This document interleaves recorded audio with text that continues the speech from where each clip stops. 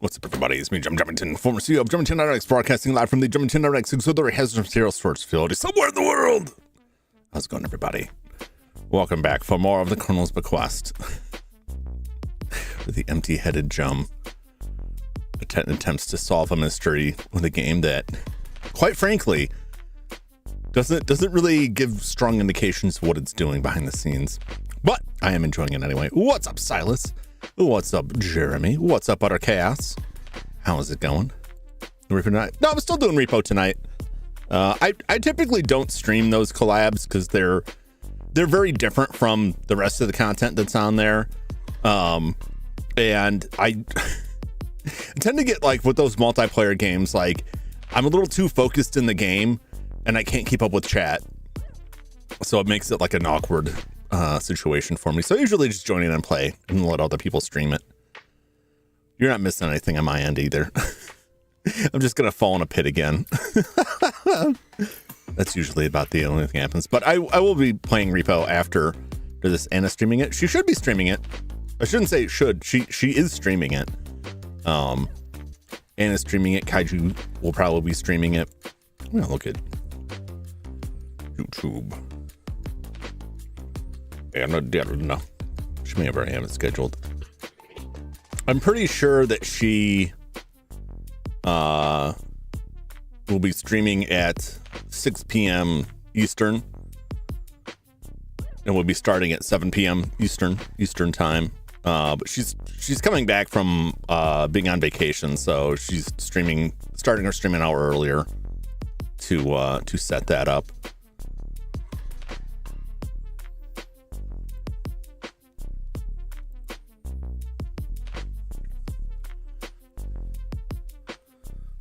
So yeah, it's a game. Yeah, it should still.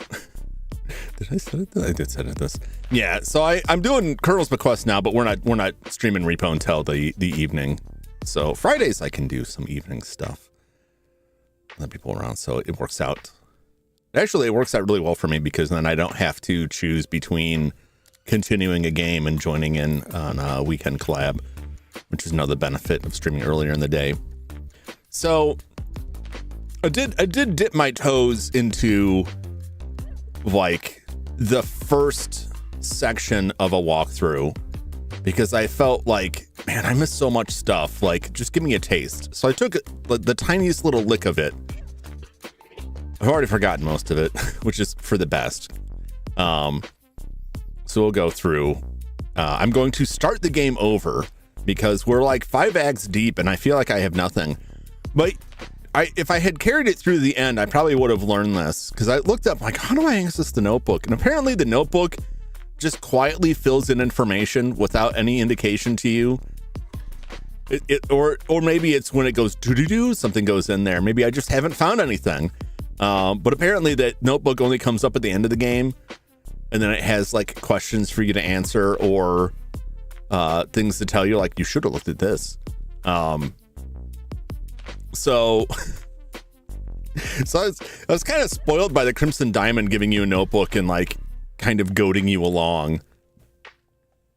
I still am enjoying the game. I'm dying to find out what's going on. But I hope I can do better this time. I don't know if smelling people provided any benefit. I had some vague recollection of something I saw somewhere about smelling someone's cigar or perfume. And I was like, oh yeah, as soon as I saw the message, it was like, this smells like cigar smoke. I'm like, maybe if I go smell them, it'll tell me whose cigar smoke it is. Like, I don't think it does that. I don't think it works that way. I don't even know if I have to smell. What's up, J Money? Welcome in. So, before we go,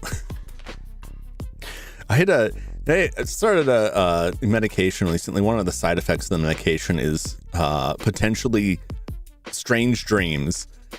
And when the pharmacist told me that, I was like, I don't know, man, my streams are pretty messed up. Not streams, dreams.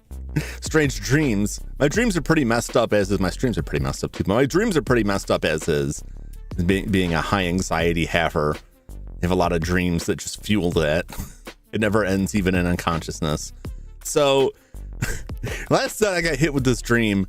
What if your streams are all dreams? I mean, I contest that we are all living in a dream and that only one amongst us is actually real. And this is all just like a fantasy. I'm just a figment of someone's imagination. We may never know who it is, though, because once they figure out who it is, we'll all cease to be, only to return to existence when they return to the dreamland. We're just products of someone's subconscious. The main character. I feel like if you have to say you're the main character, you can't be the main character. That's not real main character energy right there. Figment Jum's hand, though, that can hurt you. What's wrong with my hand? Who's everybody always like it's the weirdest thing ever? Just poking all of you. Pokety poke. Yeah. I guess the nails are kind of sharp. I really should do something about that. How do you feel about guillotines? I mean, guillotines are probably all right. What's up, Joshua? Welcome in. How you doing? So this dream started out with being in the kitchen and flipping on the garbage disposal and then flipping it off, only it would not turn off. And I was like, oh, that's alarming. Like, the switch isn't working. And then eventually, like, all the lights flickered and the thing went out in like a spark. And I was like, oh, great. Now I got to climb under the sink. And look at this garbage disposal. Like, I just replaced this thing like a year ago. I don't want to deal with this again. So I open up the cabinet under the sink And if any of you have ever been underneath a stage at like a live performance, like a big time stage with like where they've got a lot of audio cables and lighting and stuff running, or something in like a dedicated stage area, it's bigger than you might think. And that's what it was like. Opening up the cabinet was not opening up like into the cabinet you would expect underneath the sink. It was a rather large space that I could climb into, which I did in order to examine the wiring. And while I'm in this unusually large space underneath my kitchen sink, I noticed there is a loose panel behind which opens into a room. So I climb through this, and I'm somehow in a secret room inside my attic. Never mind how just going straight through the back of the cabinet in the kitchen gets me up into the attic. So I'm up in this weird attic room that looks like nobody's been in a while. And there's an old TV, an entertainment center. There's a Sega Genesis and a bunch of Genesis games, and then a pile of Super Nintendo games in box, but they're all Japanese, and I've never heard of any of them. And while I'm looking at this stuff, thinking, wow, like what a weird find. I wonder who set up this like weird room in the attic. Out of nowhere, suddenly there's people in the room. Suddenly there's people in the room. Is a Japanese family. And the patriarch of the family, they're Japanese in that sort of dreamlike quality where you just know, like, oh yeah, they didn't really say it, but like, I know this. But the patriarch of the family is being played by F. Murray Abraham, right? So F. Murray Abraham is this Japanese guy somehow living in my attic, hiding in my attic, and they're explaining to me how they've been hiding in the attic to hide from debt collectors. And they're apologizing for only having Japanese Super Nintendo games because it's all they could afford because of the debt collection, which also doesn't really sort of make any damn sense. And then and at no point was like, well, you got to leave. I was just like, okay, well, that's weird. Like, how long have you been here? And then F. Murray Abraham goes on this like long speech about how like we should let them stay, and we will let them stay because they're going to give us $30 million. And I'm just thinking, how much money do you owe if you have $30 million to give me to hide you in this attic, but you can't use that $30 million to pay back the debt collectors? So you have to hide in the attic. It was a very cool attic. If anybody's ever been in like a furnished attic, you get some sections that have kind of a low ceiling, like towards the end of the roof, but like very cozy, right? I've never had that. And then that was pretty much the end of it. And I just woke up thinking like, how does he have $30 million? He's been hiding in here for like a decade with a child who somehow hasn't aged. Perhaps they were ghosts. Also, why did they cast F. Murray Abraham to play a struggling Japanese businessman? I mean, that seems typical Hollywood, but it also just doesn't make it. It wasn't like he was done up, like, you know, like in James Bond when they like put makeup on him to try and make him look Japanese, and it just looked awful. It was just F. Murray Abraham hanging out there, hanging in a recliner, explaining like how he's going to give me money to hide in my attic with his vintage video games that I've never heard of.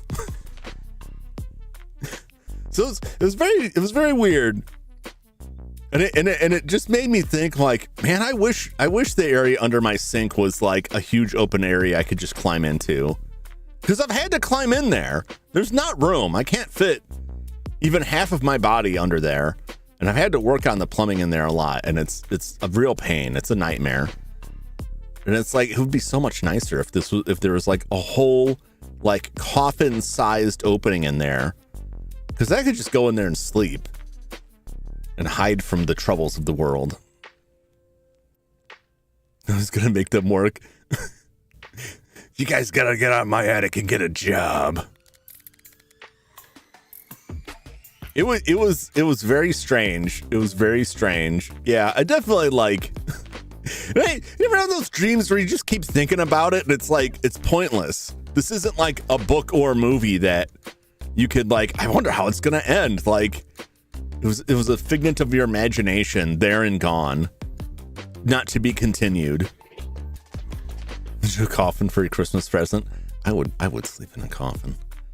I would have to put air vents in it of some sort because I'm not that foolish, but like the most comfortable night of sleep I think I've ever had in my life was the time I visited my friend down at college, and there were other people crashing there and they didn't have a spare couch for me to sleep on, but they kind of half jokingly offered to let me sleep in the cabinet space above a doorway.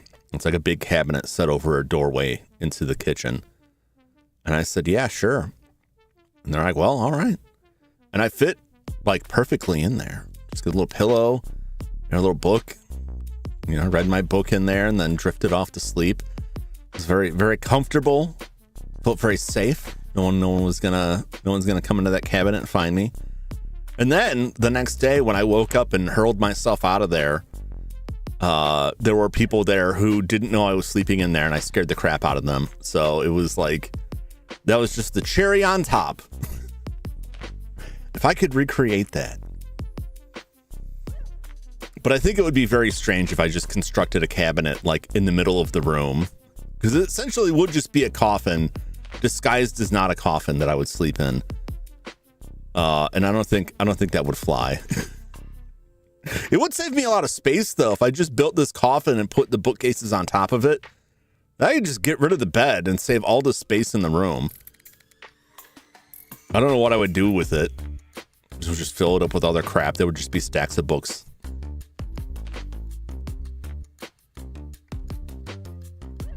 People passed away living in an extra room with little airflow. I mean, I live in a hole in the ground, and like, on the one hand, there's just like one big hole that leads into it.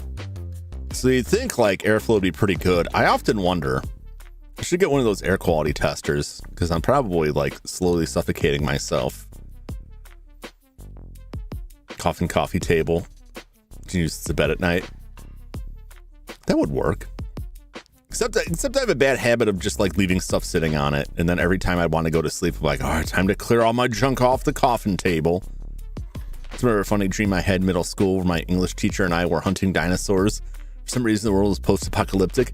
Well, you know the reason. It's because the dinosaurs came back. Somehow, the dinosaurs returned. You get like 3 T-Rexes out there in an unprepared population, and they're just going to wreck stuff. And then things could just escalate from there, right?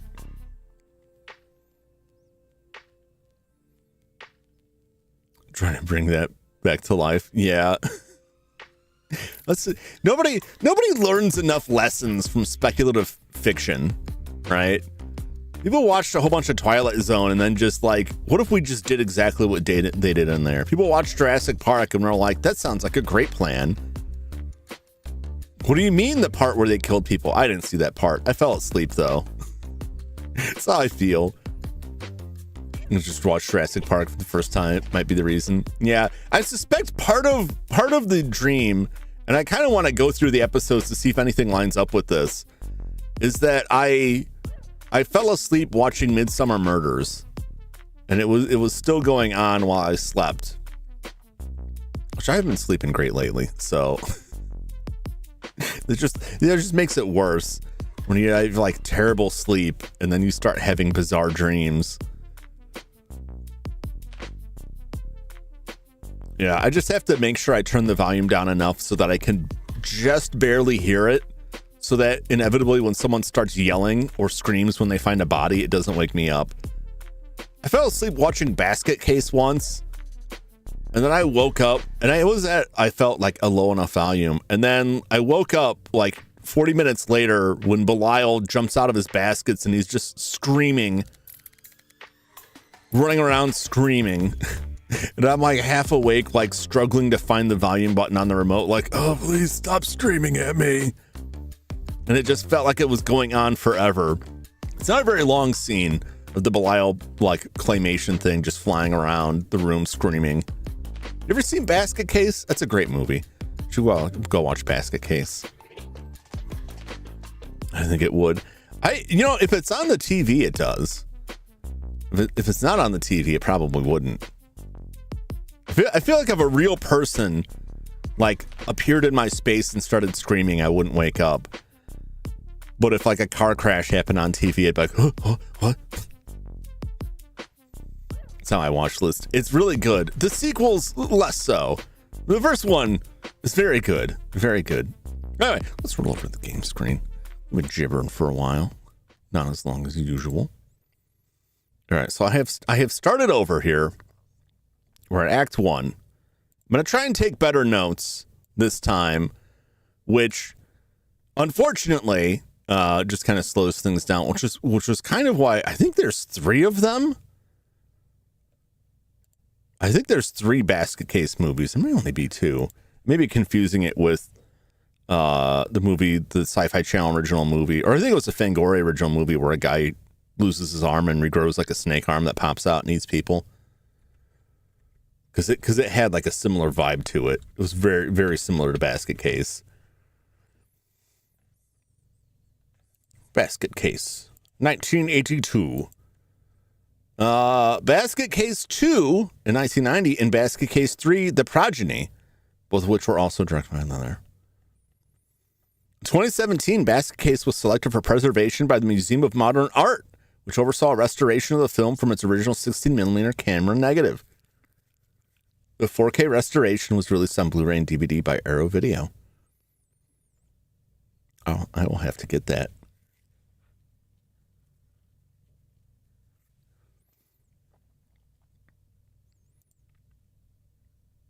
I know, I don't even know what to call them half the time. That was my problem before. I guess I just need to put the act on it at least, but it's like, I can't get too descriptive. There's a character limit. You know, I can't be like, this is where I went here. I will label it by act. I just have to try and keep notes on like where I'm going and what I've done. Time maybe? Yeah, that's probably a good. Act 1, 7 p.m. Location. I gotta make note of the location of all of this stuff. So I'm just gonna scaffold some notes here. Upstairs.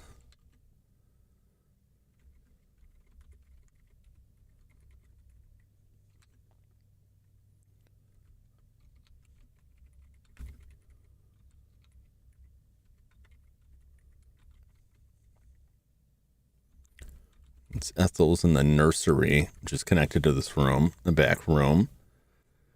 So taking that dead family members told me to worship, was talking about how great he is.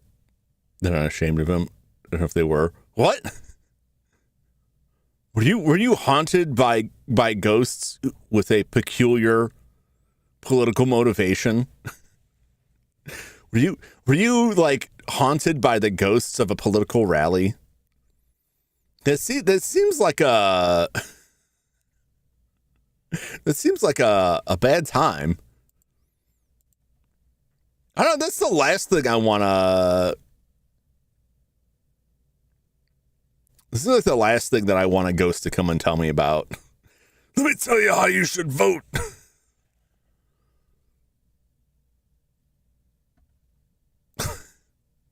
What's going on? Yeehaw, partner. It's not that kind of colonel. What's happened to Primo? Haunted by ghosts that are scary and more annoying. If you annoy them, they just leave. I'd be afraid to annoy them. I don't want to tangle with ghosts. I don't want to tangle with ghosts. Like, I've always believed the best thing to do is just ignore them, and then maybe they think you won't see them. Upper left is Henry's room.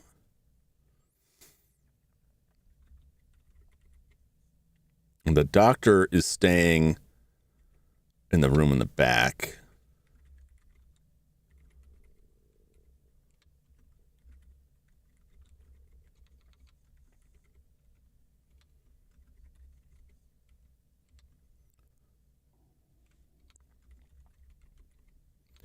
Downstairs.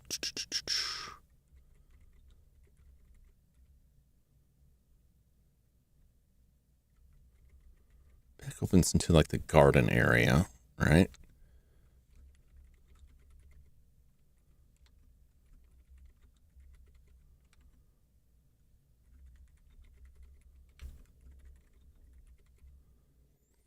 I think the upper right is the kitchen. Upper left was the library and the office.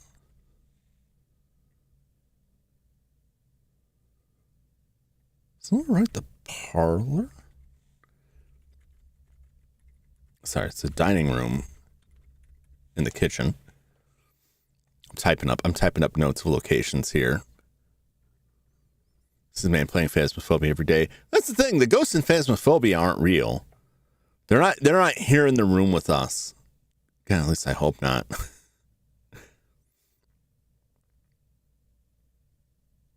Watching news before my nap. Well, there you go.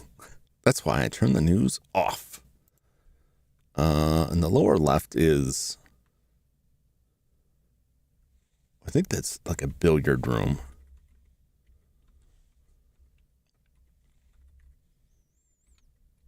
And there's a bar in there. That's on the right. And then the left is the... Oh, no, that's the billiard room is on the right.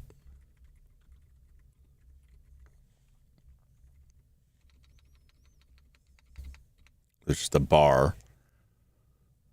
There's also a map. I'll keep that note for there. Which I don't have that I can put up on the screen. But there's a map, and I'm looking at the map, and there's also a couple areas that I have not been to.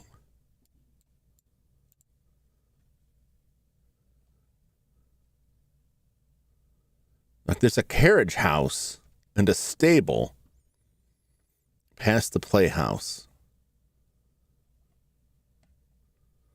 It's like lower left. I haven't been over there. So I'll have to explore outside some more too.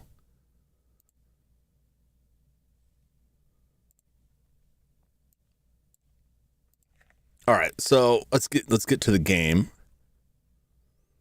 I'm just going to save. Cannot save the game right now. Okay.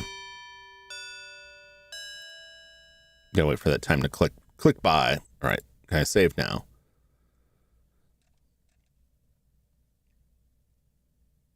Oh, I can't delete these saves.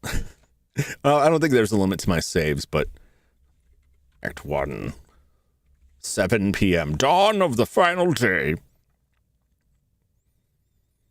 Remember hidden messages, movies, and stuff reminding me after I woke up. I would be confused too.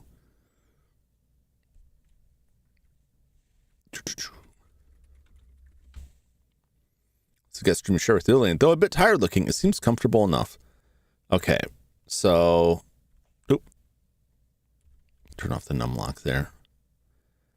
I want to look at this.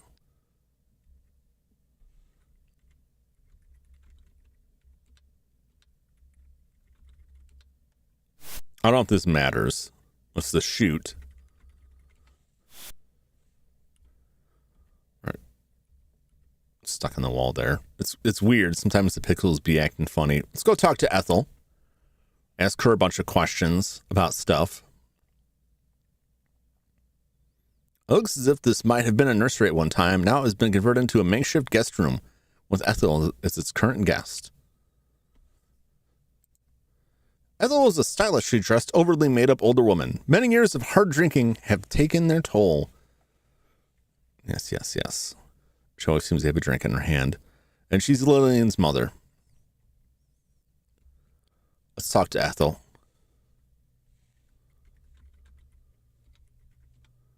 Where's Lillian, Laura? I'd like to speak with her. She went to freshen up in the bathroom. She'll be right back. Ask Ethel about Lillian. I'm just going to go through the list here. Rebecca, got to feed those cats. All right, Jeremy. Lillian and I have had our ups and downs over the years, like any mother and daughter.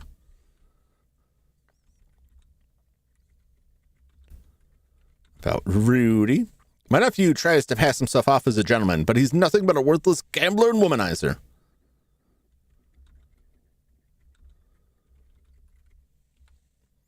Henry's always been a penny-pinching miser, and he hates people. That's why he lives way out here. Ask Ethel about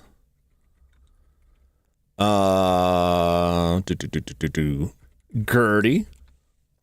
All I'll say is Gertie and I don't see eye to eye. Okay. Just going to go through the list here. I don't know if I'm eating up time or what.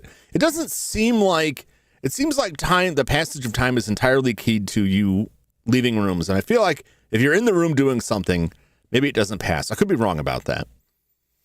So basically, was just like antimatter destroyed it all. Not quite, but I appreciate the compliment.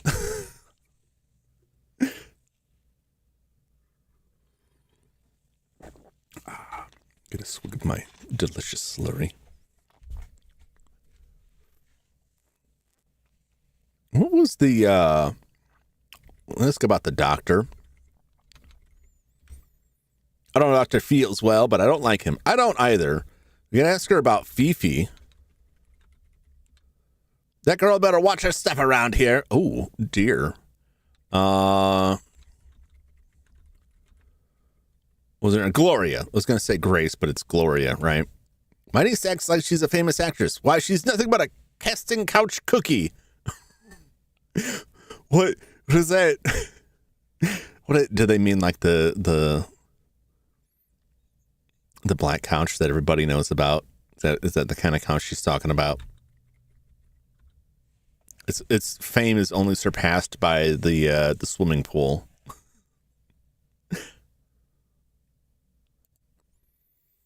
Think Weinstein. I'm sure Weinstein had a black couch too. That was my first thought, but I decided to make a joke as well, a dirty joke. Do you guys? I don't mean to like throw some curse knowledge at you. Yeah, everybody knows about the black couch, right? The black sofa, like the picture of the black sofa. Occasionally, people post it somewhere, and they're like, "Oh no, it's that couch." And there's the swimming pool. Is like same. I think that's a Japanese location. This particular shot of swimming pool. It is. Flash, tell us more about the job interview. Yeah, I would love to do that. Were there murders? No. It's it is a set commonly used in adult entertainment. To the point that it became a meme where people would post pictures of like seemingly innocuous situations, but they would have that black couch there, and it was kind of like, oh no. And so there's one for Japanese adult entertainment as well that is this like swimming pool, apparently. And I only know this because I've seen the image, and I'm like, what is this about? And you look it up, and it's like, oh, okay. Like the pool one, especially like. Like, here's the swimming pool. Like, what's weird about the swimming pool? And it's basically the Japanese version of the couch. So there you go. Let's see. We got Gertie, Henry, Rudy, Clarence, Jeeves, Sunley.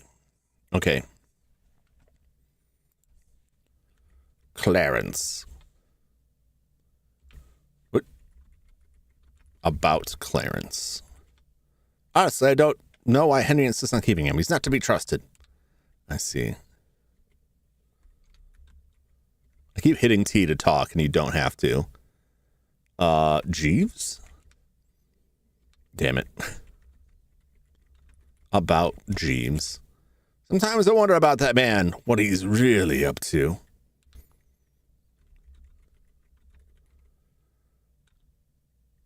I guess Sunley's the last one on the list, and that's the dog and a parrot, and apparently a horse, which must be in the stable. Sally's been around forever. Her parents were slaves on this very plantation. She's got some strange practices, though. Okay. I don't think there's anything more to examine in the room, really. Wonderful dollhouse. My toys. Sofa looks uncomfortable. Yep.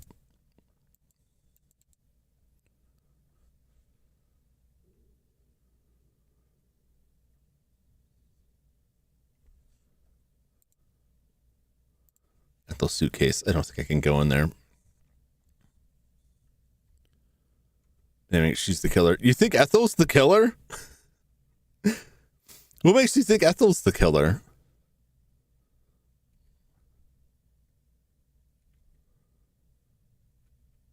All right, let's go check on our friend here. This is the back upstairs hallway of the mansion. Let's go kick the door in on our friend. Modern bathroom has been installed in this house. Hi, Laura. I'm feeling better now. That ride through the bayou had me plumb frazzled. If you need to freshen up, too, I'll be done in just a bit. Our friend Lillian Prune is a rebellious flapper. Like you, she is 20 years old, but unlike you, she has been known to hang out in speakeasies, smoke, and run around with several young men. How scandalous! She is assertive and outgoing, to the point of obnoxiousness, but underneath it all, you believe her to be a lonely, insecure girl who's about to have a lot of money. Examine Lillian. Freshening up in the bathroom. Smell Lillian. Sniff, sniff. I don't know if I need to do that. Examine room. Okay.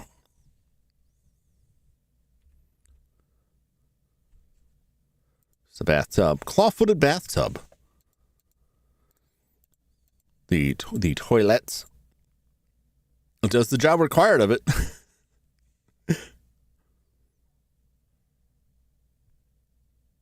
Pair slave now showing us first. Oh, Selly. I wonder.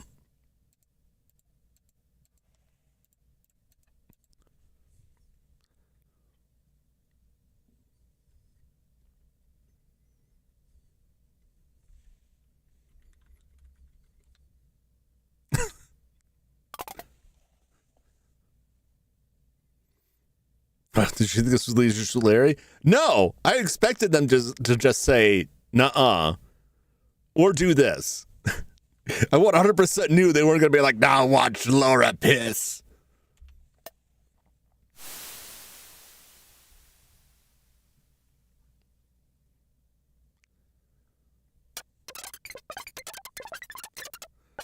Just guessing you ever played this game. No, it's anyone's guess. Well, except for Gertie. It's not Gertie because she was dead. Modern bathroom has been okay.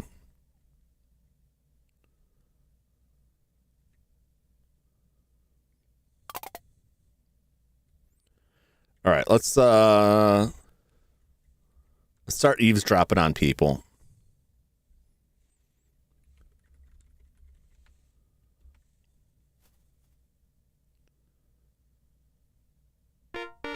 Got a small hidden room in the house. Examine wall. And look at the holes. I don't know if that's entirely necessary. Look, hole.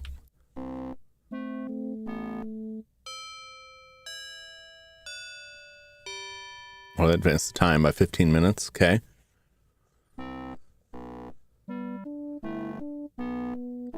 Oh, mon ami, I find it difficult to refuse you. I am so attracted to you. Well, I was quite a blade in my younger days. Ooh la la, I can tell, Henry. I can tell. Oh, lady, I don't believe you. I could be wrong, though. Ah, Fifi, my dear, I do appreciate you, but you'd better leave now before we're noticed. He knows we're here. If you say so, Henri. Au revoir, mon chéri.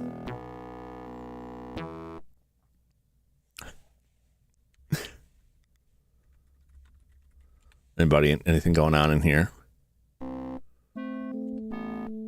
Okay. Nothing of interest there. Oh, let me make a note of that, what that room is. Why is it a secret? They're both adults. You can't have a romance with the hired help, Jeremy. It's too scandalous in this day and age. And if anybody knew about it, they would be upset, and then like murders wouldn't happen. It was back in the day. Yeah, I feel like it would be too scandalous. The lower right room is Gertie and Gloria's room. In the Sages, they'd be upset. Yeah, the shame. All right, let's go across the hall and spy on some people over there. They'll probably do their best to run Fifi out of there on the suspicion that Fifi is after the money, which, let's be real, she's probably after the money. There's no telling. There's no accounting for taste. Like, she could just be into older men. For a small hidden room in the house. Oh, it doesn't smell like perfume now, though. If I smell the room, won't say anything. You know, it's a faint aroma of perfume. I do notice perfume. Wonder if I have to smell in the other one, too. You're the only person I've been with 93. That's quite shocking.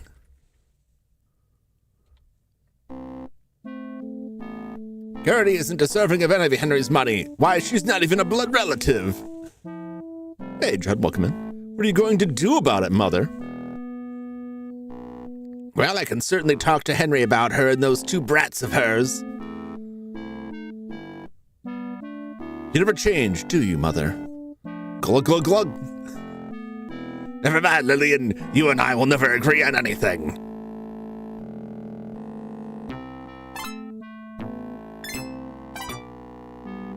Chug-a-lug.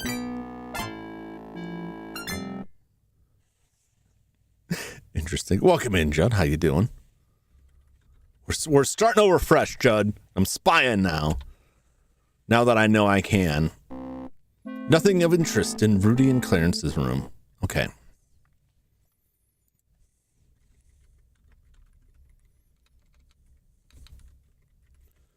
Rudy and Clarence, and there's nothing in the closet. Missed a lot last time. Well, it was basically like every conversation, like every room we walked into, someone was having a conversation, and they're like, shh, shh, shh, quiet, someone's here now. Like, oh, okay. From upstairs hallway and plantation, a grand staircase leads down to the lower level. We're going to go downstairs and spy on some folks.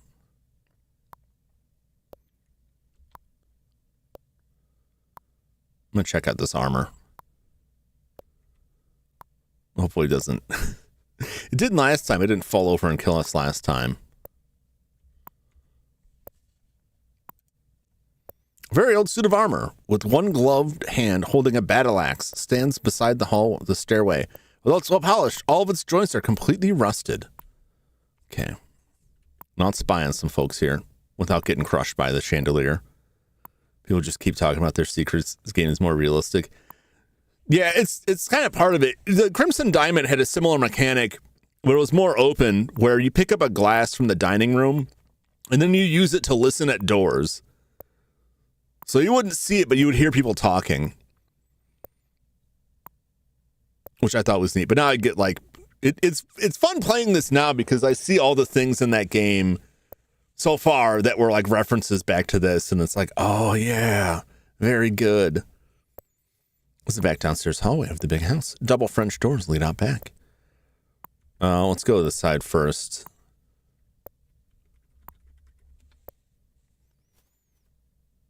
The Crimson Diamond, I do. A couple streams. That was very good. That's where Nancy Maple is the main character of that. It's my video game crush, Nancy Maple, who would, if she was real, would not be living today, almost certainly, given the time frame of the game. She's my girlfriend from Canada. You've never met her. She went to a different school. Secret passage. All right, let's see who's here. Doctor's alone reading a magazine.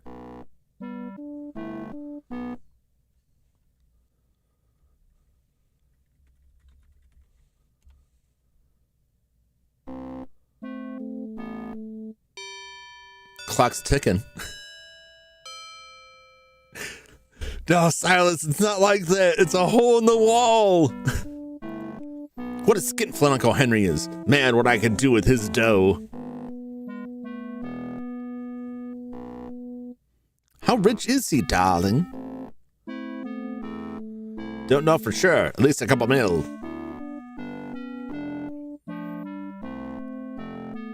If he's so rich, why doesn't he keep this place up better? It's such a dump.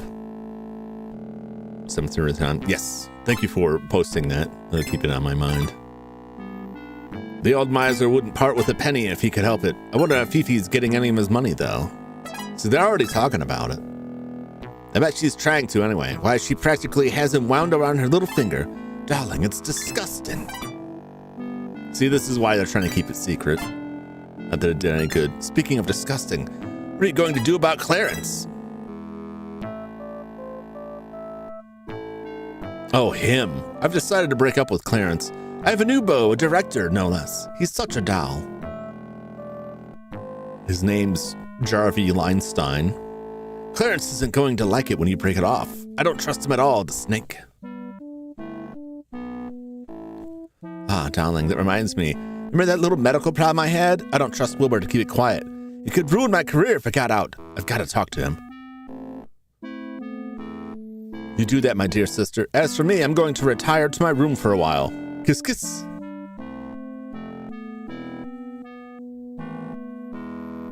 Couple million was a ton. 1920s. Oh, yeah.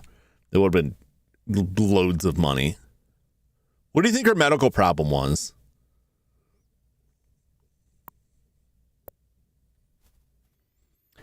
I have a suspicion. I hesitate to say.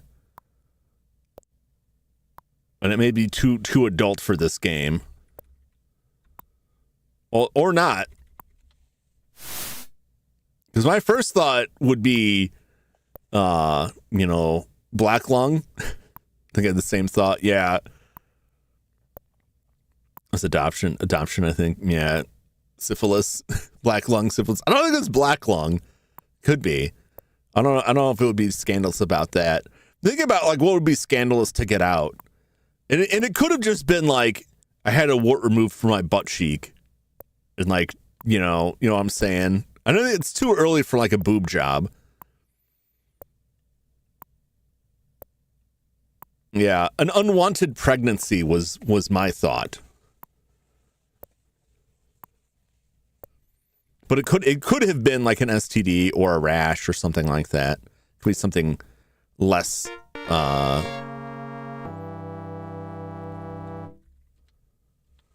There's perfume in this secret passage too. I didn't smell the other one. I don't know if that helps anything. I don't know if it does anything for me. Look, hole. Baby passed away and she was married back in the day. Yeah. My opinion, she needs to stop smoking. That's a good opinion, and it's true. That'll ultimately cause all kinds of problems. At the very least, you're gonna get prematurely aged. Smoking, I don't know if you know this. Smoking can lead to a lot of skin issues. Can leave your skin susceptible to all kinds of infection. You'll wrinkle and age much faster. Never stop, Jeremy. Jeremy's bad for you. Jeremy, you shouldn't do that. I'm not gonna lecture you any further than just to say you should stop. Then I'll leave that at the end of it. But I feel like anybody who smokes knows they should stop, but has made a choice. Either it's too difficult to quit, or they've chosen yeah, I know I should. Kind of yeah, I know I should get more exercise, but I'm lazy. I know I should eat better, but bad food tastes good. That sort of thing. I'm the dare officer. I'm just saying tobacco is bad.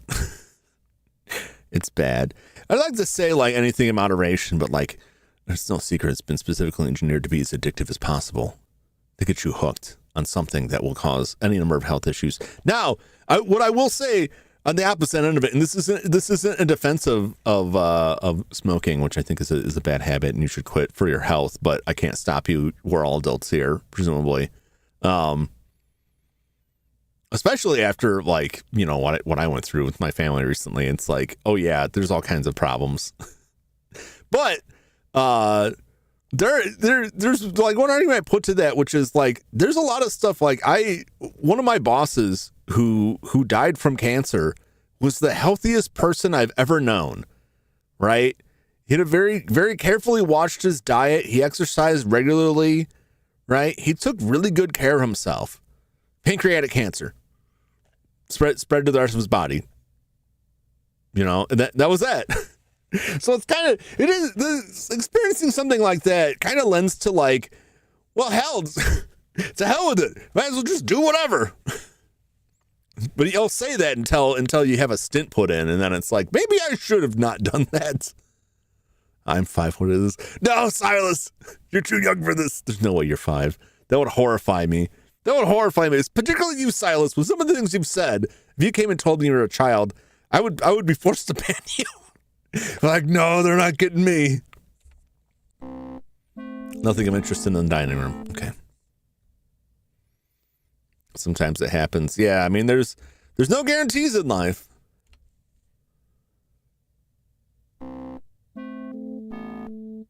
$7:45.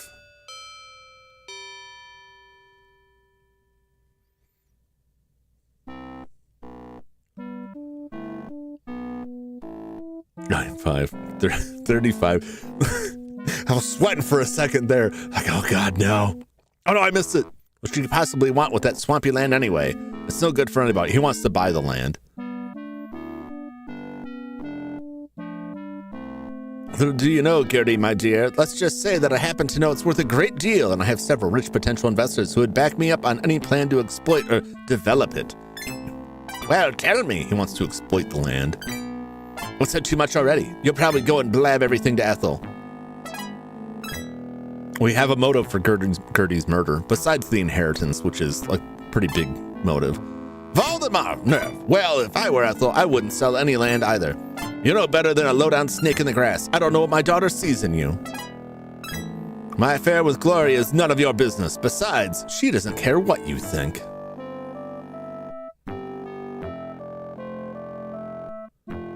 You're trying to exploit my daughter just like you try to exploit everyone else. Well, I've got the goods on you, mister. I know about your little racehorse scam. If you don't watch your P's and Q's, I'm going to tell about it. Try it, lady. I've had enough of this. Oh, that's definitely like the chips are stacking against you, Clarence. All right, we should save here. Act 1, 7:45.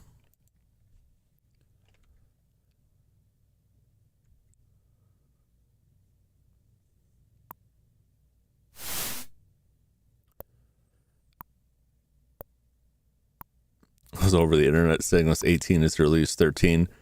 I think that's pretty commonplace. Most people like, you must be 18 to enter the site. Sure, whatever.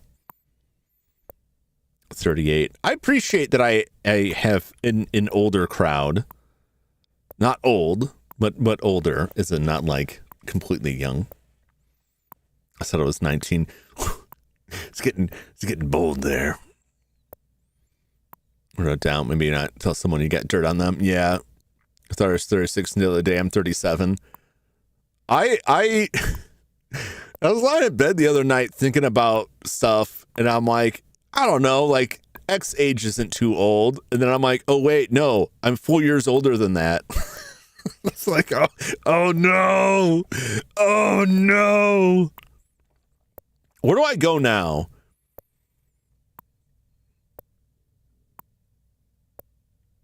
Should I go talk to people? Should I go get a dog bone? Maybe I'll go get that dog bone. Very elegant dining room. It looks like the Colonel has some class after all. He might. The kitchen.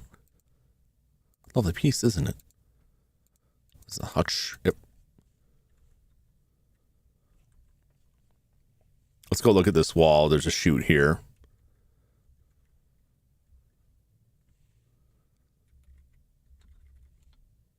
No, I don't even have to look for it. Now, if I went in that, it's only a 1-story drop. I could probably live. Of course, I would be done. Just calculate how old I was this year. You was born sub to this year. Maybe a seller. I don't know. Something else. I just have to check. Here, will turn 39. I tell you, man, like, Even more reason to quit. Even more reason to quit smoking, right?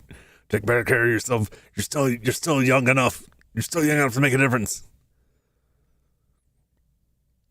It's a nice big kitchen. Right now you see Sully watching the dinner dishes while Beauregard has found a warm spot by the stove. Now she didn't talk to me like at all before. Let's go up here. Let's get this bone. Okay. Should I give the dog the bone now? Pet that dog. Just cool 53.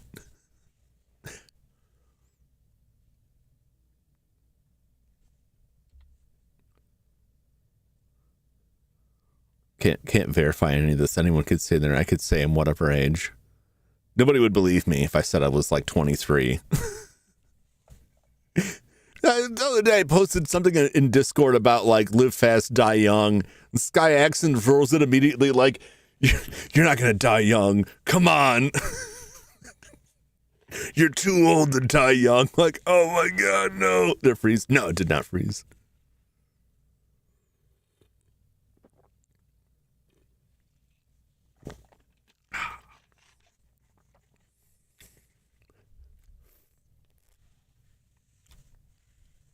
Birthday is 12/15. I made a note of that somewhere, John, so that I can remember that. I'll forget to look at the note though. That's the problem. I don't know if I should go talk to people. When I talk to people, I didn't really get a lot from them. I guess I really don't know. Let's wander around outside. I don't know if I should give this dog the bone or not.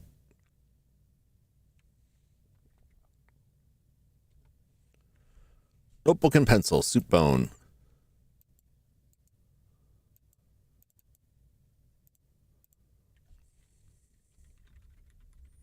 Can I use the notebook? What do you want to do with the notebook and pencil?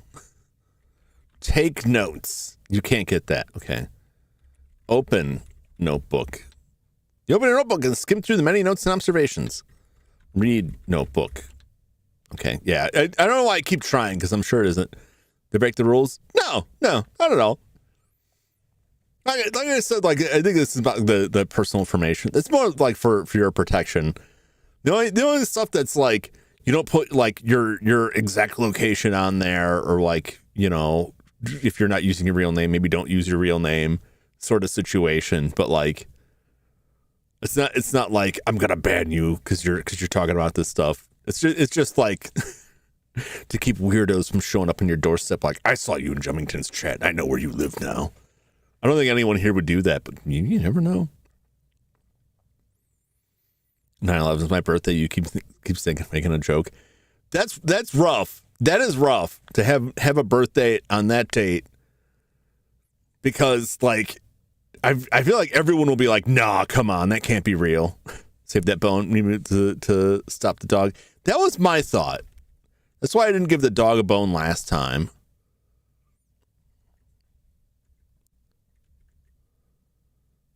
All right, let's go wander around outside. This game is like I expect to like keep restarting this game or going back frequently to try and sort out like exactly what I'm supposed to do, and then try to like keep track of and remember everything that I did the last time. It has a very Groundhog Day feel to it, which is funny because it massively predates Groundhog's Day with Bill Murray. All right, relative with that birthday, she hates how it affect her birthday. Yeah, people thought it was a joke. There's a couple people were born on that day. Don't lie. Oh, I'd believe it, because that's got to be like the worst day to have a birthday. Just because like that date is so infamous. I think at that point, like if that was my birthday, I would just lie and say it was a day before.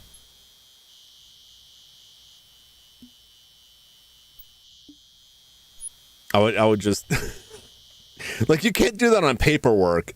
That may confuse you, like get confusing, but like, it's real creepy and dark out here. You shiver at the thought of venturing alone outside. Perhaps you ought to go back inside. Nah, it's fine. What a wonderful view of the old plantation house. From here, you can almost imagine what it must have been like during its glory days. There's lightning out there. I want to go to the cemetery and try and see that ghost. You're standing at the south edge of the bayou island looking towards the great old plantation house. An old road runs alongside the plantation's front wrought iron fence. Misty Acres, the place is called. Glory days. Yeah. You know what they mean, and it's not good. Some games don't need to be remakes. This game needs a remake. I mean, the closest like you get to a remake of this was the Crimson Diamond, which I thought, so far from what I've seen, it emulates the graphical style and the gameplay with nice quality of life updates. Where it has a notebook you can look at so you can get a sense of what kind of clues you have. And it was still challenging. It wasn't like easy mode, but it was a little more clear. It was a little bit more communicative as to what the game is doing behind the scenes, which I appreciated. I like the character in the story. The artwork was great. I mean, I would like to see like what they do with these if they remake this stuff. I think the problem is if you try to remake this game with like, okay, now it's like, a first person, like a third person 3D game where you're running around and talking to people, like, would be odd. I think if you made it point and click with more modern graphics, I don't know how great of a market there is for that. Because I love adventure games, point and click adventure games to death. I mean, I think there's a good reason why a lot of them that get released now have like retro pixelated graphics. But not all of them do. There are ones that have more up-to-date graphics. I feel like it's a much smaller market. I don't know who owns the Sierra stuff now. Because they like more or less folded up and been sold off to other people. So I don't know. Was Scratches a point and click? Close enough. So one thing I think I can think of recently. Well, then there's like what was it? The Asylum, which was by the same people. It wasn't like, well, I guess it was 3D, but you didn't really have like free look. It was like fixed cameras and stuff, but you were wandering around the space.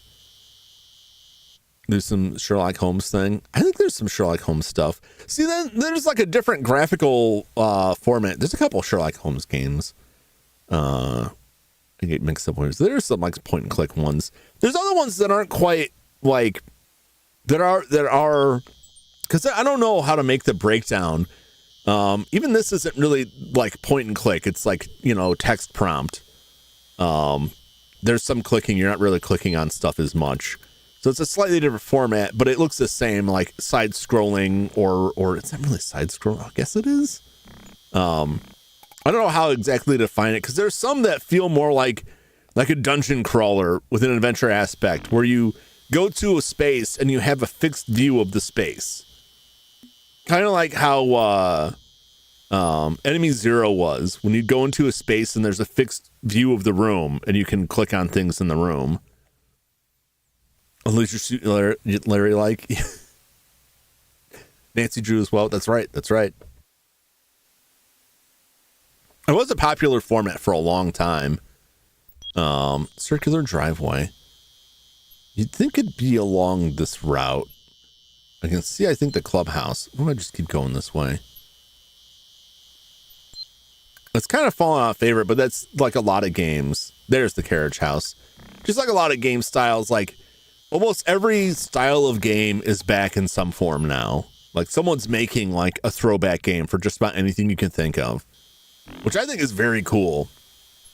But I feel like the adventure game genre has like fallen out of favor in a lot of areas. And I also think it's difficult to get that stuff right.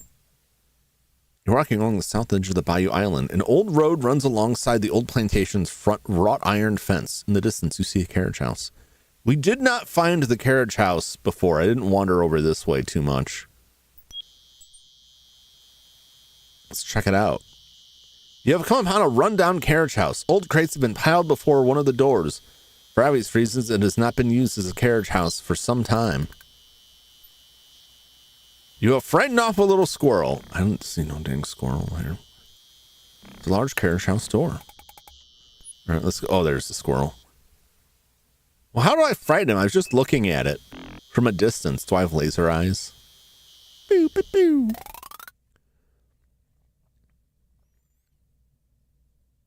I see a thing right here. It sticks out at me. We're going to get that thing. You peer through the gloom of the old carriage house. Parts of a decrepit carriage lie in the right corner, and a small rowboat named Minnow, the SS Minnow.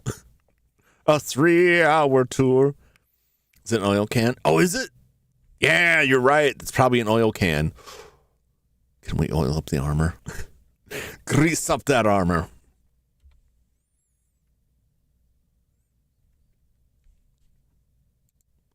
See an old oil can sitting on the workbench. It is. Take oil can. Hold on, let me get closer. Okay. Can I take that? An old anchor. Life preserver. Examine boat. There's a small rowboat named the Minnow on the left corner. Look in boat. You're not close enough. Let's see. That's okay. Man, someone came and stole all the wheels off this thing. They put the carriage up on cinder blocks and rolled off with the rims. Could look it out. That's right, Judd. That's right. I'm glad somebody got that.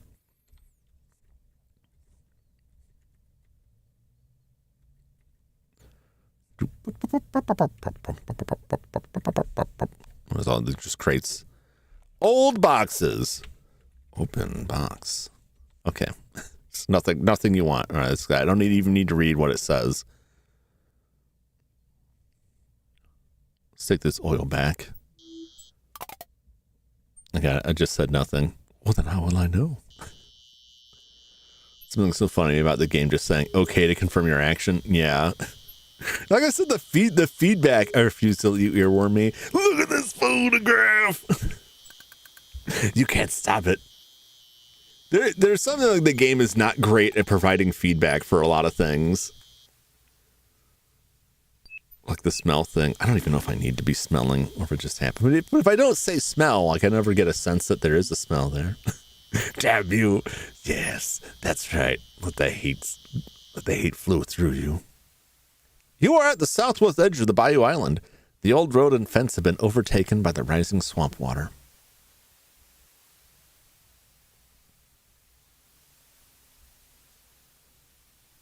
In the west corner of the island, you see an old dilapidated stable surrounded by an empty corral. It's a wide sliding door. In we go. There's a horse. Old broken down nag in the stall. You deduce this must be Blaze. Blaze! What a name. Can't let you smell stuff. Every time you need to smell something. You'd think, but that may not be the case. All right. There's a saddle. Hay. Blaze's old bridle. Blaze had once been a beautiful stallion, but now, with many passing years, he has been reduced to an old, broken-down nag. I guess must be the colonel's horse. A lantern hangs from the wall inside the stall. I feel like I need to get that lantern. I could be wrong. I don't know if I need to get any of this stuff. It's there. I could take it, but what do I do with it? Pet Blaze. He struck Blaze's velvety soft nose. His eyes open wide and his ears twitch uncontrollably. Talk to Blaze. You gently speak to Blaze. He just looks at you with his big brown eyes. The horse looks hungry. You think the horse is going to eat me? It might. It might.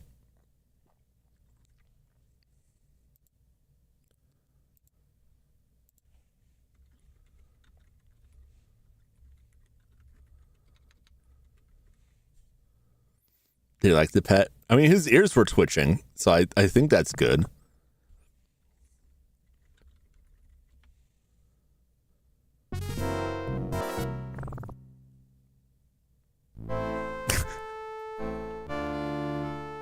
What? Who could have seen that coming? That's why I made that save. But he didn't eat me. To be fair, he didn't eat me.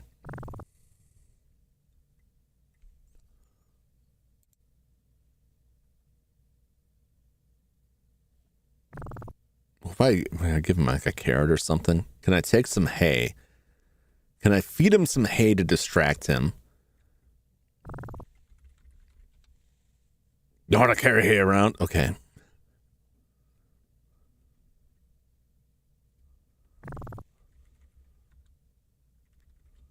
Sniff, sniff.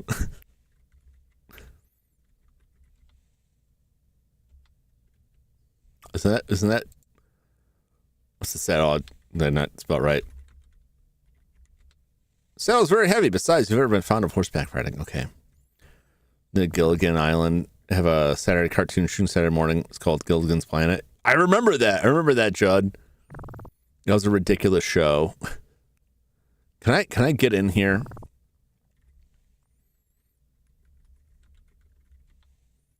Or should I bite you if you tried that? Okay. Can't from here. Okay. I want that lantern. Maybe he wants the bone. Giz. Give Blaze bone. Blaze isn't interested. Okay. So you two bug oil him up. Oil up Blaze. Give Blaze oil. You don't have it. I do have it. Use oil can. Use oil can on Blaze. That is not clear. What could be less clear? Grease the horse.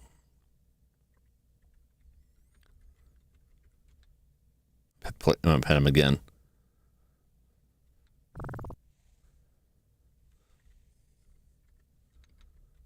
Yeehaw. The game does not understand yee. Well, I don't think many people do. Let's see if we can go check out that armor. This horse takes 86 brand gas. I don't know. He might. I'll tell you one thing. If I fed that horse gasoline, it would get him out of my way. One way or the other.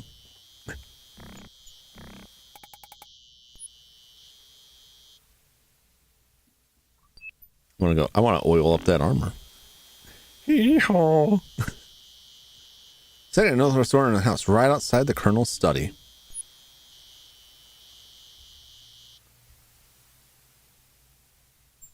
It's like, aye?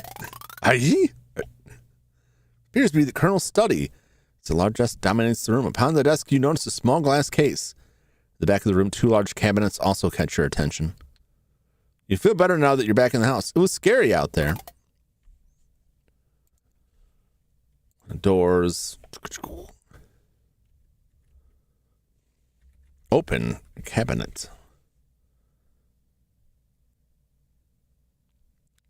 Boomerang, a steel cutlass, pearl handle dagger, mace, antique crossbow. I'll take that crossbow.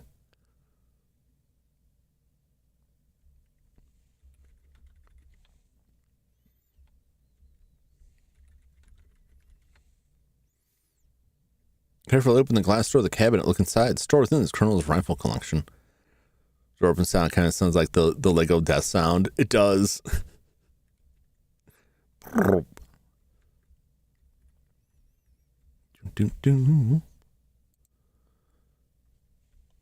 You look through the small glass case and notice a little silver derringer mounted upon blue velvet backing. Look, derringer. Small silver derringers inside the glass case. Okay. I'm not going to go through. I'm going to go around the outside. Just watch you examine weapons. Yeah, she's busy. She's dusting, you know. It's very, very elaborate work.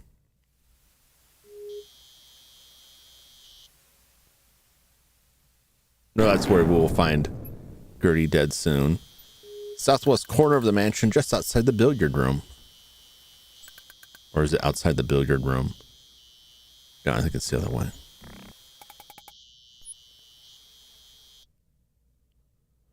I'm gonna check out this armor. I'm putting those hours. She's always working, not many breaks. She occasionally, just do it yourself. Just get in there.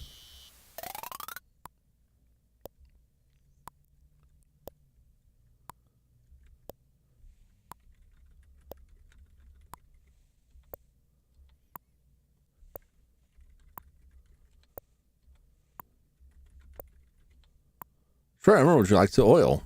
The helmet. Burp, burp, burp, burp. I'm afraid of oiling the joints and having the arm just chop my face off.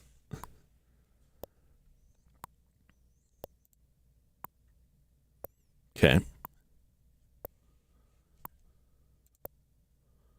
Some are completely rusted. Can I open the helmet?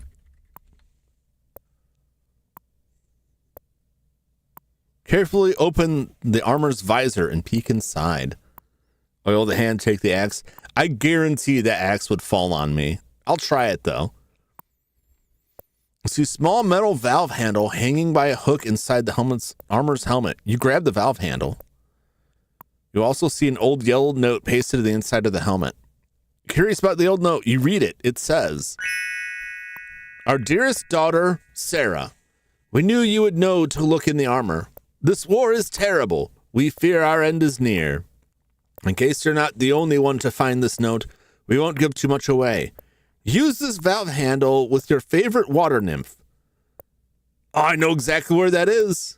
To the fountain. Yeah, that was that thing that looked like a button. Yeah, don't ever forget, we love you very much. Love forever, Papa and Mama.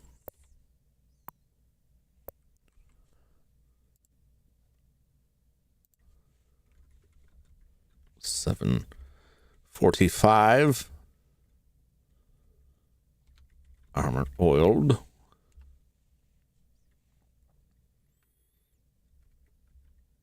Oil. Hand.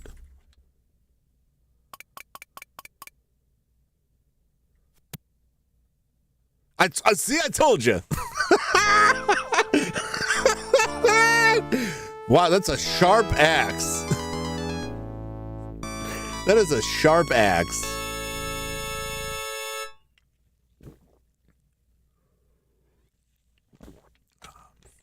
I knew as soon as I first saw that axe, it was like that thing's gonna kill me. That thing's gonna kill me. It turned me into lunch meat, man. It deli sliced me. Should we go talk to anybody? Look for anything? Let's go look in the attic. Fifi shouldn't be in the attic yet. No, because she shouldn't be up there. So there's really no reason to go up there. I don't think I need to talk to anybody or smell anybody or anything. Let me look at the map and see if there's anywhere else I haven't already been. Didn't skip on the blood. No, they sure didn't. Where's that map at? So, we saw the carriage house, the stable. We saw the playhouse before. I kind of want to go to the chapel. There's the rose garden.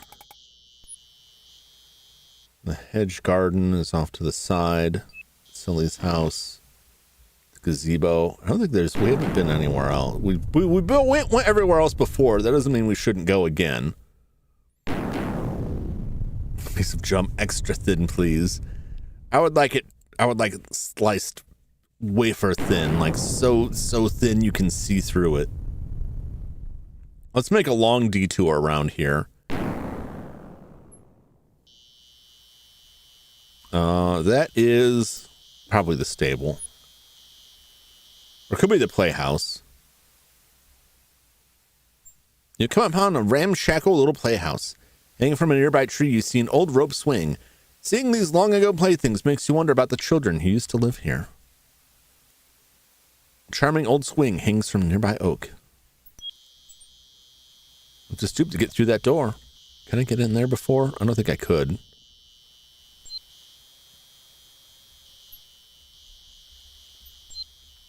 Attempt to open the playhouse door, but discover it's locked. What kind of playhouse has a lock? It's Mr. Head. Blaze, talk to me. Well, Wilbur.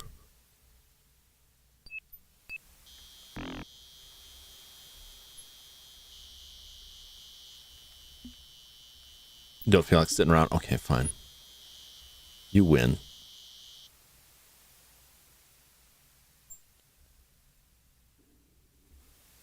Let's see. Go up to the chapel. See a rusted iron bell at the top of an old bell tower. A rope dangles a short distance beneath the bell while a ladder runs up the tower's side. Behind a weathered fence, you also notice remnants of the old plantation's field. Hey, I could oil that bell. Because I know I can't reach the rope.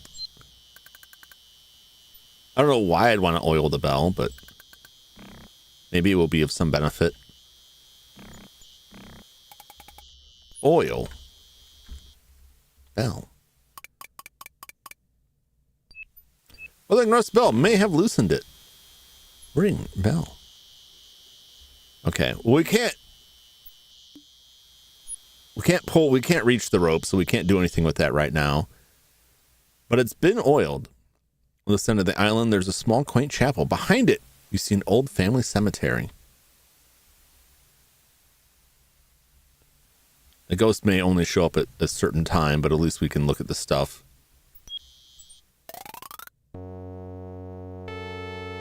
This is the old plantation chapel. Above the pulpit, you see a beautiful stained glass window.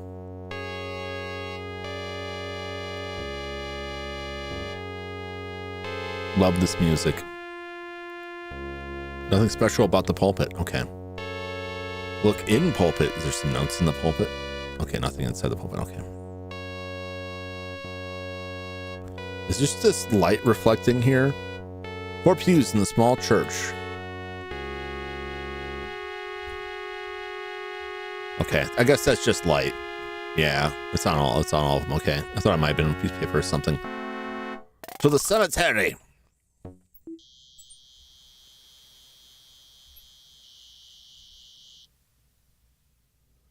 There's an old family graveyard behind the little chapel. Set among the various family graves and monuments, you notice 2 large tombs.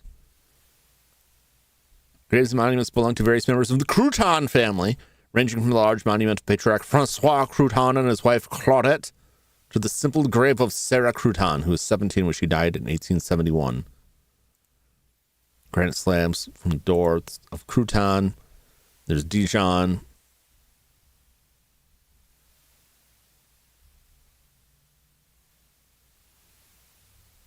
Let's take a look. No ghost this time. I wonder if that ghost was just a little extra thing. Open the tomb. Apparently it's just an empty tomb. Okay. Scooby-Doo. No way.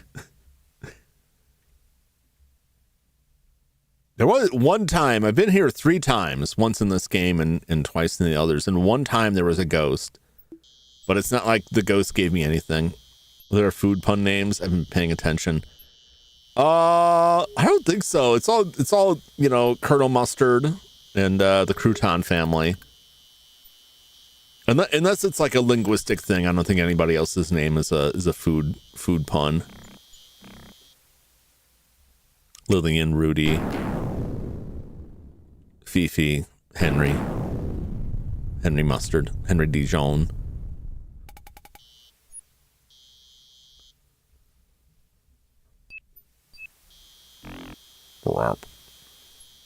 The back door, a garden path encircles a small statue, then continues on through a lovely rose arbor. Exquisite statue of a dancing satyr. He's got the flute. Beedle-it-deedle-it-deedle-it-doo. This is a wonderful little garden. You wonder who planned it. Certainly not the Colonel. Roses surround the little heart-shaped garden. On 2 marble pedestals sit matching marble urns. There wasn't anything else there, at least not that I found. We're heading to the hedge garden.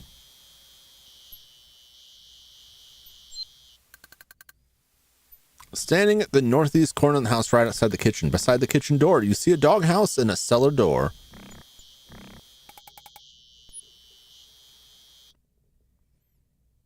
It's a poor but clean shack here at the edge of the old sugarcane fields. Nearby, you see a small chicken coop. Can the heart-shaped herb become the Jum Panther?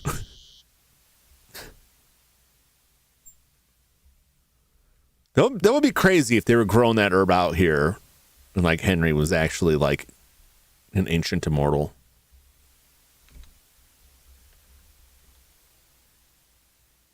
No one's some. Okay. I wouldn't expect her to be here. Surely like didn't talk to me at all. Uh-oh. Misty Bayou Water surround this old plantation, cutting it off from the rest of the world. Better watch your step around here. Here we go. That was kind of worrisome. The gator hanging out there. It was an odd looking place. It seems to be a private little garden completely surrounded by a large hedge. You wonder why? We're about to find out.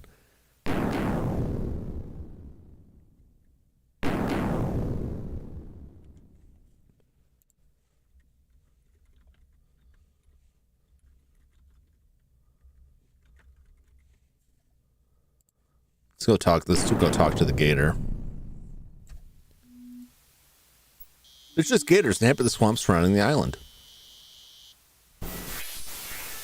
Where you going?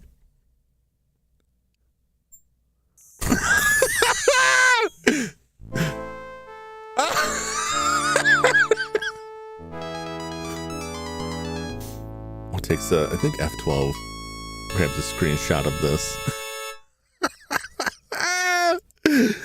Oh, it's beautiful. Burp. That's so good. That's so good. Oh my goodness. Does this Oh,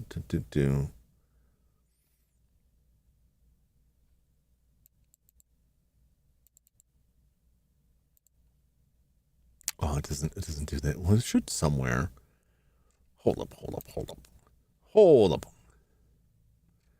I'm taking a quick look here for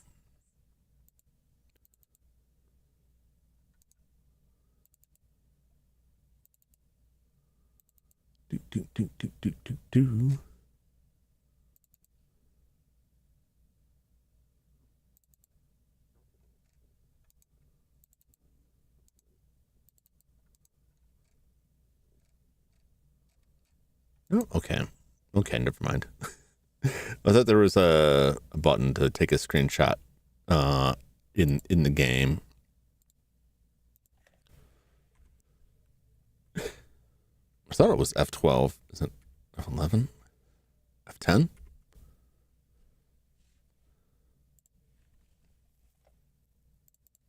Although I don't know where it saves them. ScumVM screenshots.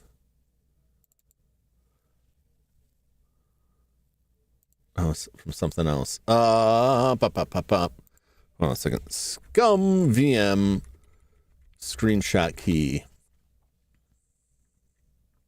Alt S. Okay. I want to get screenshots of this dude.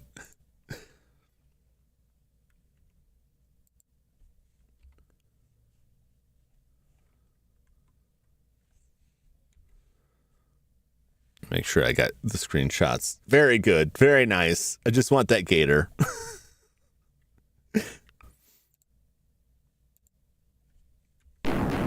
I knew that eat gator. I knew that gator was going to get us, but I wanted to see it. This hedge garden is very strange. In the center you see a small fountain. Well, the nearby statue overlooks it. Perhaps at one time this was someone's place of quiet contemplation. A statue of a dancing nymph overlooks the fountain. There's not too many nymphs around here, so like... Examine nymph. Statue of dancing nymph overlooks the fountain. What's this? You notice a small square shaft protruding from the base of the statue.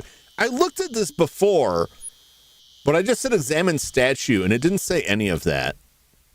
Use, I don't know, was that a valve? We're gonna do this van handle. Use handle on nymph. Insert handle.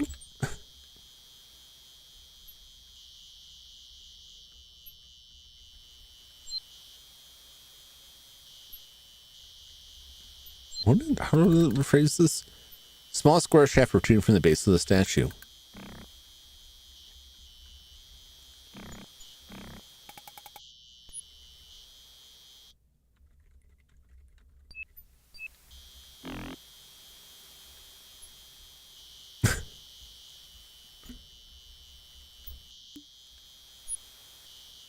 How do I phrase this? My mom and papa thought they that they were being sufficiently cryptic. Yeah. Like your favorite nymph. Maybe at some point there were like tons of other nymph statues sprinkled throughout. Oh,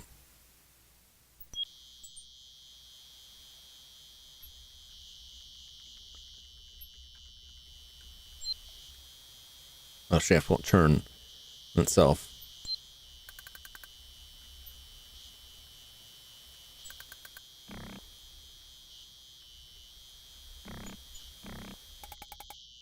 There we go.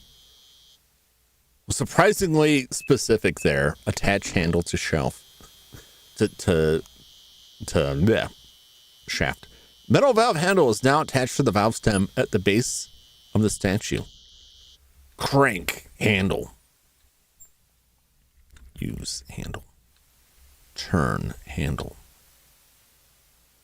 Upon turning the valve handle, you hear a click and the fountain comes to life.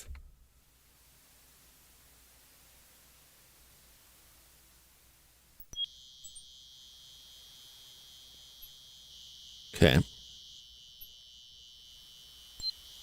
Push nymph. Not close enough. Can I push it?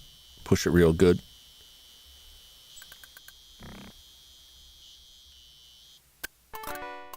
Oh!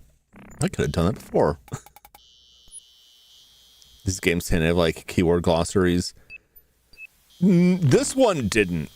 It had some suggestions, but like a lot of times because earlier games than this that were entirely text-based might have had something, but it really was a lot of like, you're just going to have to like keep guessing at stuff. How specific do they want to be for this? Because I always think of generic terms like use, right? And then it's like, no, you got to be specific about it. But I looked through the manual and I did not see that. I'll take another one. I think I just got through the end of it and it was just credits. It would be nice, but I feel like they have a walkthrough here.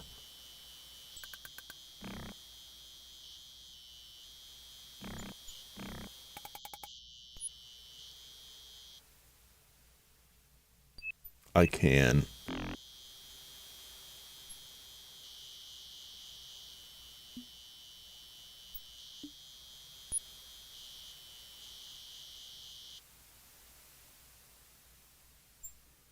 Oh, this is like a very weird specific stuff here. So wash hands, elevator. There's like a mini walkthrough in the back of this, but like all the verbiage they use is pretty straightforward.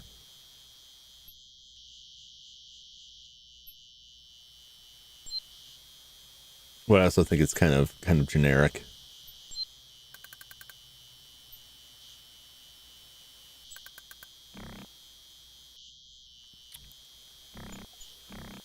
Kind of like Jum acting on this game.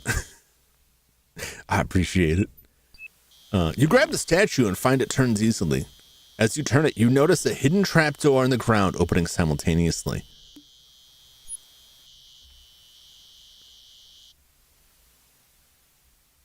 Now I'm stuck. There we go on. Did I even need to turn that on? Did turning that water on cause problems? Now I'm worried that turning the water on will have like, oops, the basement's flooded. Which is fine. I just go back to the alligator save. It feels like the sort of trap they would put in a game like this.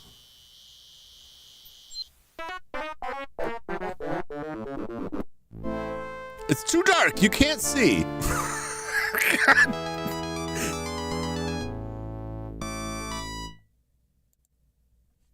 Okay.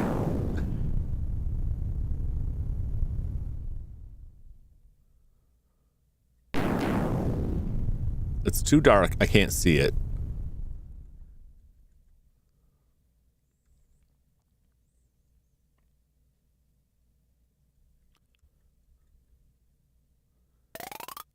I need to get that lantern, I think. Use more space.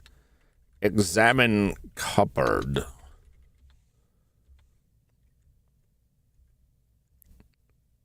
Do. Gotta rewind. Let's see that again.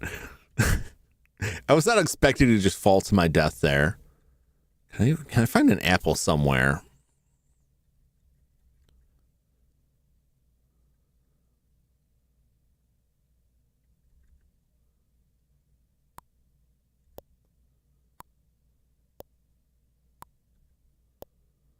No, Act 2 was triggered by going into Gertie's room.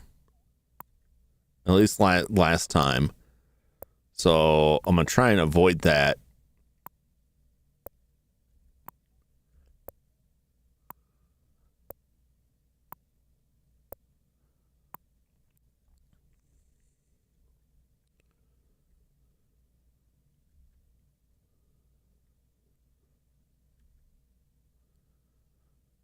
I'm going to do what the walkthrough in the manual said. Yeah, this is an elevator here. Look at an elevator. Yep.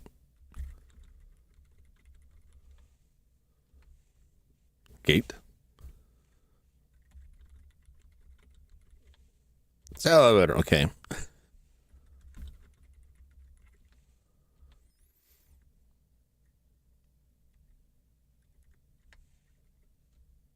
This is what it said in the manual. I don't know what I'm telling him about. I don't want to discuss my niece with you. I think it was just giving examples of stuff because all of it's like talk to so-and-so, look at someone, but a lot of the stuff is like not, I already know it's not going to do anything. Take bag.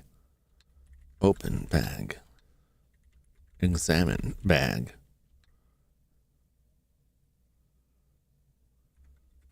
Look in bag. Feels bag. Okay. Pull bag. Can't do that. Damn it. I want that bag. I need that bag. What can I need to find something to contend with the horse. Or maybe I'm just there too soon. So far we've gotten like lots of motive. Oh, you know what? No, we already did spy. I was going to say we could spy on Lillian now, but we already did spy on Lillian. Let's poke in here. It's just Rudy.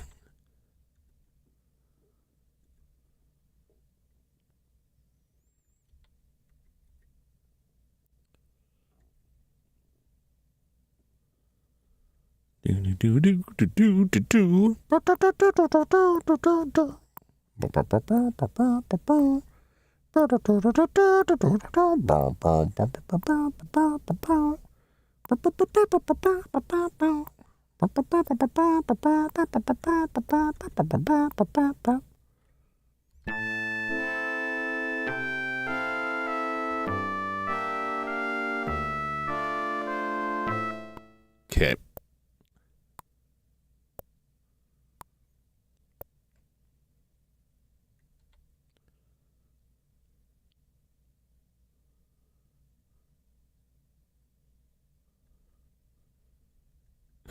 Can I take this booze?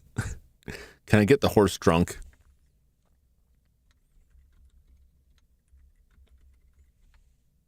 Can't get that. I can I could go in the cellar and get the crackers to feed to the parrot, but I don't know how much good that's going to do. Nowhere else I would find anything. I don't, you know, we need some kind of apple or something, right? Theoretically, something to distract the horse.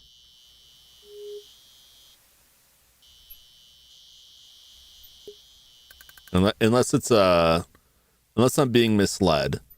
There's a lantern in there.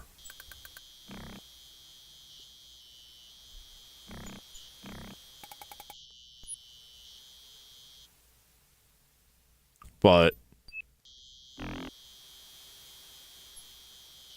there's nothing in there. A carrot? Yeah, but where would I get a carrot? Did I go ask Sully to give me a carrot?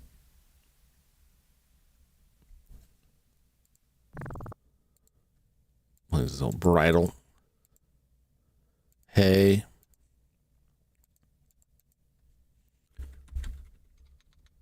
Look at hay. Examine hay. So, well, she's just washing the dishes. Talk to Blaze. Pet Blaze.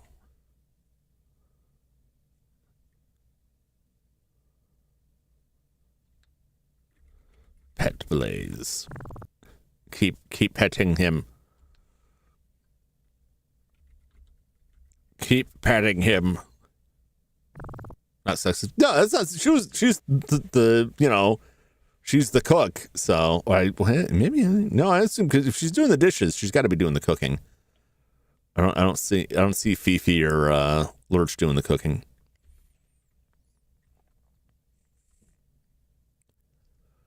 I can open it, Judd, but he kills me. I need something to distract him.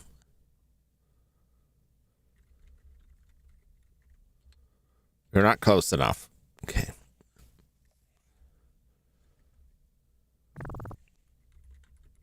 I take the bridle. Okay. Eat horse. Eat Blaze. That wouldn't taste good. I don't know. So to get past him, I don't remember how. Yeah, I assume I need to like distract him with something.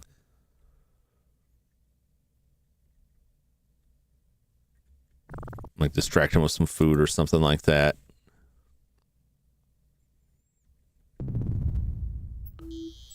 You find some food that he likes.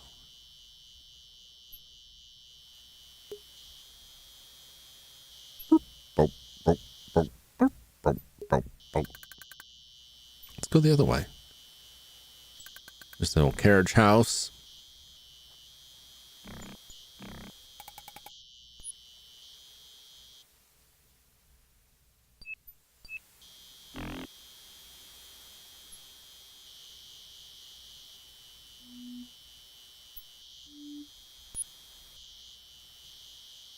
Boop, boop.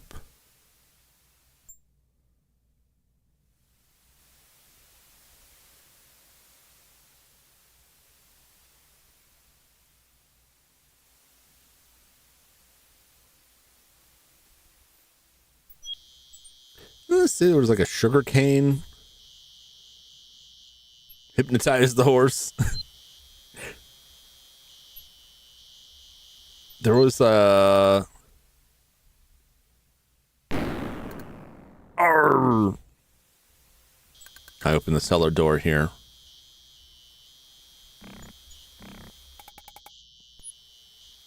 It is locked. Okay, so I have to wait for him to be down there. I'm pretty sure one of these areas was like there's sugarcane nearby. This is the old sugarcane plantation. Maybe some sugar. Maybe do I just go and ask her for sugar?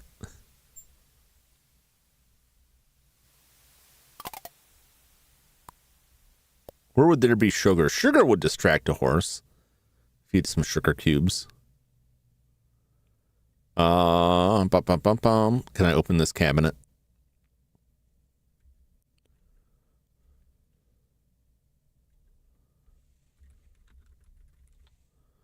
No interest in the hunch. Okay, of course not.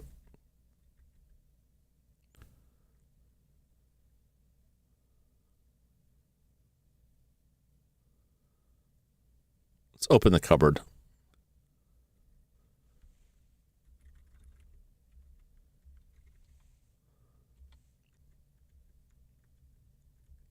Like tea and sugar hang out somewhere.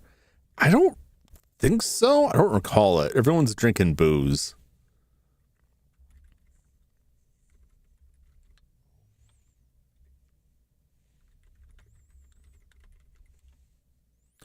If you want it, just get it. Take sugar. You can't get that.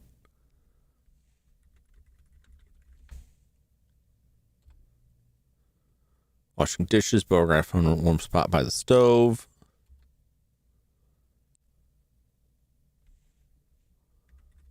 Look at counter. Something special.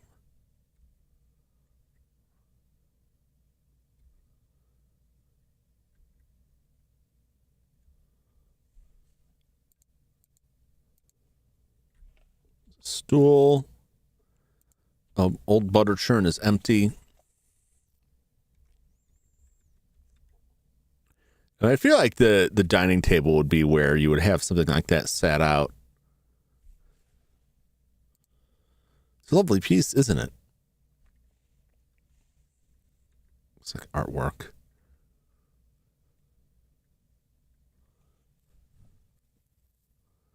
Good fridge. I did open the ice box and I got a bone.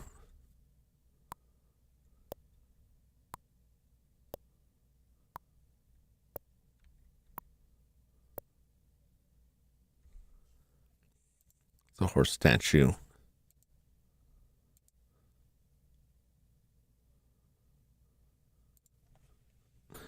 Smell the room. Sniff, sniff.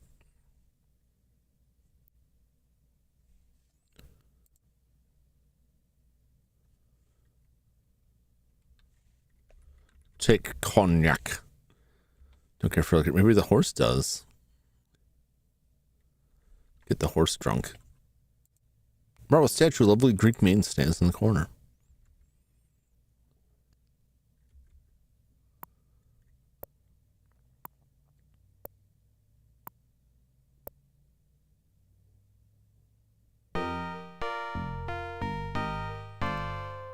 Handful of books.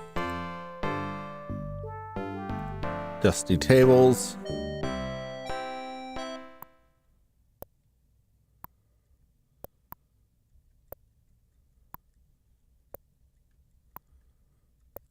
I'll ask the doctor about the horse. Surely he knows about horses.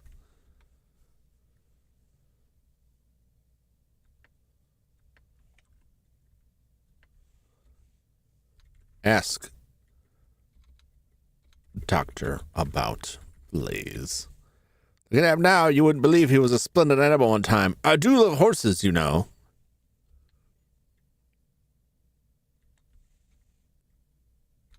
Tell doctor about Blaze. I'm sure the horse is fine. Son of a bitch.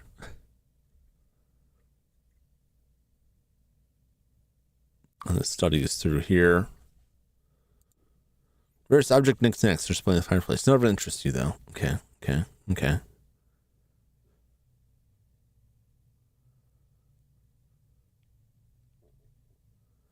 Damn, I don't know.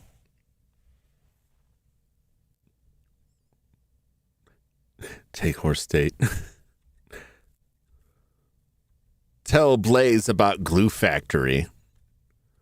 That'll cool his jets. You're gonna cooperate with me, Blaze, or I'm gonna send you up the river.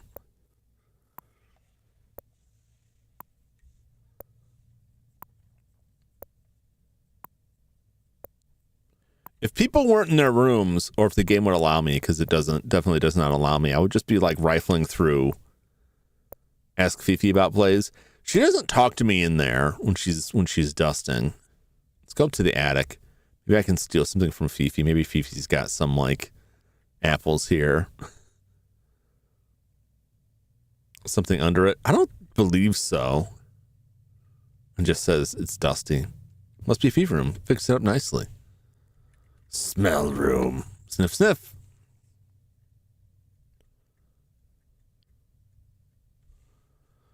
Open armoire.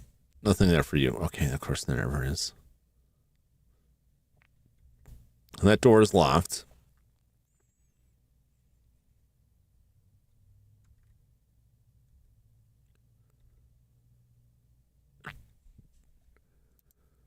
Three suitcases next to beds must belong to Rudy and Clarence. Look at luggage. Look at luggage spelled correctly.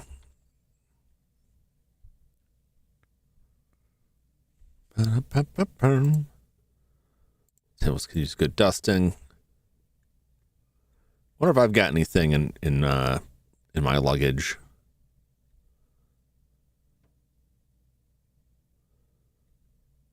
That's me. I don't think she has any. Yeah, I've been here. I've been here. Oh, hello, dear. Suitcase lies in the bed. Okay.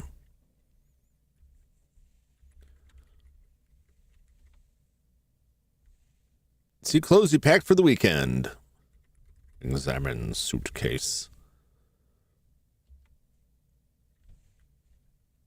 Look in suitcase. Just clothes, isn't it?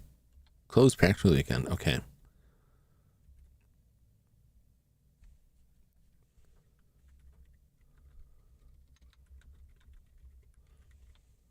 Suitcase next bed must belong to Ethel.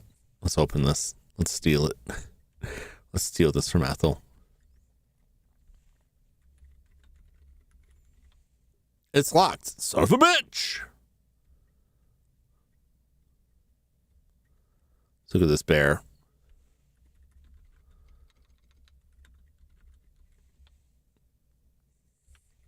Take bear. Better leave him alone. Okay. I think that was another thing that the manual said. It's telling me to do this stuff, and it's like, I know all of them will result in failure. Right, food lying around to feed it. Yeah, go downstairs because we might need that darn liner. Yeah. Yeah, I don't, it's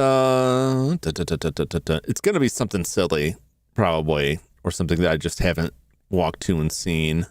Or I'm too soon, and the solution will present itself if I just wait.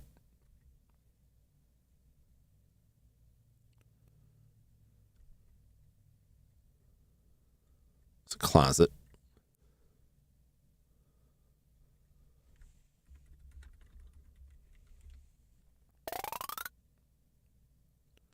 Just an empty closet. Okay.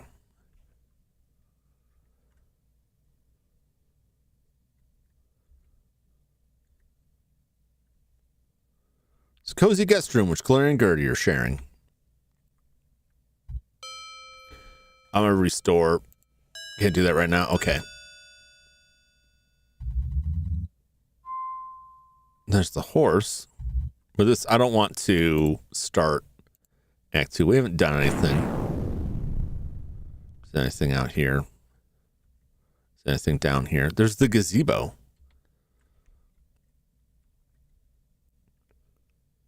I feel like a body room in that closet one day. I kind of, every time I go to open it, I'm like, is this when it kills me? Is this when the killer's in there? There's a nice gazebo. Anything in these bushes?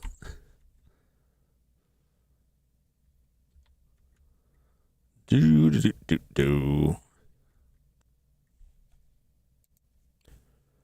One of these trees, like apple trees, but I don't think they are. Apples, carrot, sugar. You didn't want the bone. I haven't seen anything that we could like reach across to get it, like a stick or something.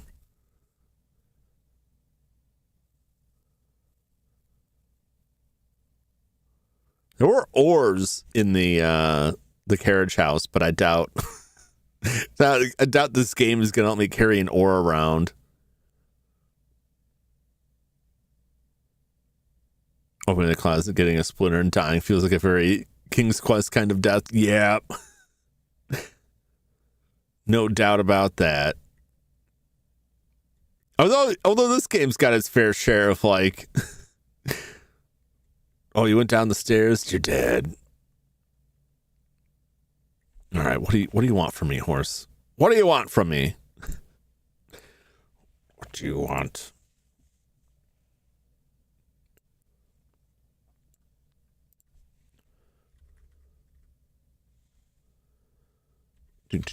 Do.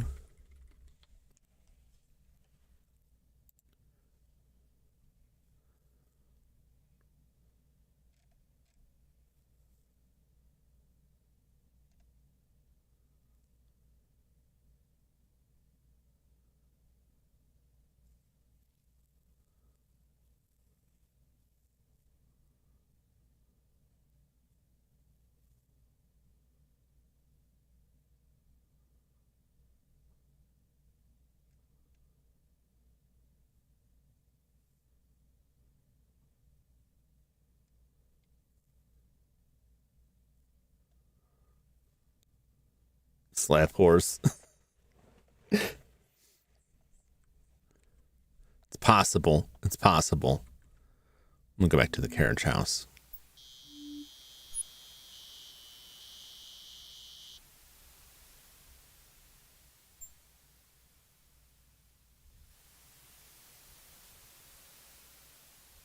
This isn't the carriage house. Carriage house is further south.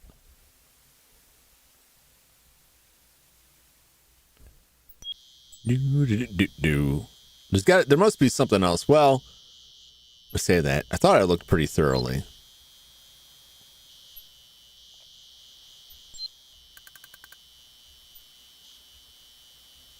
Did you check the carriage? I did look at the carriage.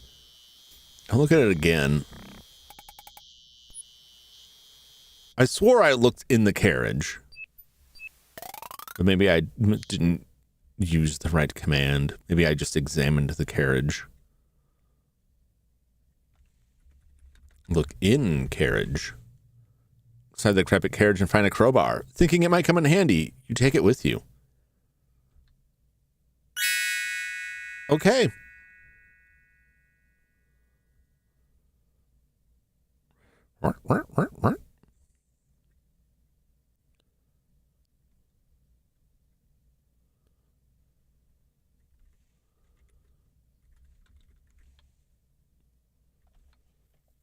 Use crowbar and blaze. Yeah. That's something. It's something.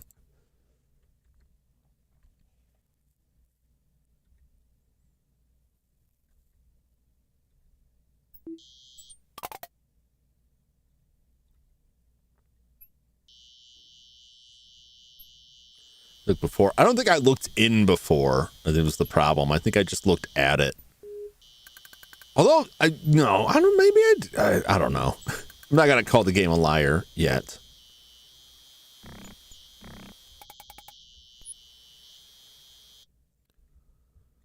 Where can I use a crowbar at?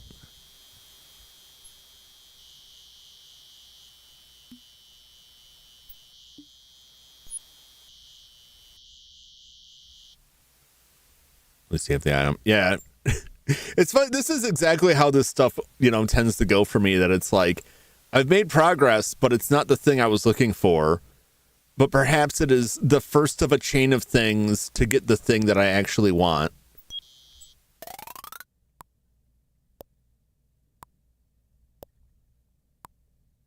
There's another thing I was just thinking of.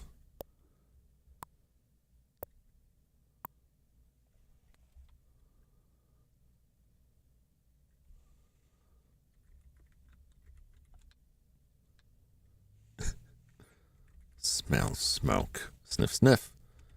Look at cigar. It's a big cigar. Smell Clarence. Who else has a cigar? Rudy does. Henry does. Got some chicken spring rolls, some eggs. Talk about dominating a species, mother and child, one meal. There's a specific term for that type of dish. in Asian cuisine where you have egg and chicken that is also a like a particular genre. Wasn't he smoking before? No, I don't think he smokes. I think I'm thinking Clarence.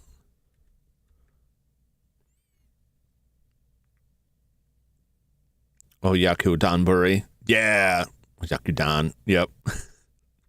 Silas knows. Silas knows.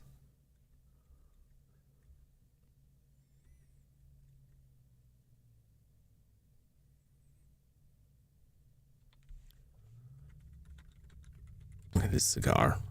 Smell cigar. Smell smoke. Smell Henry. Smell Rome. Ask Henry about Blaze. Just stay on the table, young woman. Okay. Okie dokie. Mother and child bowl. Yeah. The first time I saw that name in reference to food, and I looked up what it meant, and I was like, oh, I had never considered a dish containing chicken and eggs in that light. Ask Sully about Blaze. Yeah, I could.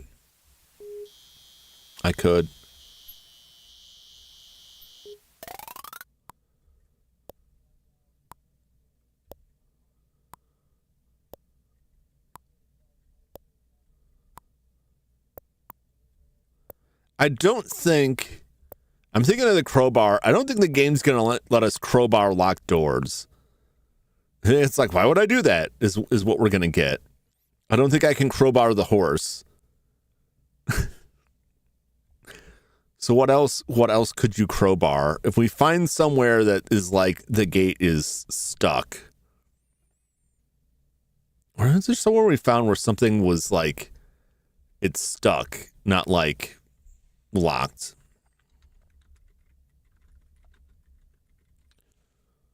Don't know about no horse. Okay.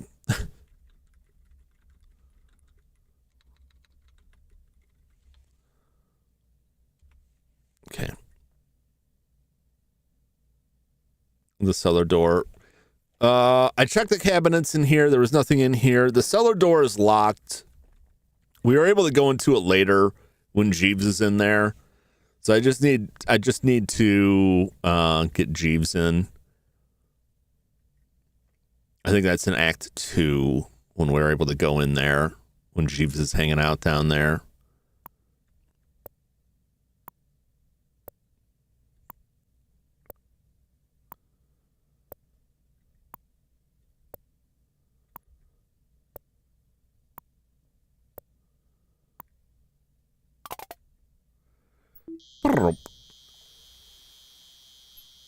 Yeah, she's not very talkative, like at all. Maybe I just got to catch her at the right time. I don't know. I'm gonna get out of here before we see a body.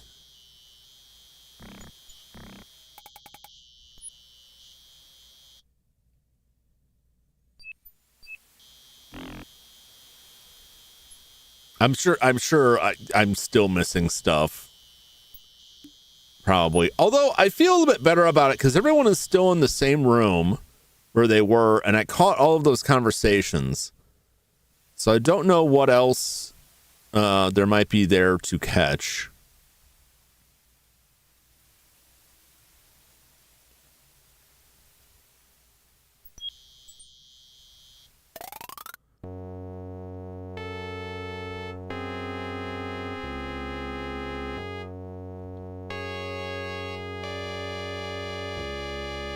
Do.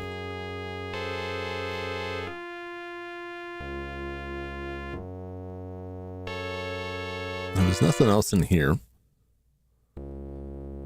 Momentarily startled when a floorboard sags slightly as you step on it. Oh!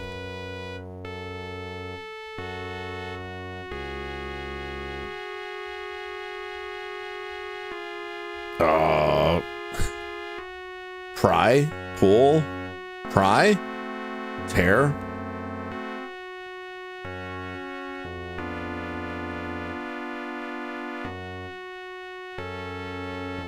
With crowbar, okay. Yeah, I thought the church was odd that there was like nothing, but I guess there's a lot of, because there's usually like there's people in it or there's someone from, there was nothing to see or read here. Pry floorboard with crowbar. The floorboard has been pried open, exposing so much in the chapel floor. Looking niche. Not close enough. All right.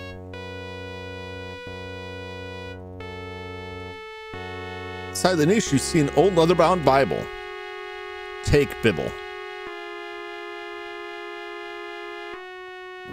After removing the brittle old Bible from the opening of the floorboards, you carefully open it. Written inside the front cover, you see Francois Pierre Cruhan, born 1787. I'm gonna take a screenshot of this. Passed away 1832. Married Claudette Marie Torte. Is that a food thing too? Call it a Bible. It's the Holy Bible. Especially anything's videos, now they can call it the Bible. I think that comes from some video game where they misspelled it, Bible. I said, someone else said it in reference to something, and now that's all I can think about.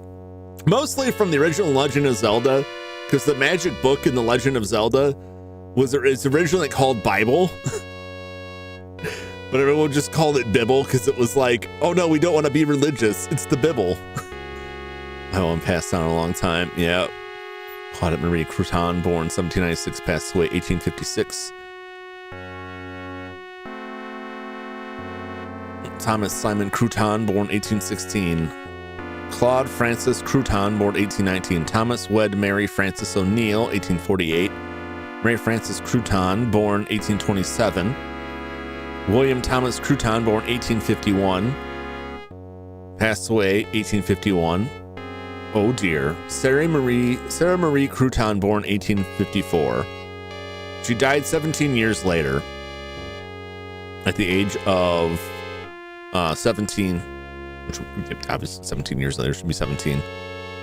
So many just these croutons. I mean, it goes back to 1787, so like, but none of them had particularly long lives either.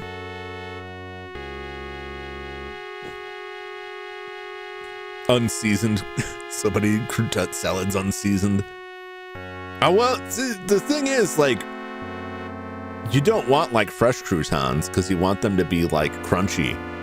So, you know, basically the croutons were around until they got stale and then they threw them on the salad. Maybe drenched them in some garlic or butter. Delicious. Well, I can't feed a horse a Bible. Maybe I'll read the Bible to the horse.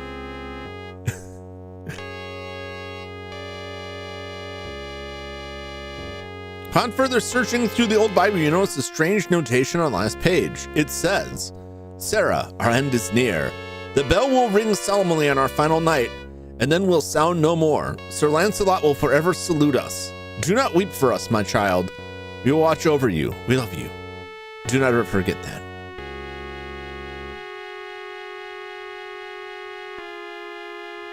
Well, I guess this would tell us to, yeah, I could do this out of order then. Like if we did that first and then, well, we took the oil to the armor we already looked at, so that's not forever salute us. That's the armor. Do not weep first, my child. We watch over you forever. Do not ever forget. With a sad heart, you tentatively close the fragile Bible and reverently place it back in its hiding place under the chapel's floorboards. No closer to figuring out the horse. We gotta go tell the horse a sad story and the horse will be like, that's so sad, to fall asleep. Oh goodness. That looks like a wisp of mist from the bayou. Act 1, 7:45. Ghost. Talk to ghost. You serious? There's no time for a seance. Already told me to go that way. Are you shooting me?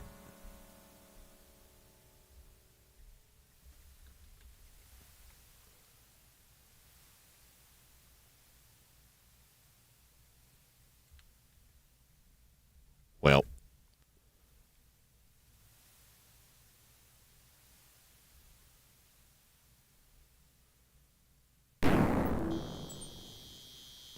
Here's the bell. You look at the bell again? I oiled the bell. They said it would ring nevermore. But maybe that's because they took the, Well, can I use the crowbar to reach it?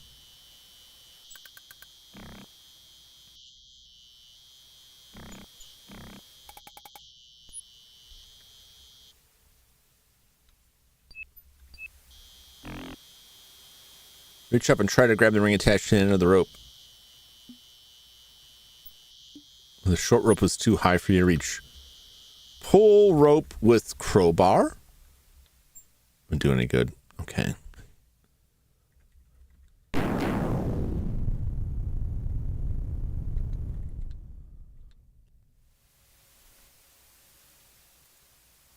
Scared away a bit.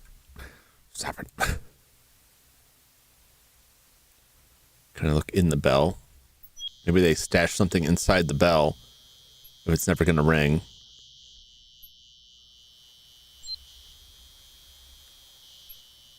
Holding the rest of the bell may have loosened it. Push bell. You can't do that. Pull bell. Not close enough. Look in bell. You can't look in the bell from here. Use crowbar. Use crowbar on bell. Hit bell with crowbar. The violent nature. Ring bell with crowbar. You need to pull on the rope to ring the bell. I need some kind of rope or something. I presume.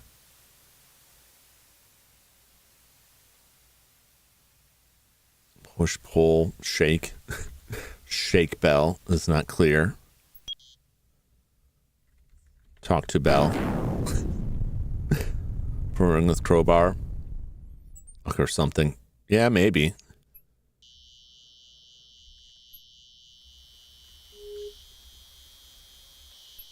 Wouldn't do any good.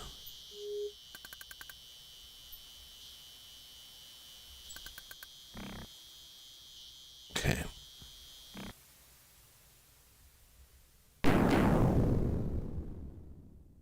Actually, I'm trying to calm my nerves before my interview. How's the crowbarring? Well, you know, I wish I could use the crowbar to get the horse out of the way so that I could get that lantern, but it's not working out for me. I was trying to find something to distract the horse, and all I found was an old Bible and a ghost. And like none of that's gonna do anything. Can I push this statue? Will it do anything for me? What's up, Pedals? How's it going? What kind of interview do you have? Is this a job interview or an entertainment interview?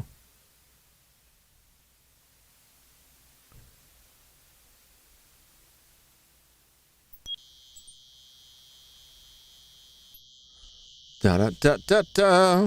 What's over this way? This is old bridge. Look at bridge. A broken arch bridge crosses a large stream. The swamp's edge.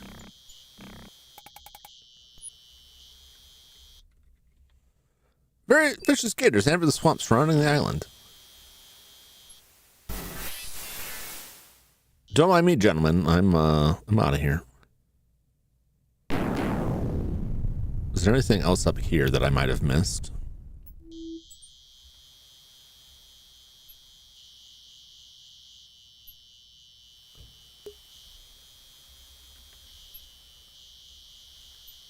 So now we got dirty green water in the fountain.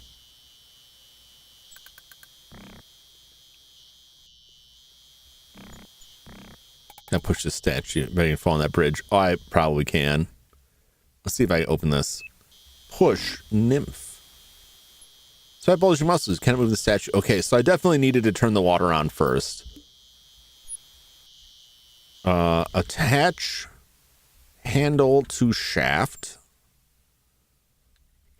Turn handle.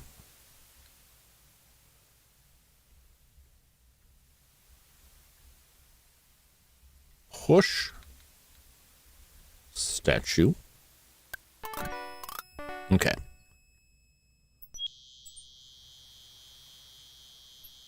So that's set at least. I'm gonna save over the other one. You know, access all of that stuff.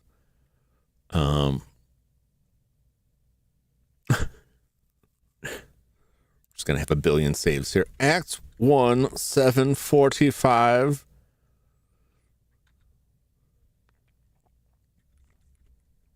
Fountain on.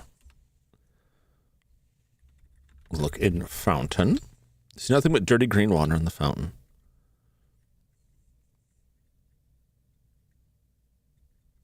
Let's cross that bridge. We need a piece of rope or a hook or sugar or a carrot or, I don't know, maybe like horse tranquilizers. It's advertised too much interviewing the solo developer of the roguelite game while playing through the unreleased version of it. Oh, very cool. Very cool.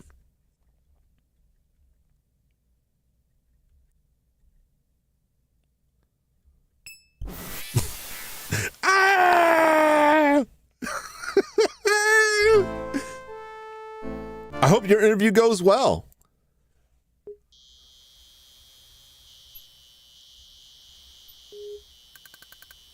The Davy Jones locker. Could be Davy Jones Bayou. Standing east side of the circular gravel driveway leading to the old plantation house. Look in well. In the well, but it's as deep and dark you can't see much. Take rope. The rope belongs to the well. Take bucket. Bucket belongs to the well. Turn crank. Crank it. Brown, brown, brown. Watch out for the umbrage. Too late! Look in bucket. Leaky oaken bucket barely holds water. Dump bucket. Empty bucket. Look in water. One pulse dotting the wet ground remain. Early rainstorm. Look at bucket. Examine bucket. Drink water. You're not thirsty. Crank that soldier boy. Bow, bow, bow, bow, bow.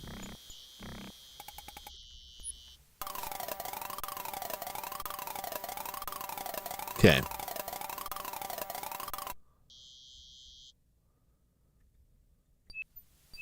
Oh, there I go, holding the buttons again.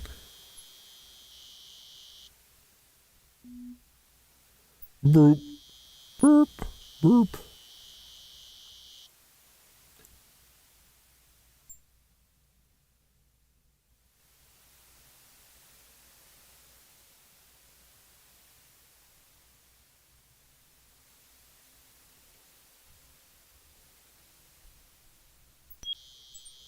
Boop.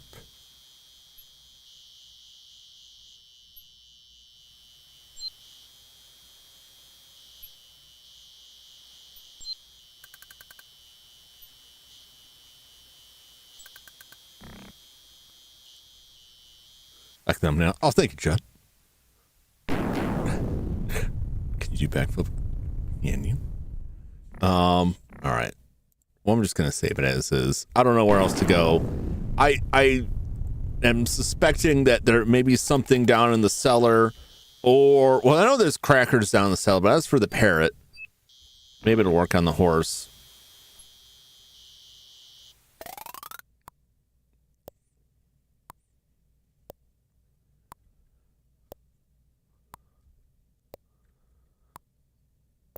Oop, I didn't mean to go down up there.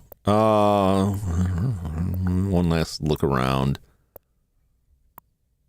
Then we'll save and we'll go to Act 2. All right, look at this thing. Decanter of cognac.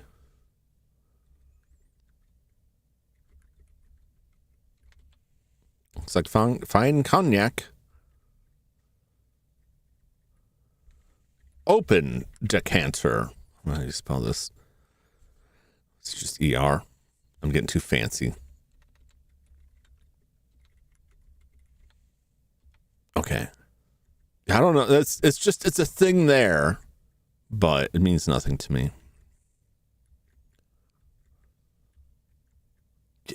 Get in there. Starting fake council, now making a fake school. Did he make a fake school? I knew about his like knockoff consoles. But granted, they weren't fake, but they were basically just like the same like plug and play crappy TV boxes with a bunch of either pirated games or like bad ripoffs of games.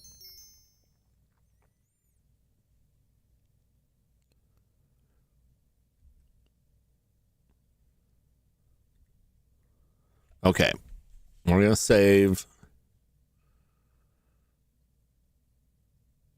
Well, Fountain Down is fine. We haven't accomplished anything after that, so that one is fine. We're trying to make a school. That's very funny. Let's get Act 2 started. Cozy guest room, which Gloria and Gertie are sharing. You know how to stop walking this game? I did. So, the controls, you can use the arrow keys, but it's primarily made to use the number pad. And so on the number pad, the 5 button, the 5 key is stop. So that's how you stop walking. Most of the time, though, I just can't break the habit of using the arrow keys. So I just direct her towards something that will force her to stop. I just walk her into a person and leave it at that. But he's not actually going to teach people how to rap. Probably not. All right. So let's save. You save Act 2, 8 p.m. I'm also going to make a note.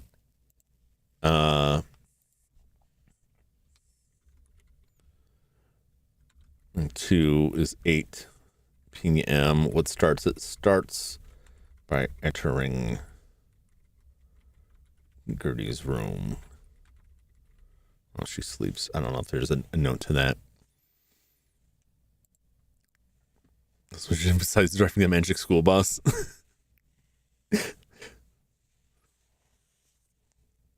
So Joy doesn't teach him to rap, to be a blessing for the rest of us. He'll teach him how to produce. Crush on the when I was a kid. Jocelyn here. Miss Frizzle. Miss Frizz. Was it Frizzle? Frizz? Something like that. Something like that. All right. Well, I'm going to take a moment to step away. Here I am! To check on Mr. Arthur and freshen my beverage. I will be right back, and we will continue with Act 2. I feel pretty good. We found a bunch of stuff. We found the oil can. We opened up a secret passage with a valve handle we found. We found a crowbar. We found a hidden bibble. We did see the ghost. We eavesdropped a bunch of conversations. I smelled people. I looked at things. I don't know what else I could have done. We're going to go into Act 2. We're going to see if we can keep this up. We're going to check all those areas again and see. I got to get past that horse somehow. So there's bound to be some way to get some kind of vegetation. What I know happens is eventually we'll come back into Gertie's room and she will have been thrown out the window. And how we deal with that, I don't know exactly. Because when we went inside and told somebody, like, the body was just gone. Which I guess somewhat clears up whoever we told to not be the murderer, but no guarantee on that. So we've got some motivation going on. Clarence wants Ethel to sell land. And he told Gertie that, and then Gertie threatened to tell Ethel, but he did not. Clarence didn't take kindly to that. Ethel doesn't think that Gertie or her kids deserve any money. Rudy and Gloria are talking about Fifi trying to get in on Henry's good side to get his money. Also, Gloria had some medical issues she's afraid the doctor's going to tell people about. And also, Gloria plans to break up with Clarence because she's seeing a director now. So we've got motive. We've got motive abound. The main motive that you can't ignore is that all these people stand to inherit money, and the more people die, the more the survivors will get. Helpers with the old man. Yeah, Fifi. Yeah. But we don't know much about Jeeves. Did ask about Jeeves, and they didn't say much. I only talked to one person during Act 1 because I felt like everybody I talked to before, like they had nothing of value to tell us. Perhaps I should have talked to more people, but I think I got all of the information I really wanted because most of them were like, I'm not telling you nothing. So we'll see. Maybe I should talk to them some more if I run into them, try and talk to them. Refused to talk to you last time. Yeah, none of them were very talkative. But there's people, there were other conversations we walked into last time that I know I can eavesdrop on again, which I will do. And we'll see if we can get down in that cellar or ring the bell or any of those things.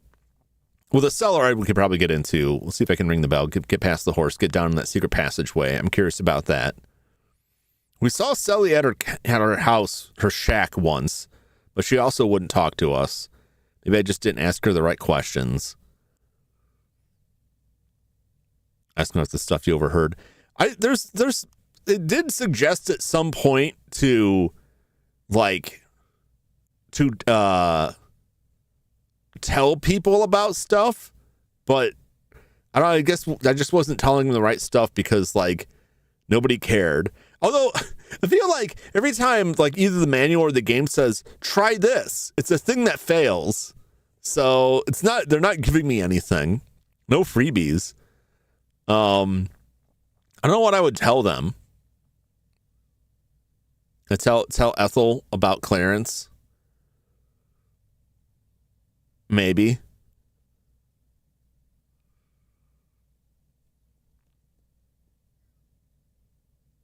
I don't know, Fifi, Rudy already goes after Fifi. We see that. Henry doesn't care about any of it, it seems. I think Ethel might be the best source that Henry wants to take. Yeah. Rudy's a horn dog. Yeah. And everybody I'm told about Rudy or Fifi is I already know about Rudy. I don't need to know. They already know. But maybe I'll tell Ethel about Clarence and see what happens with that. Using the right words is the problem. Yeah. There's a lot. There's a lot going on. That's why I feel I kind of I don't want to just completely miss everything, which is why I started over.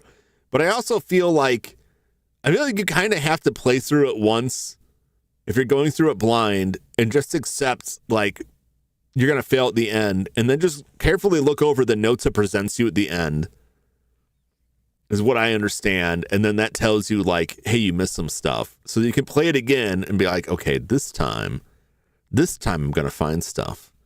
Can't see everything in first playthrough. No, I'm not even confident that I got everything I was supposed to get in Act 1. I guess I'll find out. But also that's after going over everything multiple times and seeing things that I missed and going back and forth over things with some prompting. So I don't know. We'll see. We'll see. Anyway, I'll be back in just a moment. Stay tuned.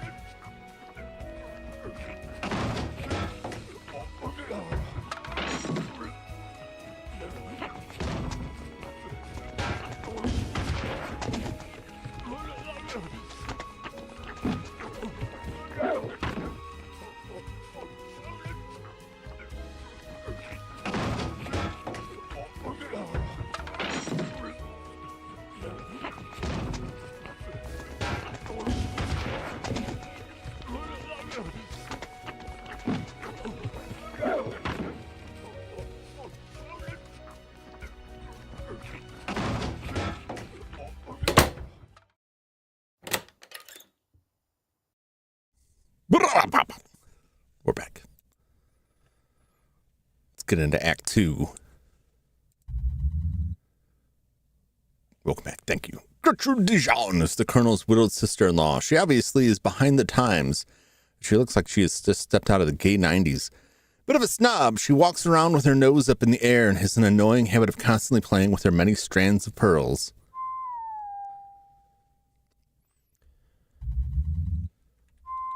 Look at pearls. See anything special? Take pearls. Okay. You know, several suitcases in the room that must belong to Gloria and Gertie. Okay.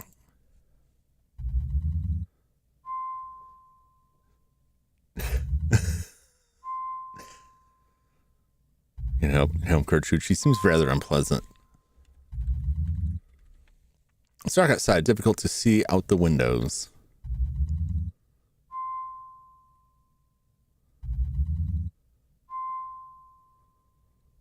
Let's go into the secret passage.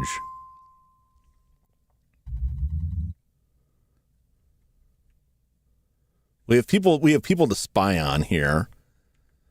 I don't think Henry had anything going on. Like, I think he was alone, but let's go and spy.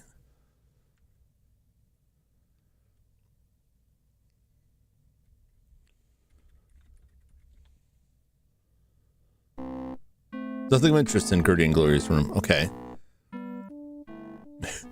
Henry's mom has got it going on. What's technically it's his sister-in-law. Mr. Colonel sitting in his room, smoking a cigar.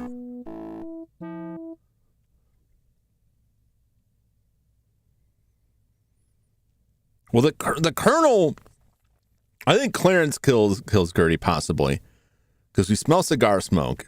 The Colonel could have gone in there at some point, I guess, but the only other person I remember seeing smoking a cigar was Clarence.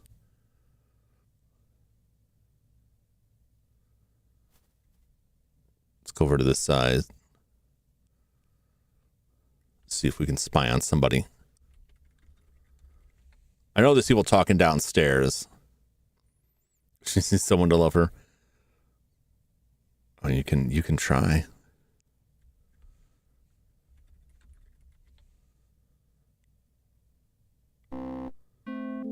Rudy is having a drink in his room. Chug-a-lug. I think this room will be empty. Nothing of interest. Yep. Okay.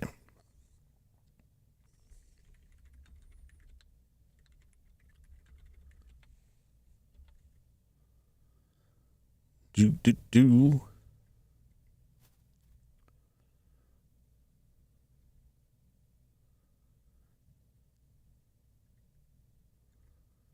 Oh, there's a handkerchief. Oh, she's probably already dead.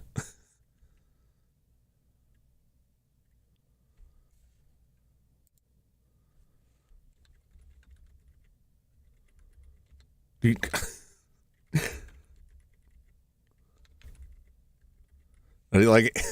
It just, even though I knew it was not spelled correctly, I was still just like, bang, enter. It'll know what I meant.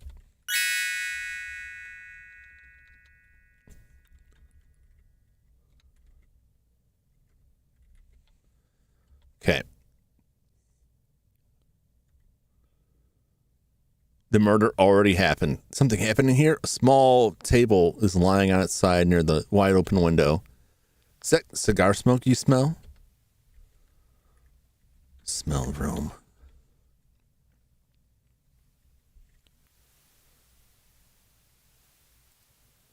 Grown plant lies on the floor next to a small table that's been knocked over. Can I take that plant? Gotta step out for a few minutes. All right, Flash. So like that, if you're close enough, like one letter off. Yeah, this game is not. Take plant. Don't worry about it. Fifi will get it. Okay.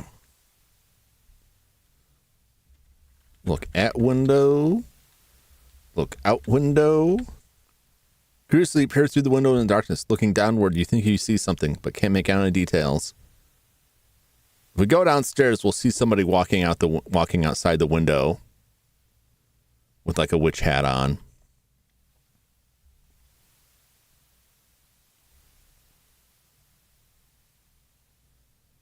Like, who is that? Who's got a hat? Someone's walking outside on the second story veranda. Who could it be? I don't even know how to get on the veranda. Can I get on the veranda?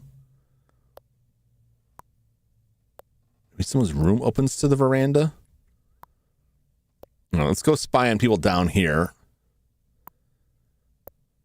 One important tool a good detective uses besides asking questions, people selectively reveal information to them.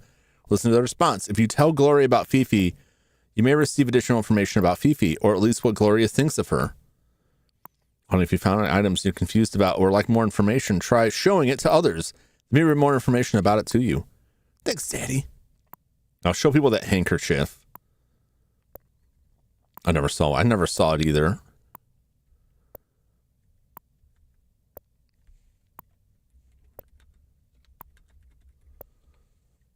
Check this side first.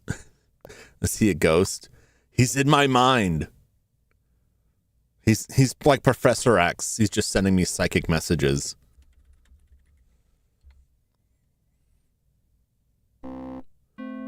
Just Gloria listening to the Victrola.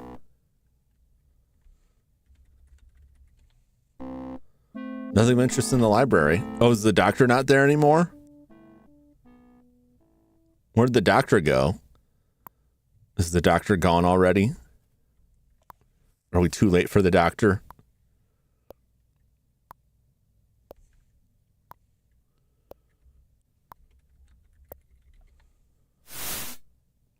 In we go.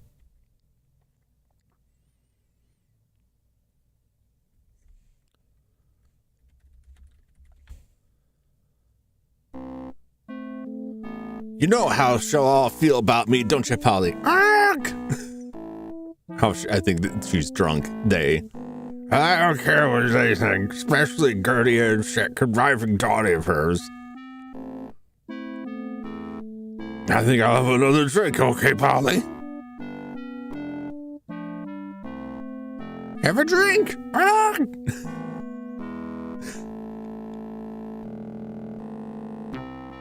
Here's to ya.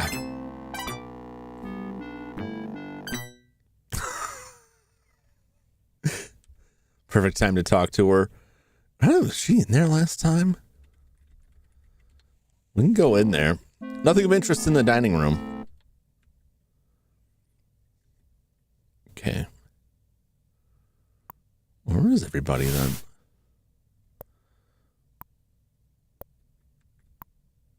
I don't think there's like a secret passage beyond that, like goes to like the kitchen. No, Polly, you really understand me, don't you, huh? Polly,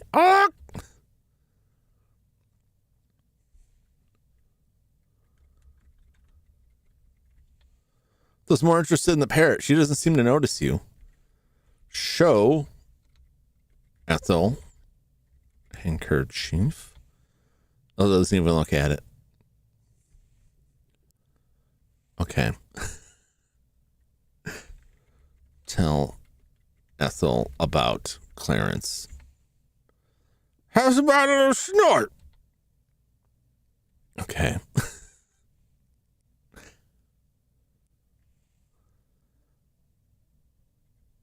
All right. Take decanter.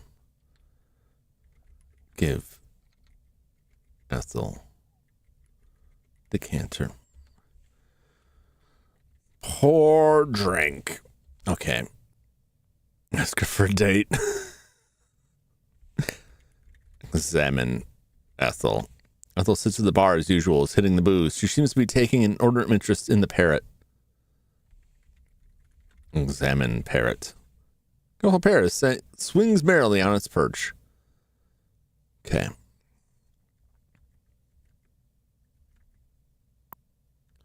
Later on, we came back here and they were like, she's coming after me. Do I gotta go outside?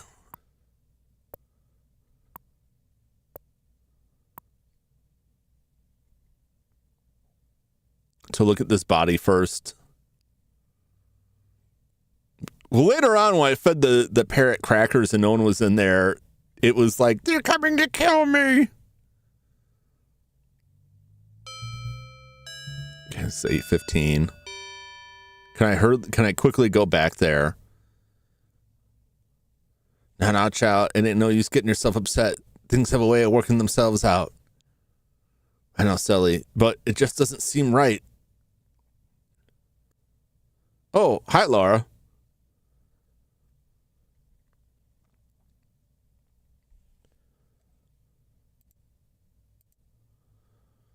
This Colonel's cook. She's an overweight black lady who on the surface seems distant and friendly. However, since she's probably a very nice person, just mind her own business. For the silly she practices voodoo. Sugar. Difference do it make? Okay. Show Lillian handkerchief. It looks familiar.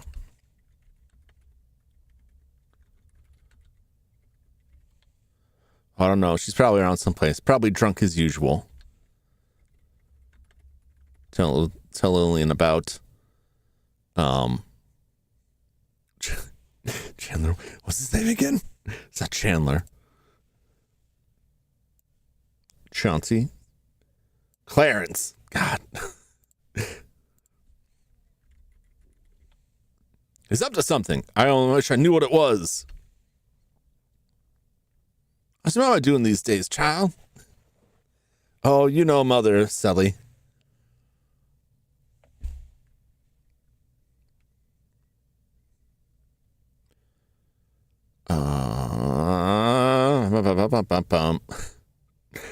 She's cooking corn for the horse. I don't know what she's cooking. What difference do it make? Silly, having a discussion while Sally is making tomorrow's bread on the kitchen table. You make the best bed, Sally. I just love it.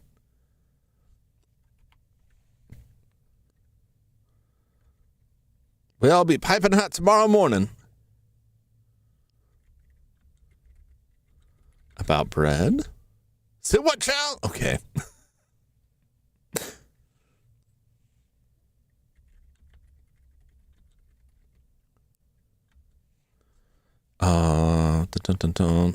Sarah Crouton. I think she was a little girl who used to live here during the Civil War. I've noticed some of her things in the playhouse.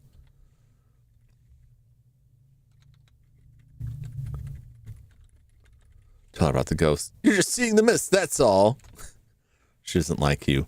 I don't know. I don't know what her story is. They're having some kind of conversation. I don't think I wasn't quite able to spy on it. How's your son doing, Sally? Oh, she's got a son. So proud of him, Missy Lillian. He's graduating from college, you know. Okay.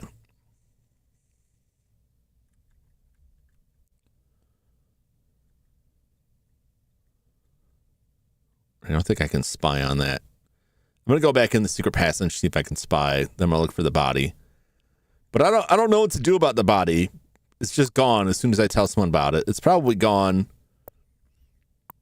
It's probably gone like as soon as I see it. Okay, she's still in there.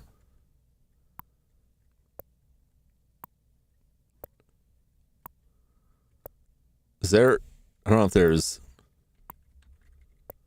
like another section here.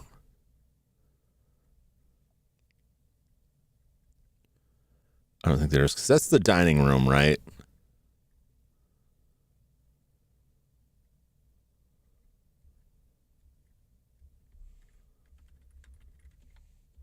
Not close enough.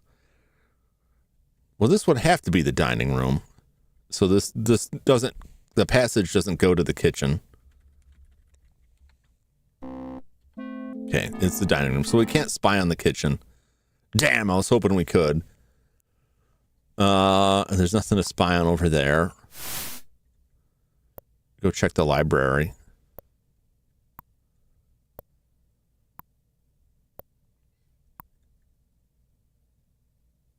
So what's the library? You see many books of various sundry topics displayed in the bookcases. Tucked in the one wall, you notice an elevator shaft. So the doctor's not here, but the place isn't like ransacked like it was when we came here once before. So maybe he's up in his room. No Fifi here.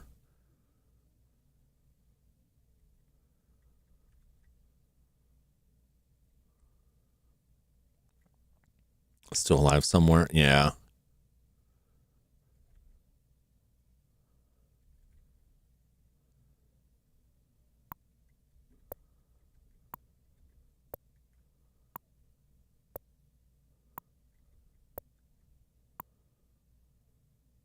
You found the Colonel's bedroom funny. He doesn't seem the kind of guy who enjoyed playing billiards, listening to records of Victrola, or the piano player. Strippers in their rooms. Yeah, I'm gonna go up and talk to Fifi.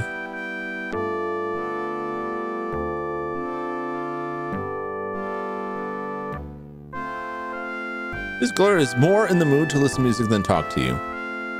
Okay. Okay.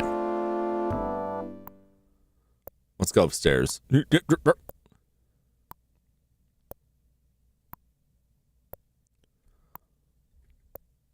go check Fifi's room. Can you get in the elevator now? The only way I can get in the elevator is if Henry isn't in the room upstairs, because the elevator is upstairs currently. He was in there when I spied on the room. So there's a locked door there.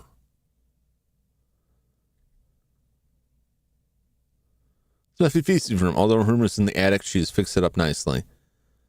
Well, where is she?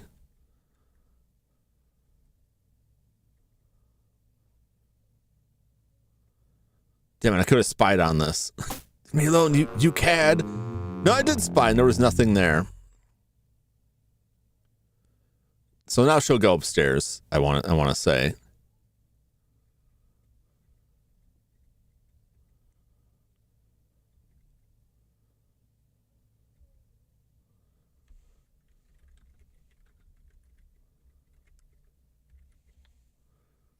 Looks like Angie to me.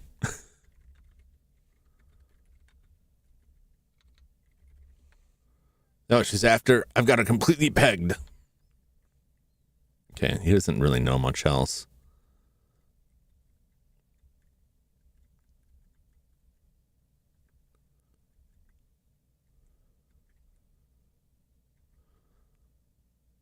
So about the dad loving her. What? I don't know how much I can elucidate here.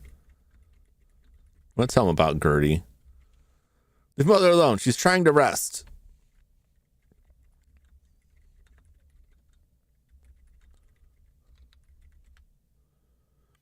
Yeah, there's I don't think I can get any further then. Plus, I think he already knows.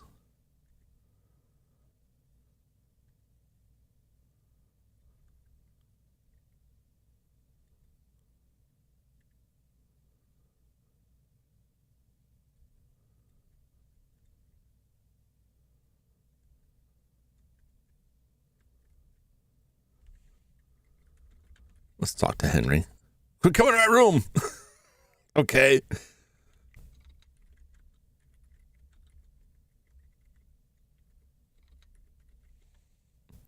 Ain't nothing I care about. Okay. It's maybe the father or the son. Asking about the horse. I asked him before, and he was just like, leave my horse alone. Stay out of my stable, young woman. So maybe the father or the son. Of who? Let's appear this room has been used. Yep. There's that bag again. Dr. Feel's bag. He's the one that they call Dr. Feelgood. The blonde helper, Fifi. Not really. But she's a child. I don't know about that.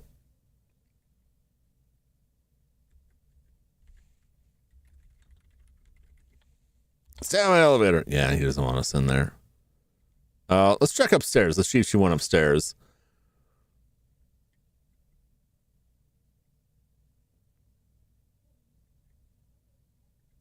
I don't know if she's gone that far with Henry. I don't know how capable he is, given his physical condition. Examine room. This must be Fifi's room. Although her room is in the attic, she's fixed it up nicely. Show Fifi handkerchief. Does not look familiar to me. Ask Madame Prune about it. Yeah, she didn't want to. She didn't want to. Oh, he is in a wheelchair. I smell Fifi. Sniff, sniff. Examine Fifi. Fifi is the Colonel's pretty French maid. You surmise that she is probably very apt in her duties, whatever they may be. Fifi is young, blonde, and sexy. Although she seems to have a vivacious personality, you can sense a certain cunning underneath it all. Does Fifi wear perfume? What about it? Okay. What about this?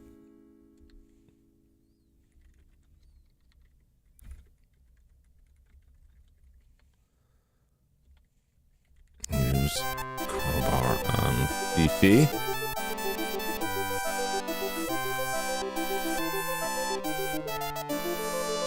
No, I won't.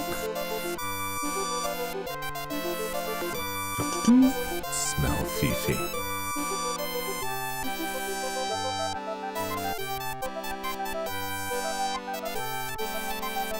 I'm trying to get a sense of who has perfume, and the game is not telling me. It's not giving me anything there. Like, I smell perfume in there, and it's like, great! Who's got it? Who's wearing perfume? What's the perfume smell like? Give me something to work with here.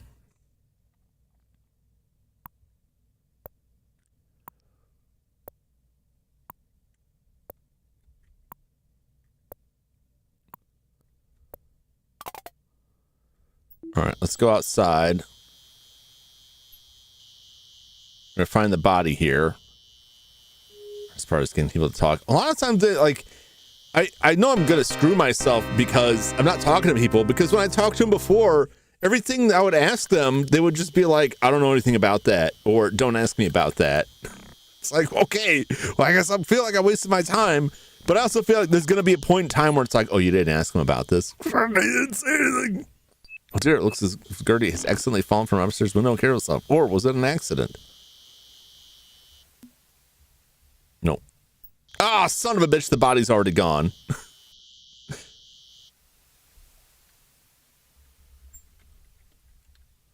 See, nothing special. Look at the water, mud puddles.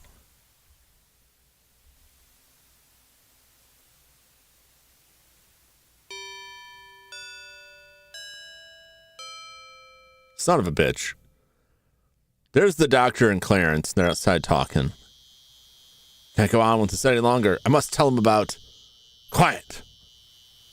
Let's go to the house and continue this discussion. All right, let's go inside and spy on them.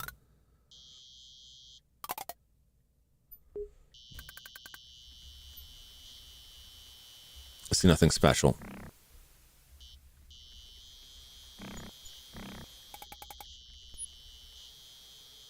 Ground is wet and soggy from a rainstorm earlier that day. Like, somebody had to have come and dragged that body away, and there's no marks, and nobody saw nothing. You know, like, that's kind of messed up. Also, like, she's dead there.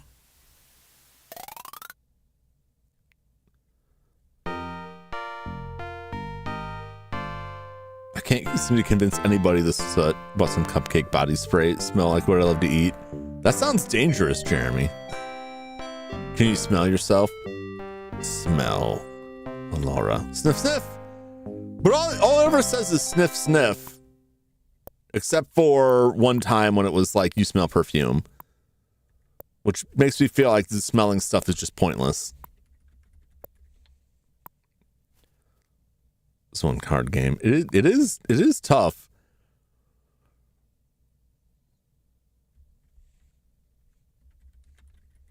Hopefully we catch them. Damn it! I mean, there's nothing of interest. They went in there.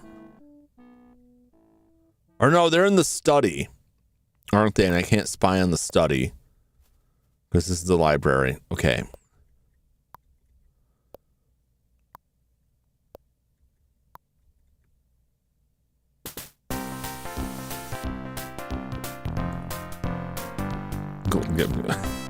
Gloria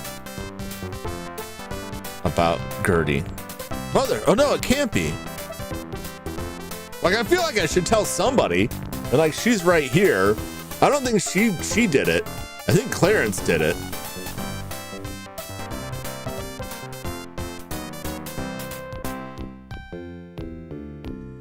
Very mean. There's nothing out there.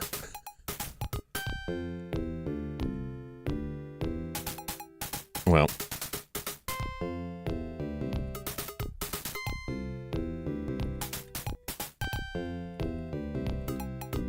There's a glorious more. Okay. One more thing.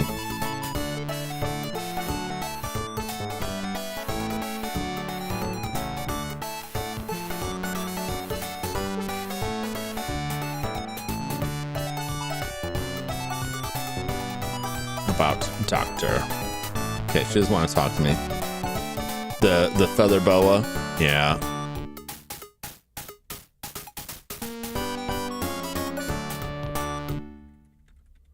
Examine Gloria. Gloria Swansong, beautiful platinum blonde, and Colonel's other niece and Gertie's daughter, seems so glamorous with her long feather boa, stunning jewels, and lovely gown. Been told that she's a successful actress now, although you've never heard of her. It's a beautiful feather boa Gloria's wearing. Okay, well, I've looked at it. Maybe that will help. But it was on the floor later. Yeah. In the library here.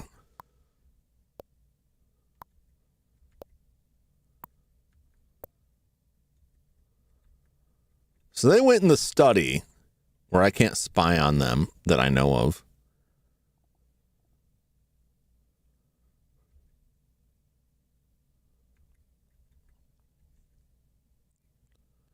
Unless my timing was just off. Or they went to another section. Let's go spy on the dining room and the parlor, and we can check upstairs. Because maybe they just came through here, right? Maybe they didn't stop here.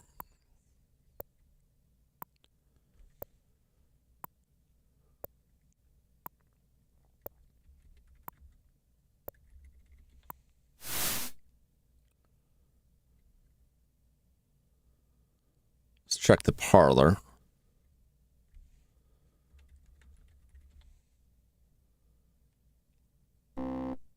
Ethel was still drinking at the bar. All right, so she's still good. I'm pretty sure she gets murdered later. Oh, there they are! It's just not right. We've got to tell them about it.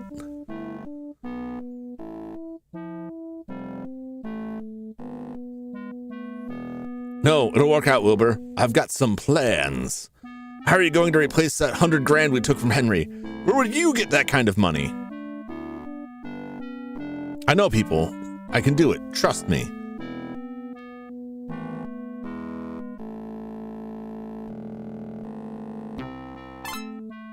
Oh, we were so stupid as to buy into a racehorse anyway, and to use Henry's money. We should have known better. It would have worked out, Wilbur. Wasn't our fault that lame horse broke his leg.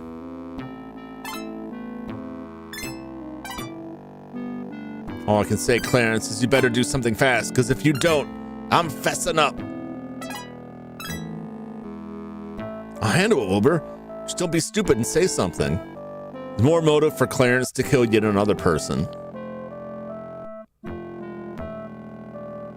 I've got to go. Remember, don't say nothing. However, we found the feather there, which seems more likely, but it could have just been coincidence that she was there talking to him earlier.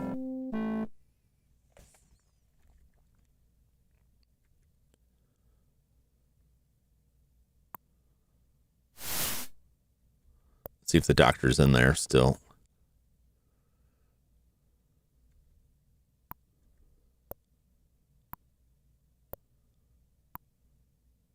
I'm gonna go tell Henry about this. Maybe that'll get me something. Uh-oh, clock's ticking.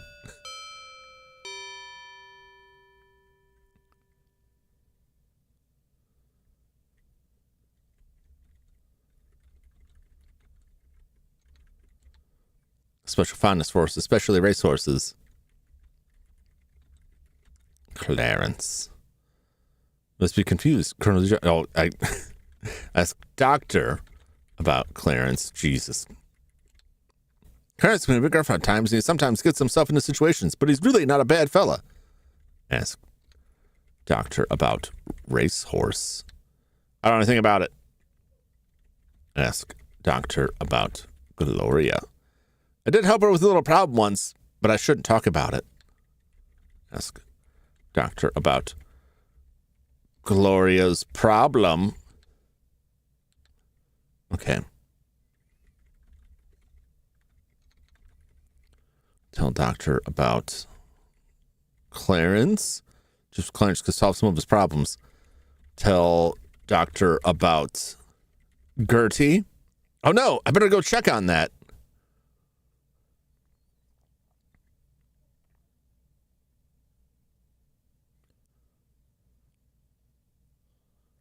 A short time later. Crazy girl, Gertie's not there.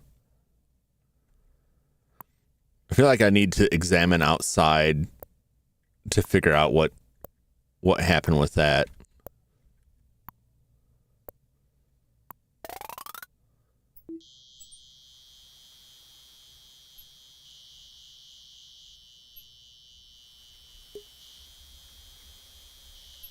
See nothing special. Somewhere, like, there's got to be some kind of trace of a body being dragged or, like, footprints or something? You'd think? I would think. See nothing special. Okay. I don't know if I have to be somewhere specific. I haven't seen anything on the ground that's, like, that screams, look at me.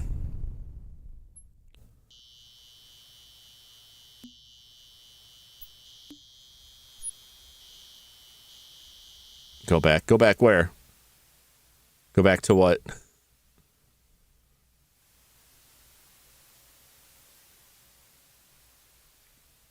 Heard them talking outside. All right.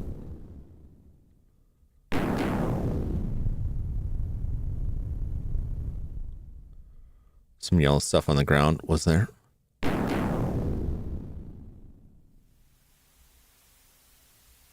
don't know if that's... I think that's just shading. Those kind of look like footprints, but it didn't say anything. If I just tell it to look at footprints. There's any footprints around here. I mean, visually it looks like footprints, but it also could just be...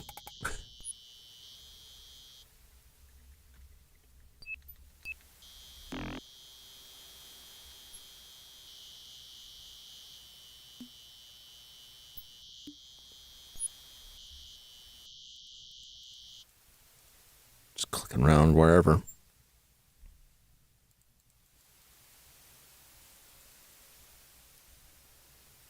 I don't know.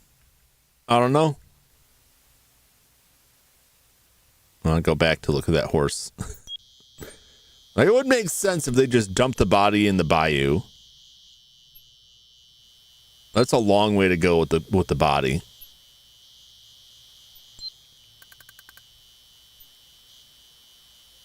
The playhouse was locked. So unless they had a way into that, I doubt that was.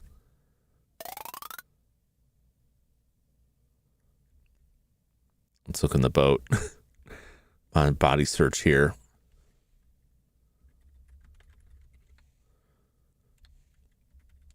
Look at ground. It's very dusty. Okay. Maybe the carriage. Let's look in the carriage. Could have dunked a body in the carriage. Possibly.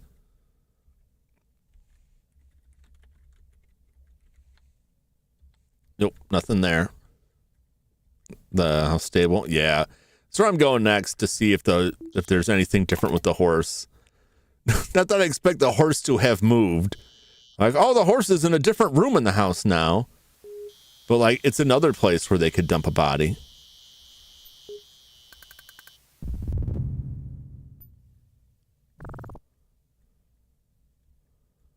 There's the horse. Pet Blaze.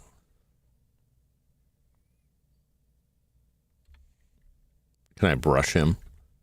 There's no brush. There's not instant. Okay. He'll still kill me if I open it. I'm gonna save it.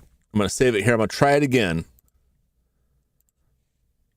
Act 2. I think this is 8. It's like 8:15 p.m. Maybe later than that.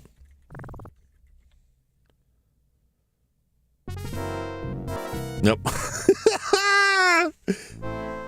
Car by the box is open outside. I doubt it.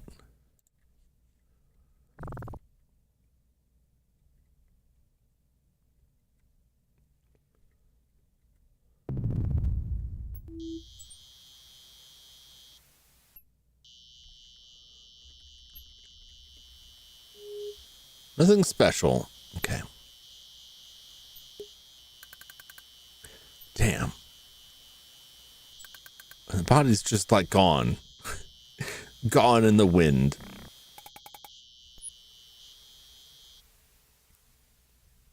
Let's go to these boxes.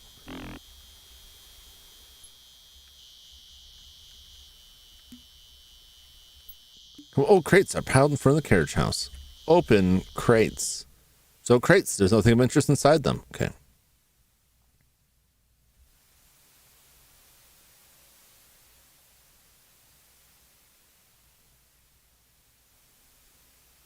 Do. Okay, receiving it. Yeah. That's where I'm headed next. To the other side. They dragged him like way over here. Can I go out? I don't think I can go out this way. Or maybe there's something here. Oh, there is something here. Oh, the beaten dock extends from the island's edge out into the alligator-infested bayou. Toward the center of the island, you can see the old plantation house. Or the beaten dock extends from... Look at the dock. Look at ground? It's nothing special.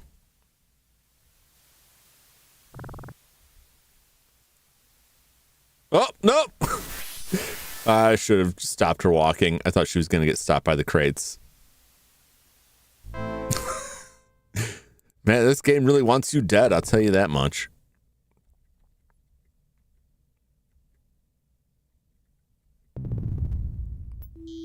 It's like the ground is wet and muddy. You'd think there would be like...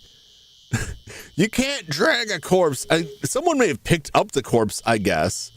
But you can't really, like, drag a corpse through wet, muddy ground without, like, showing something. Some sign of something happening. It's improbable that they took it inside somewhere. Because I was right there, but Also, I was right there when the killer pushed her out the window. So it's not like that means anything. What was this? Turtle. It's probably another turtle. Possibly. There's something over there. No, it's a frog. Okay. What's all this stuff? What are these boxes? Old crates that pile at the end of the dock. Open crates. Nothing they would want. Okay. All right. Well, there's a dock here. There's a gator.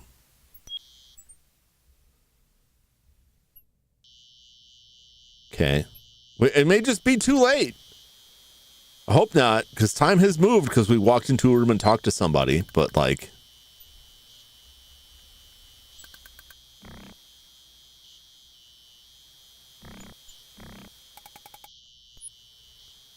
However, I also feel like if there were footprints, like, I would be leaving footprints.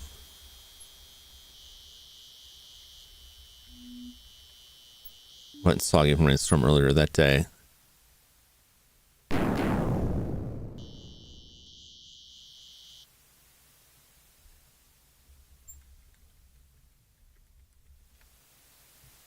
Okay. Okay, gazebo, great. Nothing there. Nothing of interest. Let's go up and check on the gator section. It's over this way. Some carrier, 2 people did it. Yeah, it's possible. Look at gator. Look at ground. See nothing special. Okay.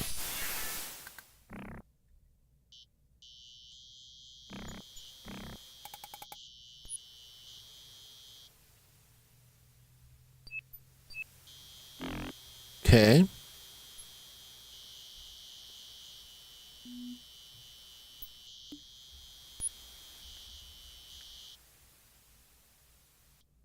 No, it's okay. She's not there.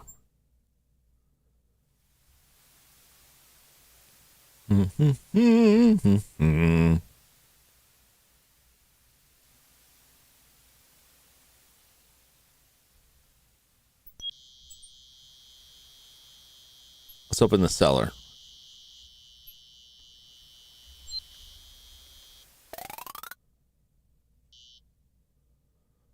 It's supposed to be a butler's room. Actually, it's not too bad considering it's down in the cellar. Portion of the back wall looks different than the rest. It appears to have been bricked up. Pry bricks with crowbar. This won't work. Use crowbar on bricks.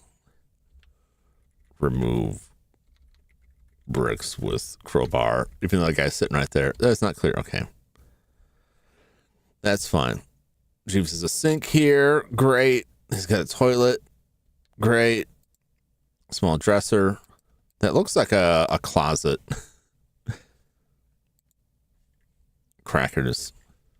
Ask Jeeves for crackers. Go ahead. I don't want them. They're stale anyway. Great. I will take these crackers. My crowbar. You gotta open up that can of chowder with the crowbar. Sounds like maybe they dragged her in one of the secret passageway. They could have, but they'd have to get her inside the house. And I've been in all of them since then. Take crackers.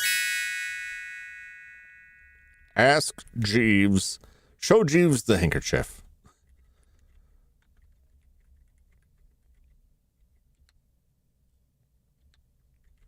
Ask Jeeves about Henry. Kindly leave my room. Okay. Tell Jeeves about Gertie. Please leave. Open closet. You're a snoop. There's nothing here for you. Damn it. There could be. Well, we can talk to the parrot now for as much good as that's going to do us. Butter it up.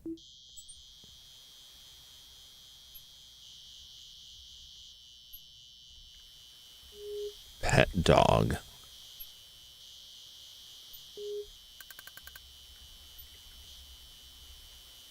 You're not close enough.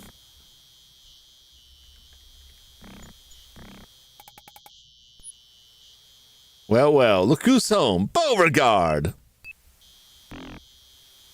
Oh, I thought there would just be like a dead body hidden behind the dog.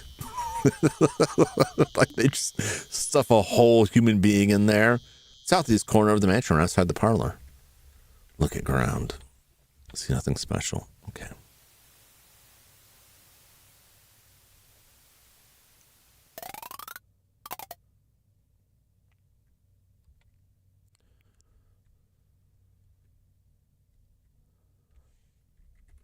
Give parrot cracker.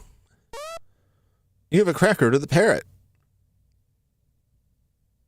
Ah, gonna tell him. Tell him. Racehorse scam. Ah! Uh-oh.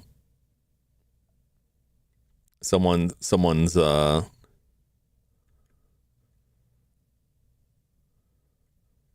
I tell her about Gertie?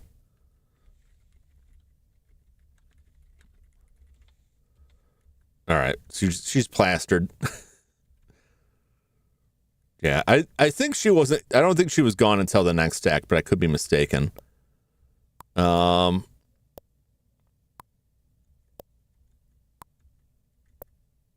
take a look.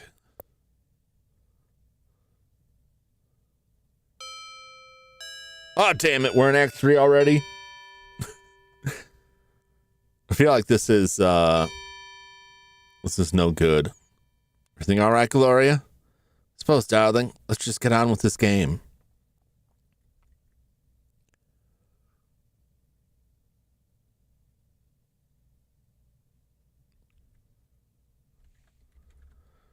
Let's stir some stuff up here. Tell Clarence about Gloria. Just out of my affairs. Ask Clarence about Gertie. Best way about the old bag. Ask Clarence about Racehorse. Difference does it make? Ask Clarence about Doctor. Such talk to yourself, young lady. Ask Gloria about Gertie. Mama, that's nothing to do with you. Tell Gloria about Scam. Tell Gloria about Clarence. You wouldn't know anything about Clarence, darling. Okay.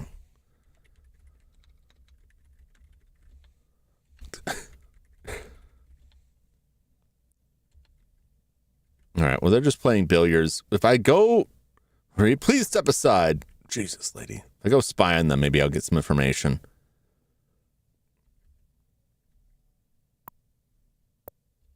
I'll make a note real quick. What time did the clock switch to when I walked in here? 9 o'clock. God. I mean, I could reload from Act 2 and see if I can come back from this.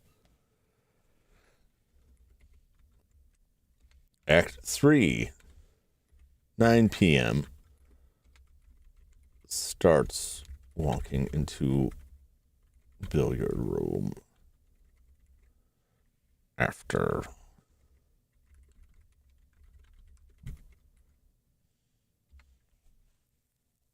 relation dirt you got, the game doesn't allow you to use it. Yeah, that's the thing. That's the thing.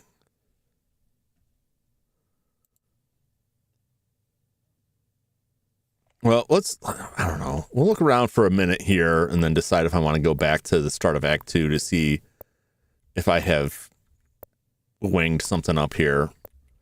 I feel like I had, because I feel like I really didn't get a lot out of Act 2.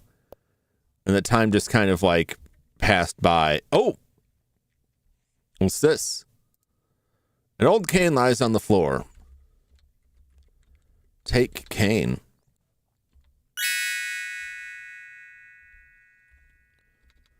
Look at cane. Smell cane. Somebody was in here with a cane. Who would use a cane besides possibly Henry?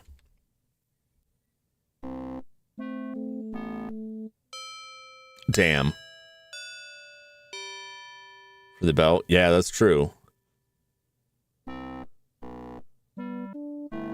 It's just Gloria listening to Victrola. Okay, Clarence is gone. Nothing of interest. I wonder if the doctor's already dead.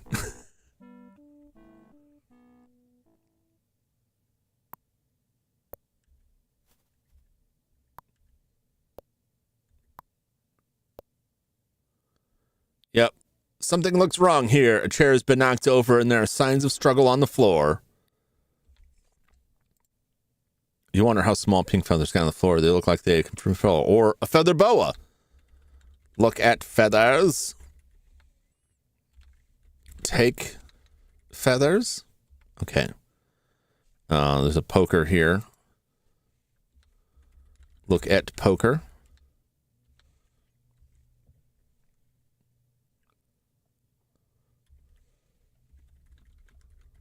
Chair has been knocked askew. Look at poker. You don't have it. Take poker. Not close enough.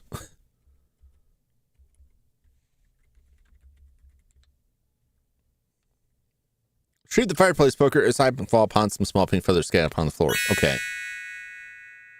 Well, the doctor's dead.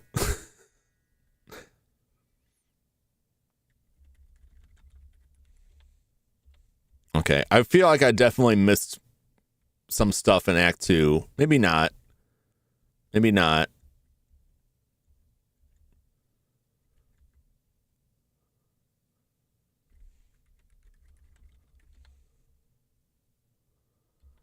Okay.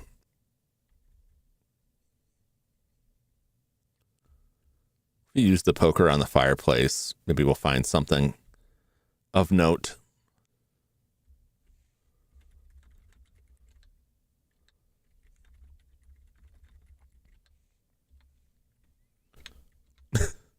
Poke fire. Okay. Perhaps not. Perhaps not. Time go by so fast because we're entering rooms at the wrong order. Although otherwise time would move more slowly, like we'd have more time to look around. We were supposed to go look at other stuff. But who knows? You just gotta trial and error it. Like, I don't think there's any way to avoid these deaths, to be clear. But I think there may be opportunities to figure out more of like what happened. Nothing of interest in the parlor. She may already be gone. Okay.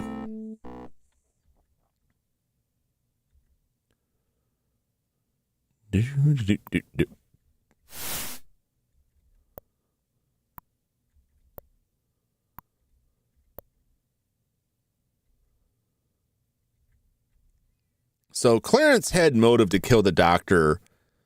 Gloria had motive to silence the doctor. If Clarence knew about the medical issue, he could have pushed her to do his dirty work for him. The evidence definitely points to Gloria because of the feathers.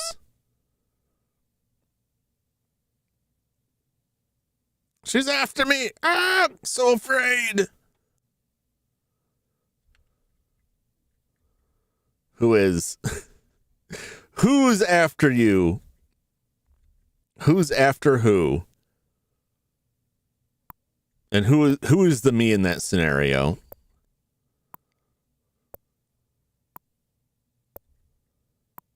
Let's look in the closet.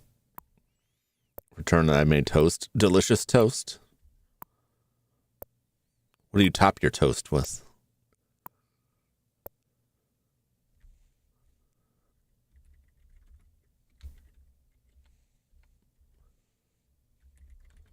What's in here? Anything? Empty closet. Okay. Check the secret passages here.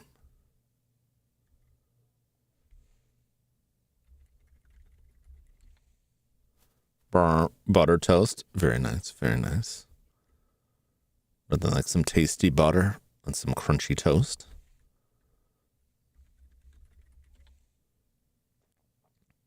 Shouldn't be anything going on in there. I mean, Gloria's not in there and Gertie's dead, but nobody seems to be too worried about it.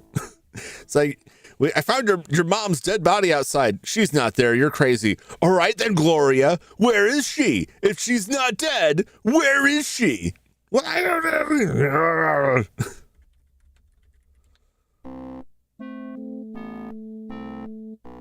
Oh, he's walking. Where's he going?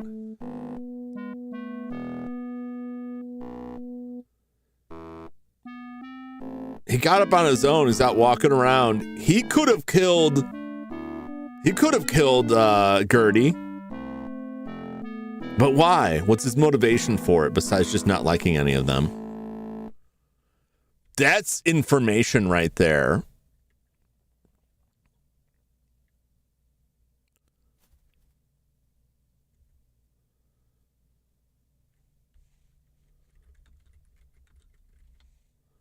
Leave my cane alone.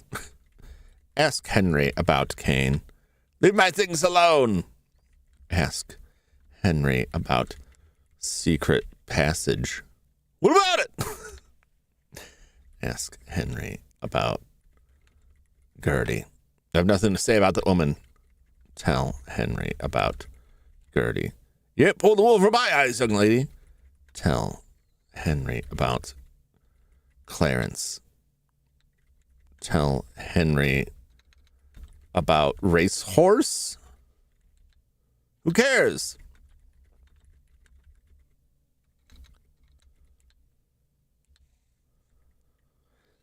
So he can walk. What's up, Skyo? How's it going? Well, apparently the Uma Musume broke its leg. I don't think it's Blaze outside, but it could be. The doctor's bag is gone. This room has been used in a long time, however, currently seems to be. So, like, where's his bag at?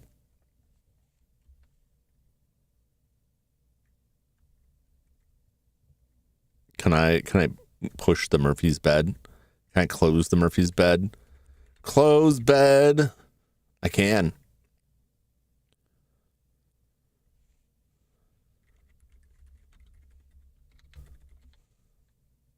Nothing unusual. Okay. Well, that seemed to have much purpose to it. Turn on the wish list of Rogue Blight and see what he says. Tell Henry to wish list. It's just going to tell me he doesn't know these words. Doesn't understand wish list. Glad we done with Silent Hill. Are you finished it? You finished the Hilf? How did you like it? I know it was causing some difficulty. About walking? I wouldn't know about it. Tell Henry about secret passage. I could care less. Okay.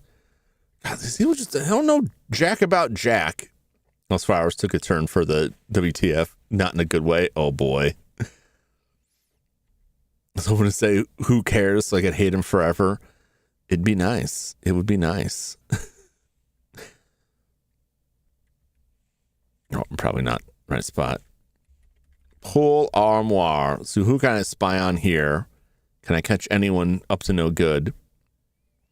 I go outside and ring that bell and see what it gets me.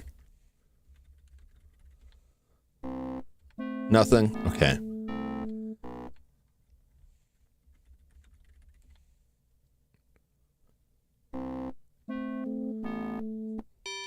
Clock's ticking away.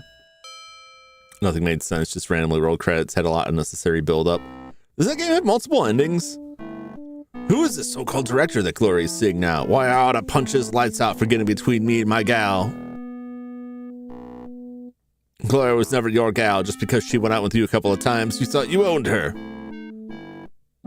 Well, I got news for you, buddy. My sister doesn't need to settle for the likes of you. As a matter of fact, you are nothing but a mere dalliance for her. Dalliance? Ha! Why, you're the one who can't make a commitment to anyone. You're just trying to sink Gloria down to your lousy level. It ain't good enough to kiss the ground she walks on. You're nothing but a low-class jerk.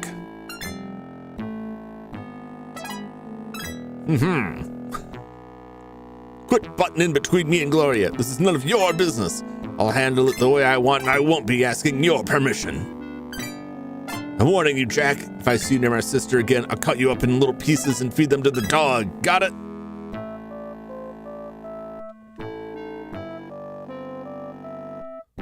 Cut him up. Cut him. Yeah, it's one of those games multiple endings. Yeah, pretty sure it's impossible getting the other endings on your first blind playthrough. Yeah, it seems like most of the Silent Hill games I feel like are like that. Like the first playthrough, you're gonna get like a specific ending.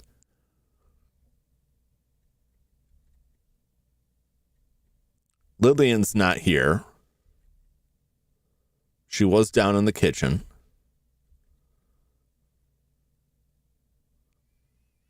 Apparently it had budget cuts and time constraints. The usual story. Oh, yeah. Must belong to Ethel. Okay. I mean, that's pretty much like every game ever. You know, like most game developers would keep adding more. It plagues a lot of stuff. Video games, animes like that. Yeah, we had to cut it short, 10 episodes, so a lot of stuff didn't make sense.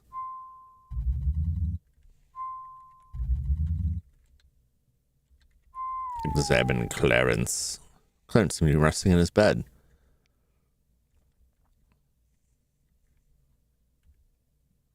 I think we'll see Fifi wrestling again. Wrestling with Rudy again. Dang it. Damn, running out of time. I gotta get out of here.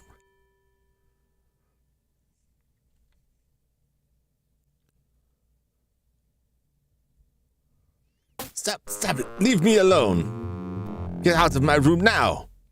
You regret that, you little vixen.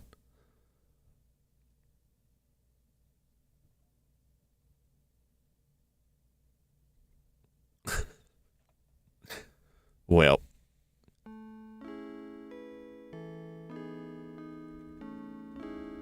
Show Fifi the cane. Zzz. Ask Fifi about Rudy. Let me rest. Tell Fifi about Henry. Tell Fifi about murder. Okay, she don't know. She don't care. She does not care. All right, well, we know Rudy, like, they don't like Fifi because Fifi is getting close with Henry, right? And Henry, they're afraid to get the money argument really took it out of her. Oh yeah, she's just exhausted. So we know they don't like her.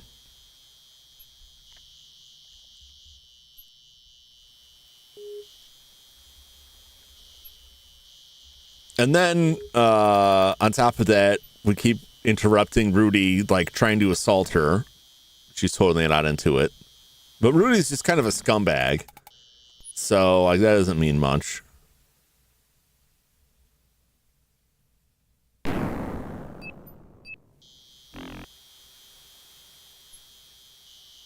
Let's go to the bell first. Well, we've got multiple options here. Let's see if we can use the cane to get the lantern. Oh God, no, it's the doctor. What's happened to Wilbur? Someone must have hit him over the head and killed him. Nervously look behind you, but there's no one there. All right. Appears that Wilbur is fatally hit on the head with a blunt instrument. Look inside, doctor. Like his clothes and stuff. Okay. Look at the ground. Lumber with hay. Where's this bag then?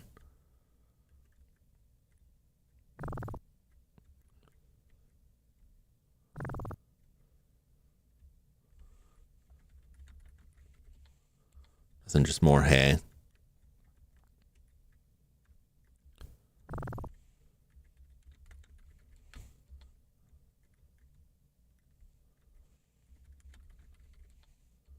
What do you mean I'm not close enough? Where do I have to be? Where do you want me to be to look at this hay? Okay.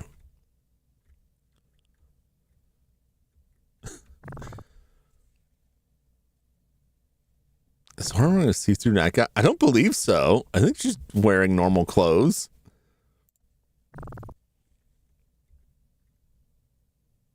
I think that's just the pixel artwork to add some depth to it.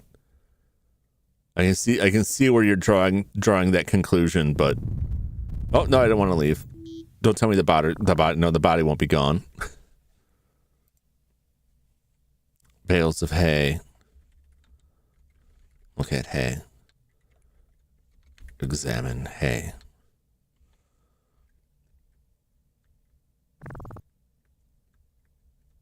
Yeah, I don't think she's supposed to be wearing like a nightgown. I think it's just like some pixel detail. Use cane to grab lantern. You're not close enough.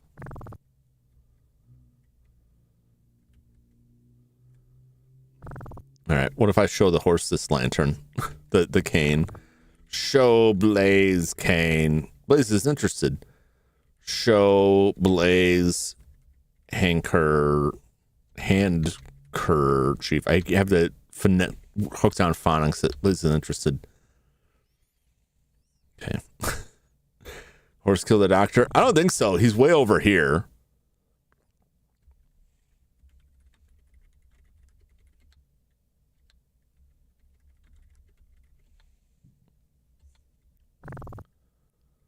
If he was right next to him, I would consider that. His bag has got to be somewhere, right?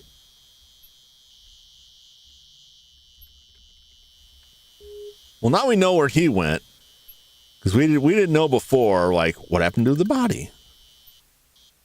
But I also feel like anyone we tell is just going to say, who cares, you know? Feed Doctor to Blaze. Eat Doctor. His bag is missing.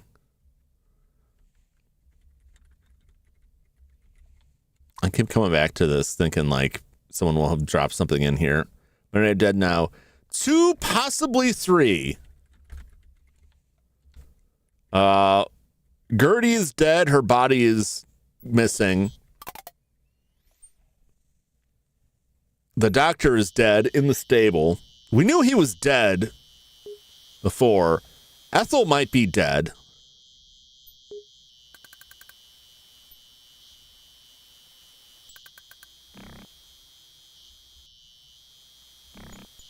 Tell them. I will try to tell them, but I don't know how much good it will do. Talking to people doesn't seem to do jack all in this. Nobody ever seems to have any information. I feel like the only information I get is by spying on people.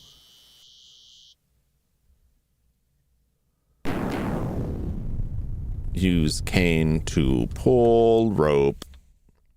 What you got with the cane? You hook it onto. Uh-oh. Now you're a real Southern belle. Very nice. Very nice. I should have saved before. I should have known.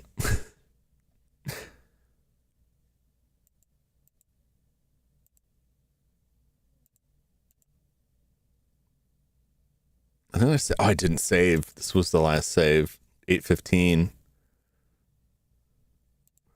That's fine. Okay, we couldn't figure out the horse. I've already got the rest of the stuff. Oh, it wouldn't have been possible with the crowbar. I know.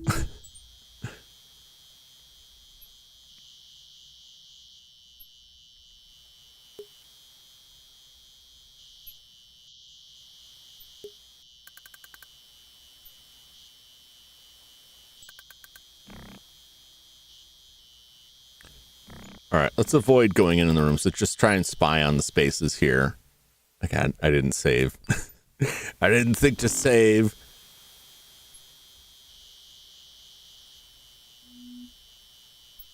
The rest of Act 2 like really blazed by, and I felt like we didn't gain much of anything from it. Let's look at our inventory. Oil can, crowbar, notebook and pencil, soup bone, handkerchief. Okay. We've already read the Bible.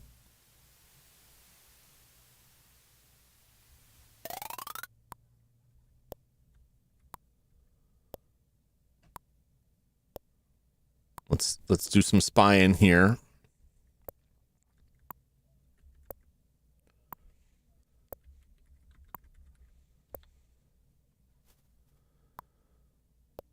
Hindsight was totally clear that Bell was a trap. Oh yeah. It's the kind of thing that like everything that kills me is like, I should have known better. 90% of it, it's, yeah, this will definitely kill me. And the rest of it is, I should have guessed.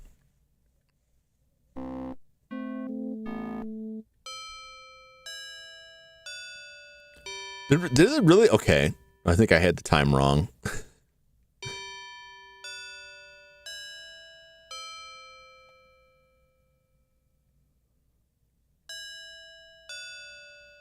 Was she by herself before? Just a dead end. It's possible. Seem distant, babe. What's the matter? We didn't see this before.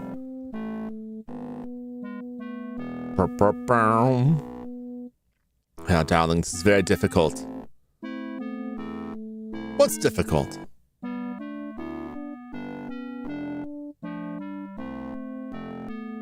You and I want to end it.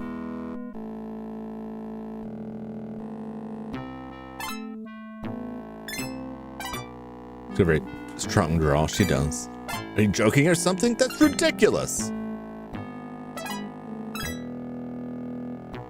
No, darling, I'm not joking. I have a new beau. He's the director.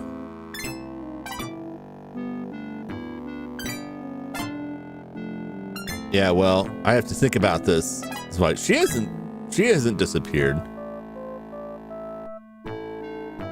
See you around, sweetheart. She was still around there.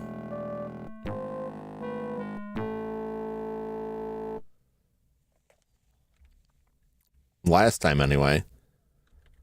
Although we didn't see that conversation last time. Uh-oh. Uh-oh. We just gotta wait a minute. It's probably stuck. No, she didn't go missing. Gloria never went missing. Ethel went missing. Gloria, not Gloria's mother, Lillian's mother, Ethel went missing. Gloria was in the billiard room with Clarence last time. So she's never gone missing yet.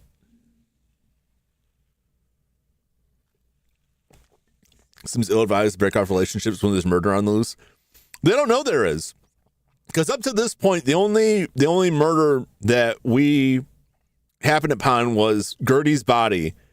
And we told her about Gertie, and when she went out to check, the body was already gone. So as far as she's concerned, nothing's happening. We just found the doctor, but that would be later. So right now, we've had to go back to a previous save. The doctor's probably currently alive or currently being murdered. Hard to say.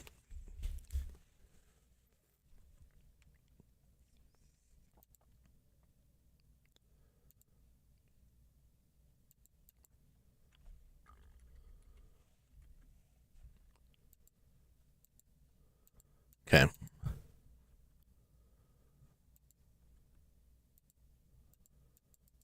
We're currently stuck. I don't know what to do. Action. Pause. That's what I asked about. Give.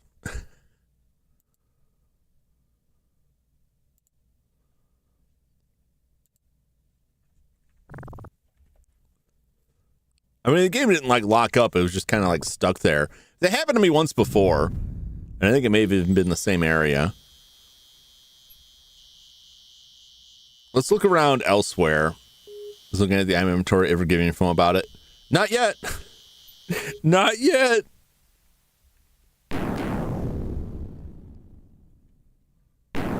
So let's avoid that secret passage for right now.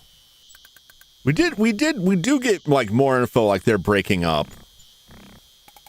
We didn't see that last time when whatever triggered it.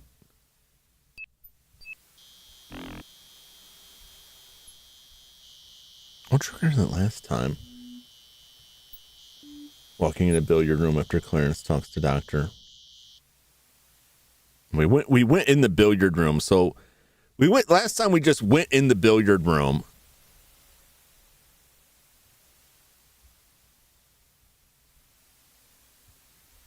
instead of spying on it. So I have to remember to spy on the rooms. She's probably still in here, right? We won't go in the billiard room yet. She's still in there. Talking to that. Do I have the crackers? I don't. I won't have the crackers. Can I get the crackers right now?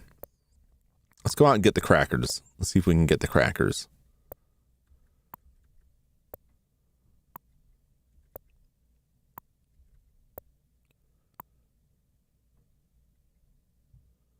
I think the doctor's still in that room over there.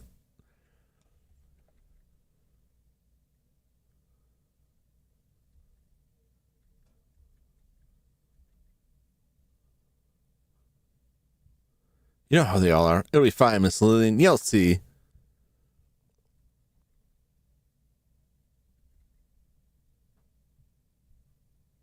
Have we already talked to all of them? I think she's going back and forth. Makes you think I can steal some of that. Talk to Lillian. What you want, Laura? Tell Lillian about Gertie. Can't be true, Laura. I'll go and see.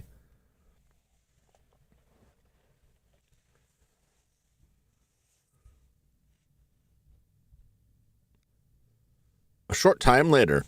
I'm just imagining things, Laura. I guess I just imagined a dead body. Yeah, I'm just imagining things. Where's Gertie then?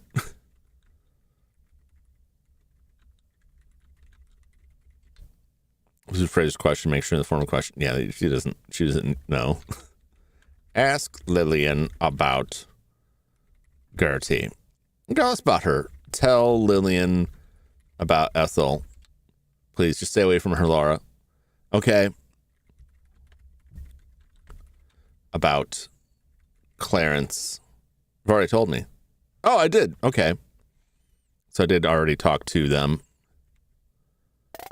Let's get in that cellar. Get them crackers.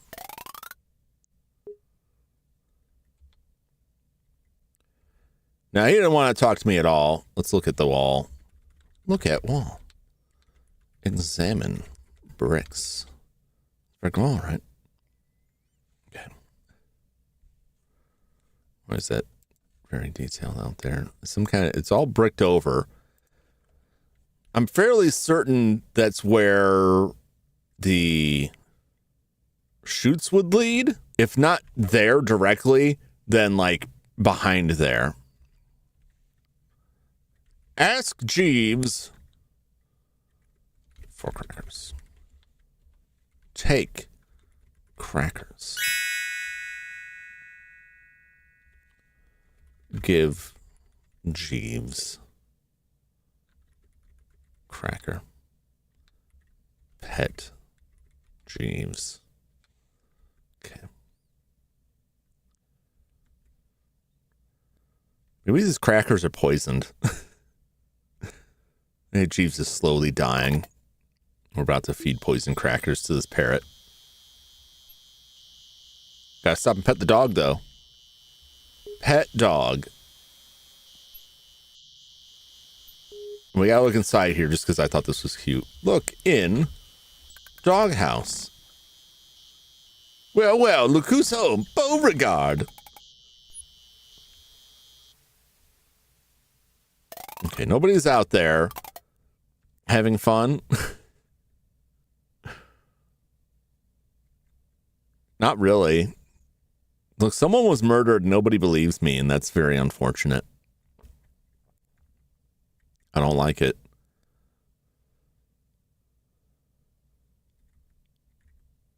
I don't know where the body went either.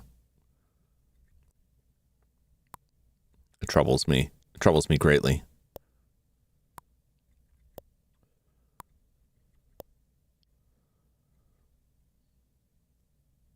Let's give the parrot some crackers.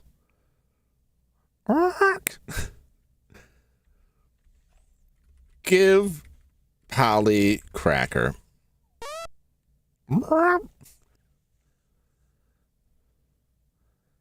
Tell him, racehorse scam. Ask Polly about racehorse. Your response. Pet Polly. That's understood. Pet parrot. Oh, son of a bitch. I forgot he bit me. Give Polly cracker.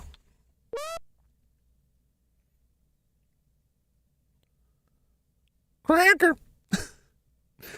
Would you call me? Would you call me parrot? I know what we're eating for dinner tomorrow night. Pork chops. Stuffed with parrot.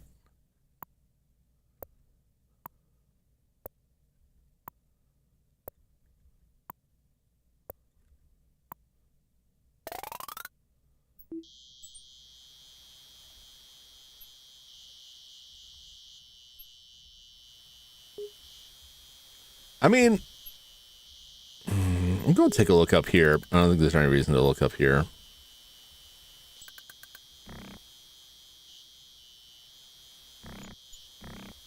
Wherever before, we didn't really see anything. And it's not like someone would go to the trouble of burying a body up here when they could just throw it to the gators. The other white meat. I saw a story recently that said that pork is actually red meat. Even though it's not red, it should be considered red meat. And I was like, oh no. I haven't told my brother about this yet. He was told to cut back on his red meat. We were talking, it's like, what can I eat? I'm like, I don't know. Pork. Pork's probably fine. No, I gotta call him. I'm like, no, pork's not fine. Pork's dangerous. It'll be too late. It'll be like, what? I was just about to eat some pork. Act 2. Crackers.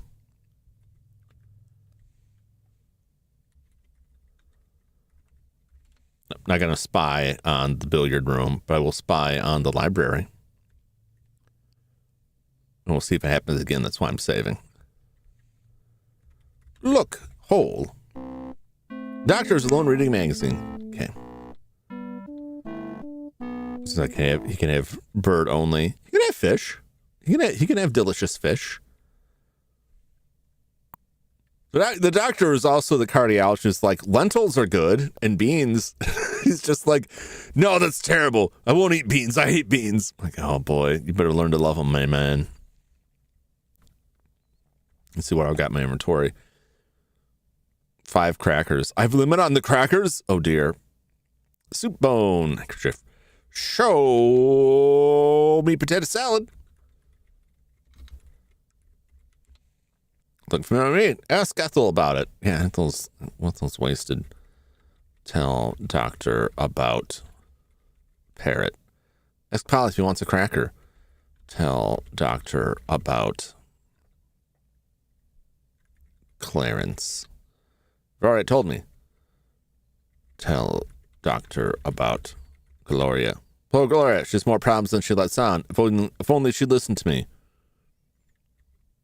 Tell doctor about Ethel. Ask doctor about bag. What's the bag, Laura? Tell doctor's gonna die. Tell doctor about death. So what? Listen, I'm old. This had to happen sooner or later.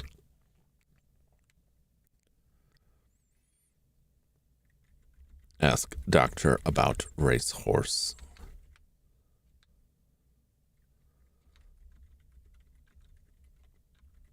Henry. Just between you and me as Henry's physician, I can tell you that he's not as sick as he lets on. I think we'll see him around for many more years yet.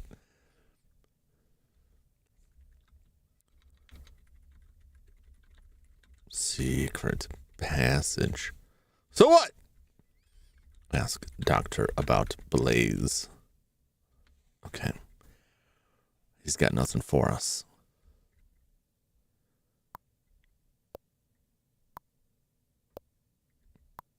Anything going on upstairs? Let's check upstairs.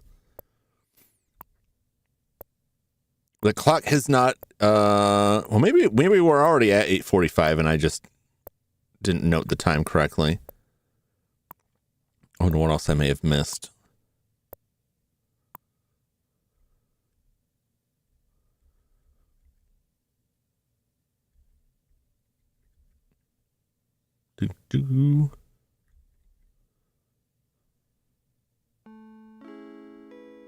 It's just Fifi hanging out.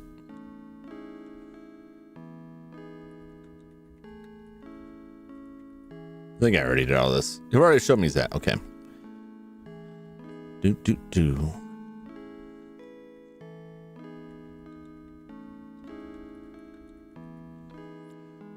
Henry is really very nice. Ask Fifi about Henry. I love working for Henry. He is a wonderful boss. Tell Fifi about Gloria. Is that Coqueen? What does that mean? Tell Fifi about Racehorse. So what? Tell Fifi about Clarence. It makes me nervous. I wish he would go away. Tell Fifi about Ethel. I could care less. Damn it, no one cares. Tell Fifi about Rudy. That man scares the dickens out of me. I don't know what else. Bread.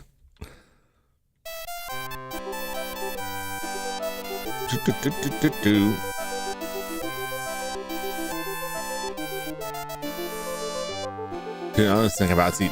Okay.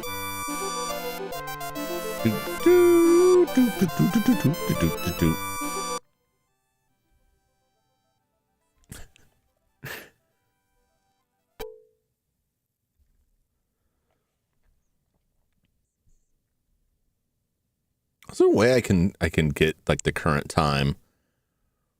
There's a clock somewhere.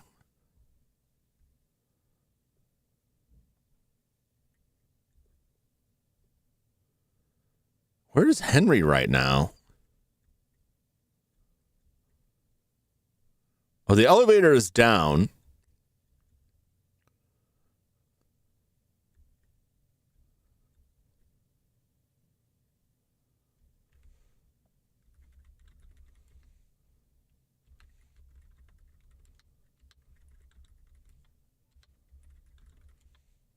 Damn it. Damn it, I want that bag. A clock ticking the foyer. There is a clock ticking downstairs. I don't know if it will tell me the time, though. So the elevator is currently downstairs.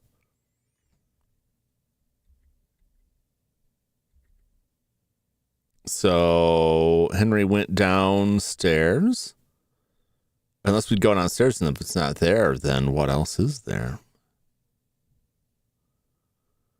Nobody's in here. Okay.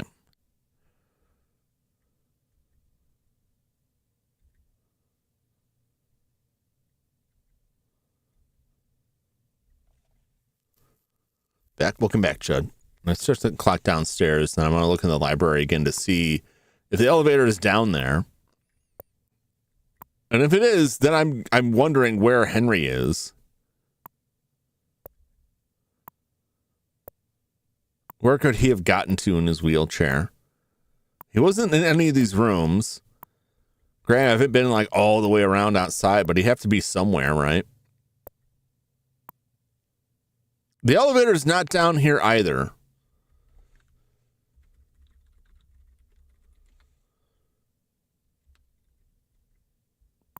So there's got to be another place, right, where the elevator goes, either upstairs or downstairs. Good clock. Yeah, it is 8:45. Okay, so yeah, nothing else should advance the time besides moving it forward. So unless if we've already gotten this out, change so that word means naughty. She's calling you naughty lighter. She's not calling me. She's calling Gloria that. She's calling Gloria naughty.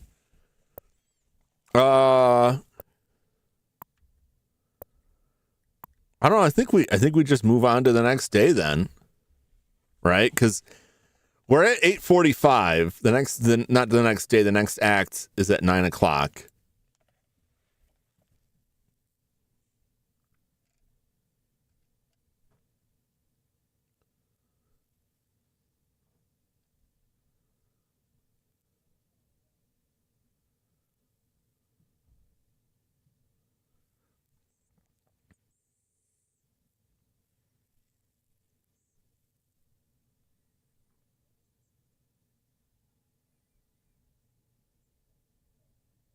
Reading something.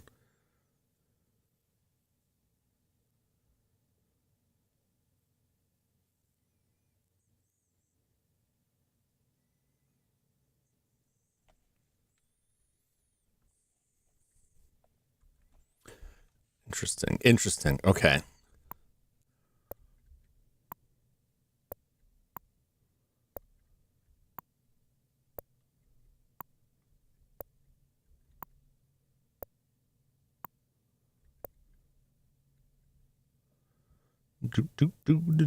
Do.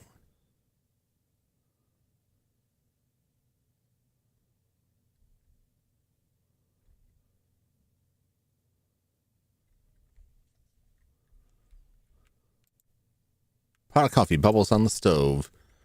Examine stove.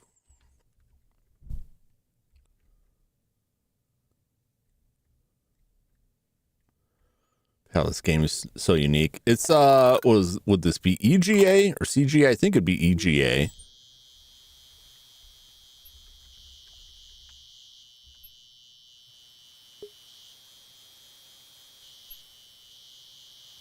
They had a very limited like color palette because displays were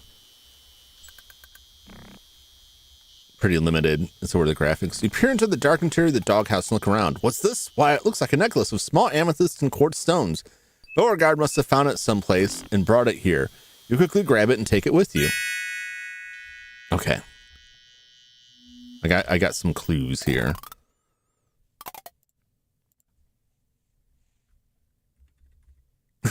Get in that doghouse. I don't think I can get in there.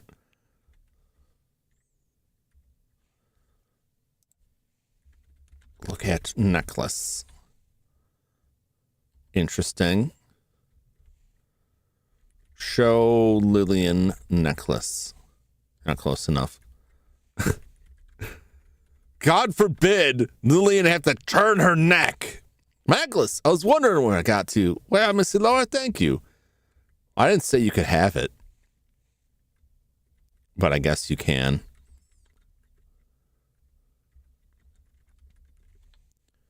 You don't have it. Okay.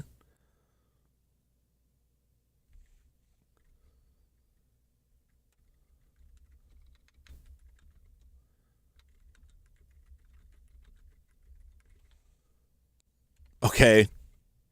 I don't have it, so I did give it back to her, right? Okay. Well, that was quick.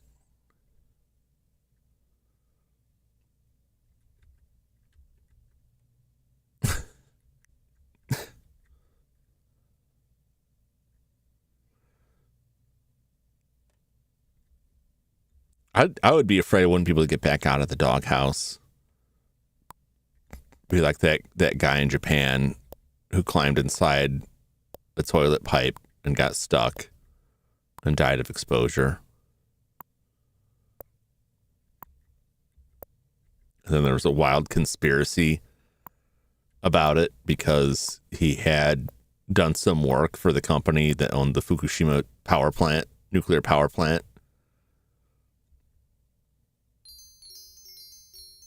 But mostly that's probably not the case. It's probably not why he climbed underneath the toilet.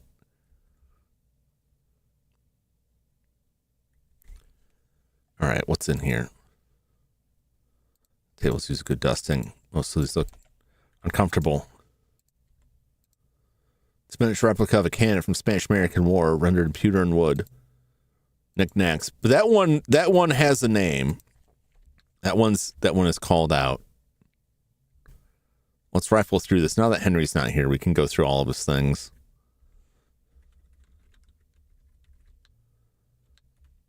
look in cannon. If I could type, you see a charged brass key hidden inside the barrel of the cannon. Oh, take key.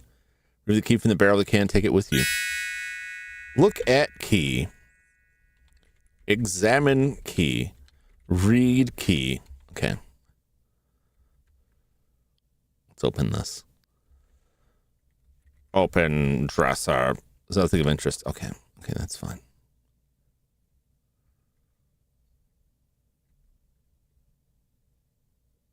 What do you think this key opens?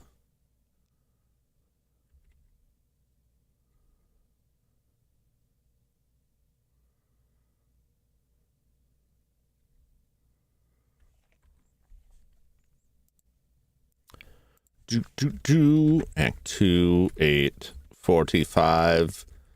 Cannon key.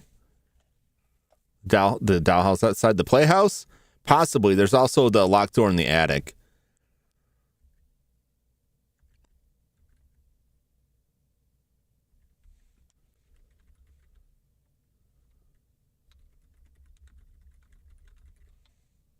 Key unlocks the door. Okay.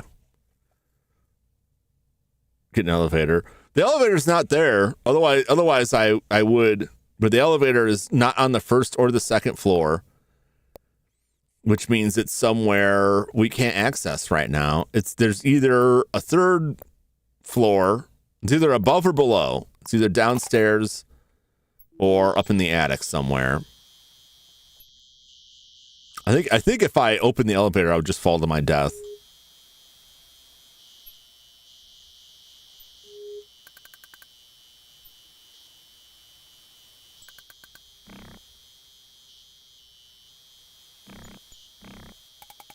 Let's go check out the playhouse. I would love to know what happened to the body.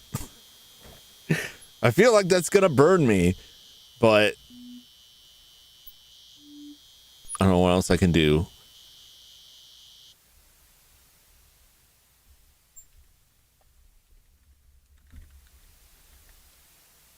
You don't have the key. I do have a brass key. Dun, dun, dun, dun. There wasn't anything else that was locked.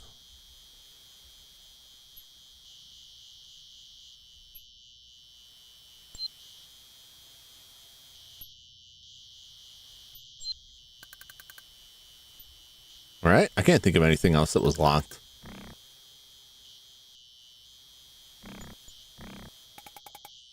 Where's the Derringer he had? Brown. Brown.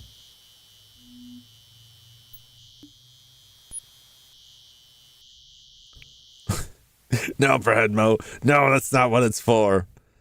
Yeah, I can't think of anything else that was locked.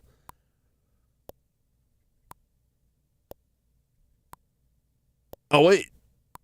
In the dining room, was that locked?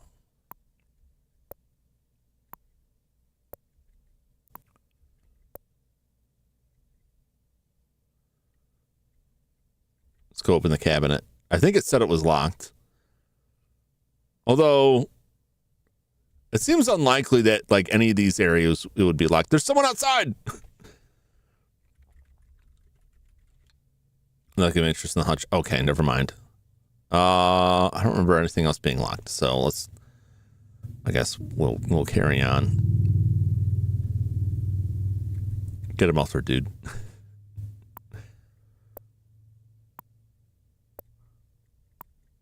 Let's go spy on these people. This will end this act.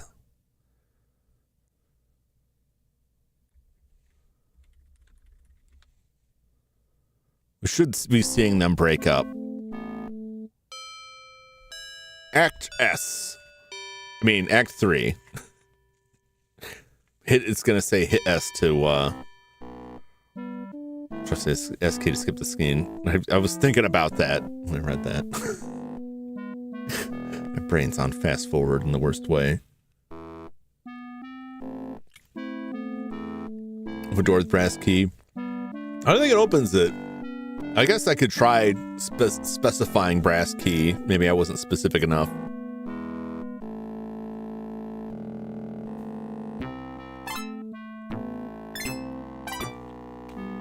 The first door I tried said specifically you don't have the key to open this. And that one just said you don't have the key. So maybe it does open it.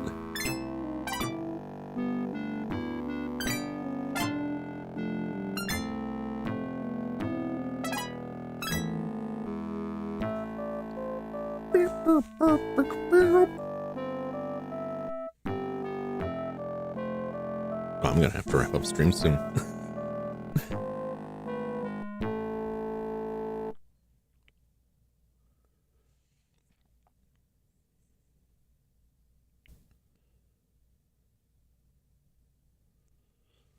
All right.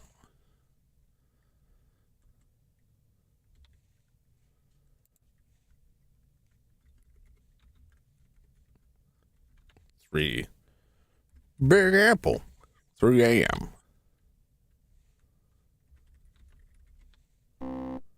Nothing of interest in the library. He's already dead. I have a few more minutes.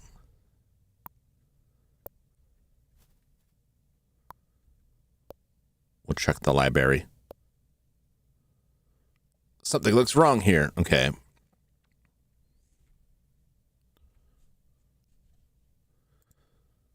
Feather boa. Yep. It's poker. Take poker. Look at poker. Look at feathers.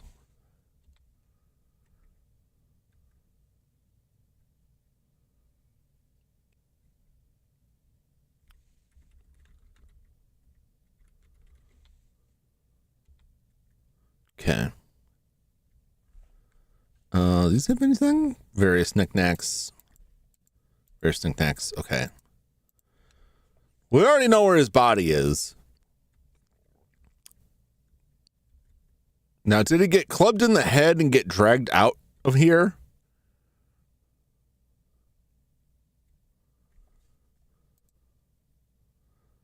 Case. Open case.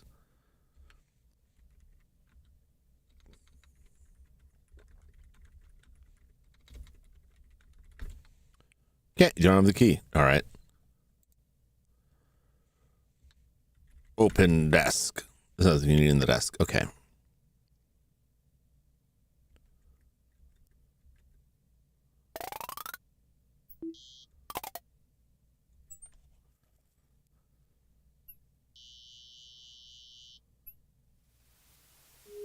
Oh, let's go upstairs and get that cane. We have the poker. We can try this again, but I don't think this is the key for this.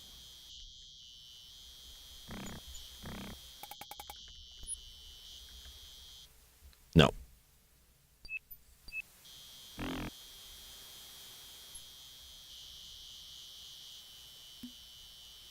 Let's see if I can stand off to the side and do this.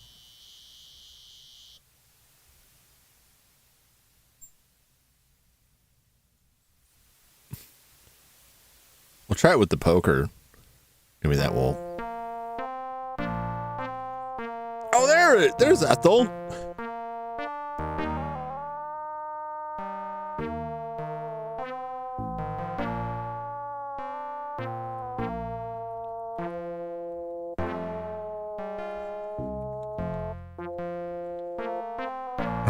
I'm so Laura.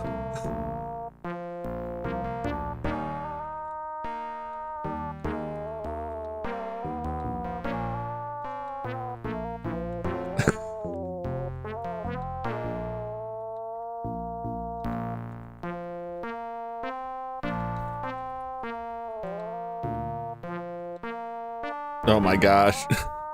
Ethel, come back. Ethel, where are you going? Oh my God.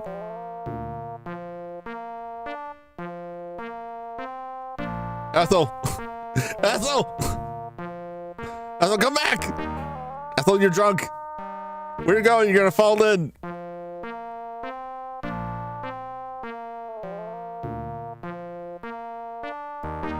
I don't know how to stop Ethel.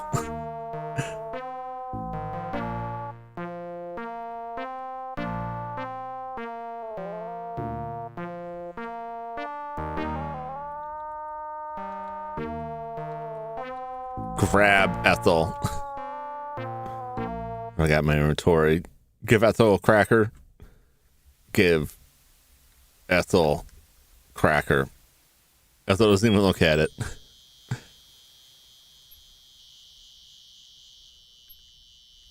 Tell Ethel about gators. What else is new? Oh my god. What murder? Oh, where'd you go?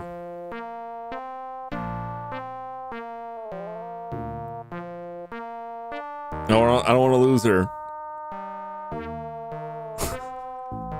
Is she just gonna circle around? Is this where she was when I thought she was dead?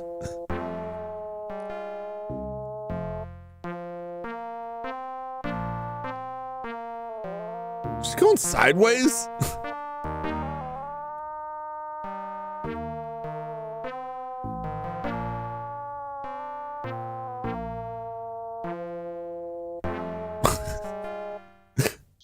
No, come back!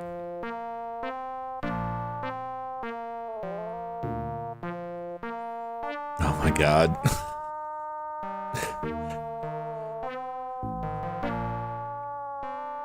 I'm trying to look for dead bodies here. I'd rather not find your dead body.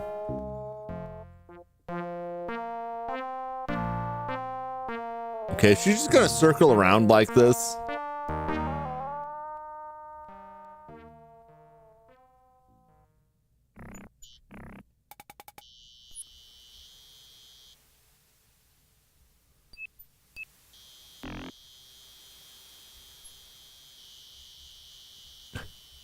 Uh-oh, I lost her.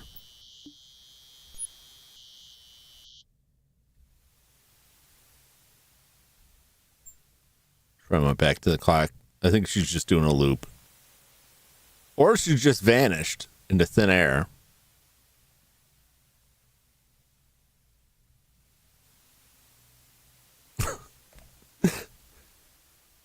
Well, you know.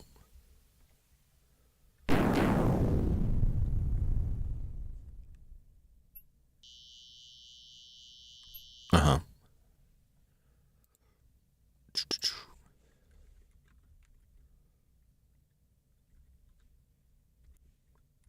Still 9 p.m. Ethel's drunk.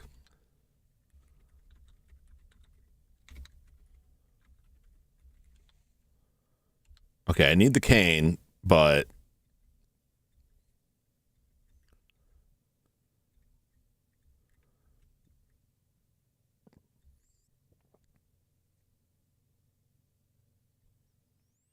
she's somewhere.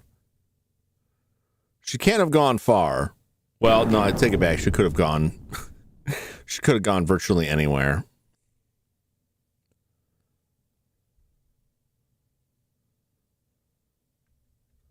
Hey, let's look in that tomb. Check the toy house. No, I can't get in there. This key does not unlock it. We haven't found whatever this unlocks yet. Or I've forgotten something that was locked.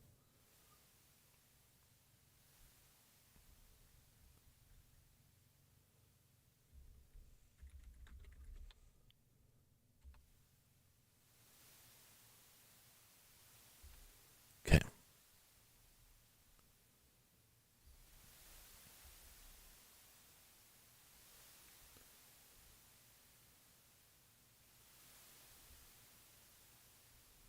Maybe I just hit the horse with it. No, I don't hit the horse with the fireplace poker. Right? Yeah, of course not. Let's look in this hay. Just in case.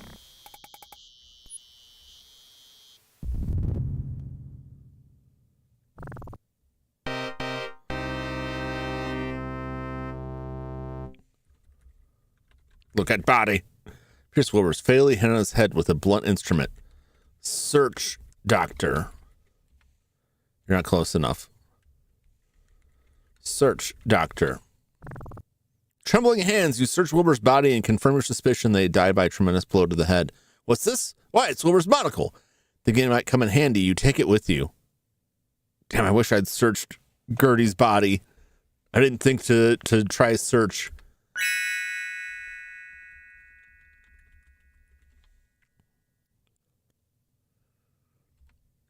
All right, what can I use with a monocle?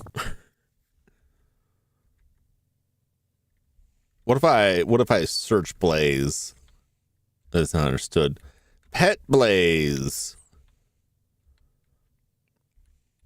Pet horse.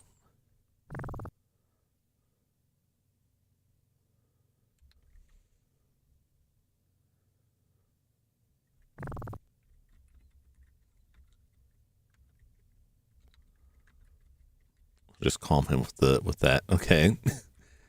Give Blaze monocle. Blaze is interested. I don't think so. Show I know the characters that believe you. I don't think they will. I can see it now. I can see it now. I can see the future. The doctor's dead. Yeah, quit kidding around. Here's his monocle. I don't care about that. Oh, okay. Wunderbar. All right. Let's go back to the house.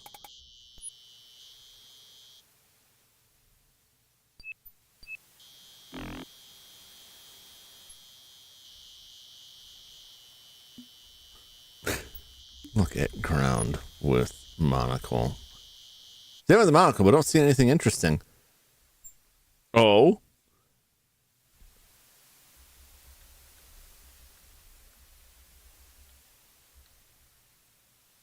Maybe. Okay.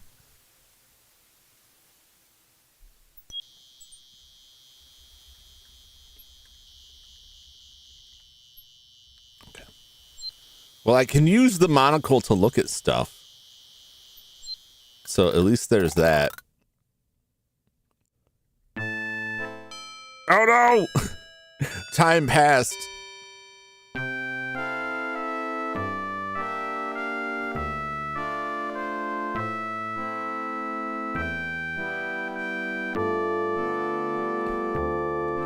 Tell Gloria about Doctor.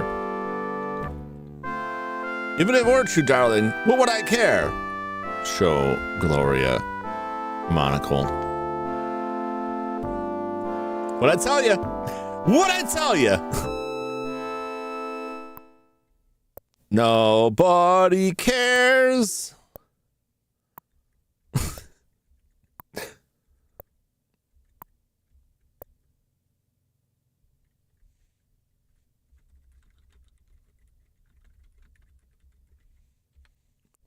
You wonder how the small pink feathers got on the floor. They look like they may have come from a pillow. Okay, nothing new there.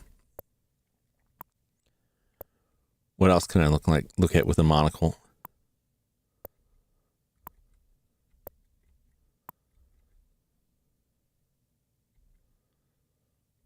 Let's give Polly a cracker.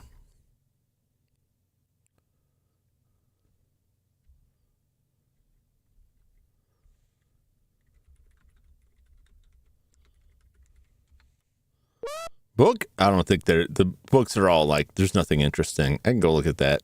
She's after me. I'm so afraid.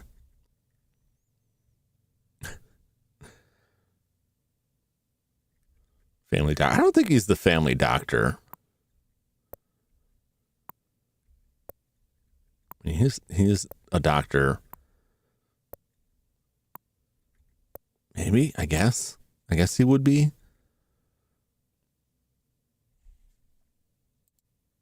You're not close enough. Okay. You're reading the name of the magazine. It's called The Racehorse Quarterly. Upon examining the open page, you see a picture of a beautiful thoroughbred named Sunny Boy. The name Sunny Boy has been circled in red.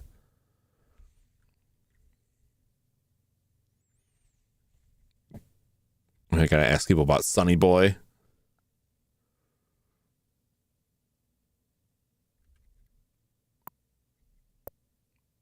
there. Well, he's like, they've all been invited. He's in like a guest room. I don't think they're living there. They're all just like staying there. Maybe he is living there. I don't know. But again, like, I don't know that this isn't where they grew up.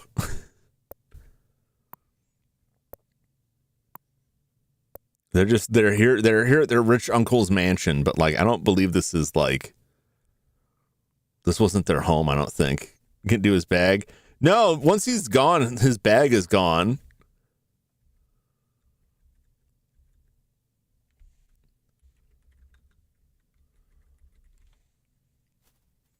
Get this cane. Your old cane lies on the floor. Okay.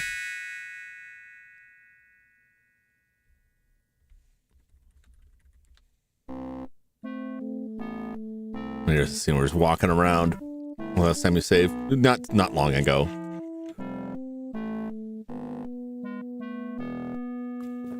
I saved right after we saw Ethel drunk.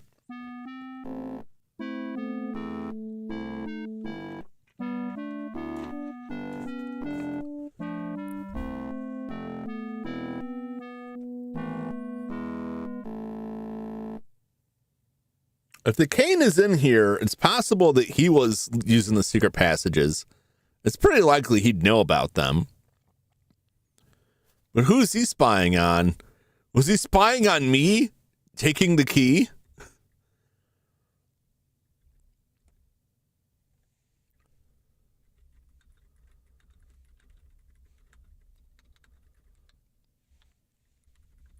Was it Sunny like Sunny? No.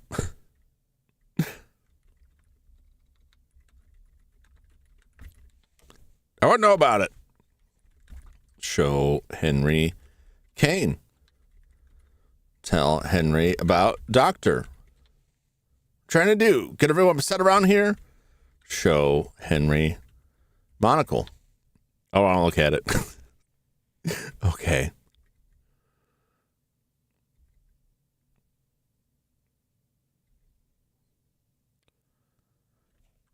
All right, let's save here.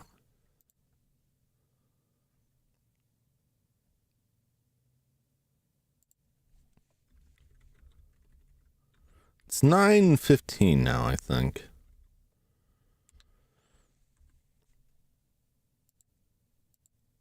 All right. That is that.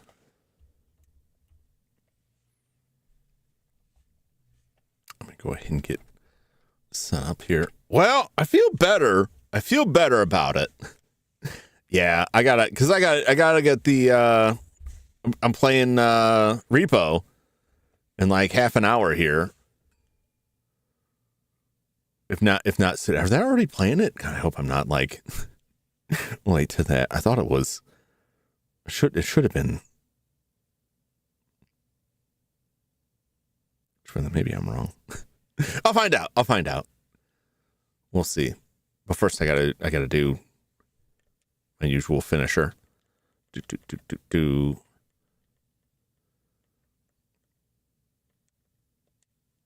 Okay. Yeah, I'll come back to this next week. We'll probably just continue this until I finish it, and then we'll bounce on to the next thing. I don't want to like stall a bunch of other games, and hopefully y'all aren't bored of this or like itching to see another game. I want to keep going with this while it's fresh in my head and not like get my thoughts muddled up with other stuff. So I'll be back with this on Monday. Otherwise I'll be back on Sunday for more wizardry. We're getting close. We may try to finish it this week. We may not. I realized how close we are to hitting 50. So I probably will do wizardry this week and next week, or the next time anyway. Bye, Judd. Catch you later. You might not want to go anywhere yet because it's time for Snow Bros. I feel better about it. I feel better. We gotta get past that horse. I need to get down in that secret passage. Need to figure out what's going on. Who's doing the killing? I have several suspects. But like I don't think anything's gonna happen until we reach an end, and then we'll just get asked a bunch of questions. That's my take on it. I could be wrong.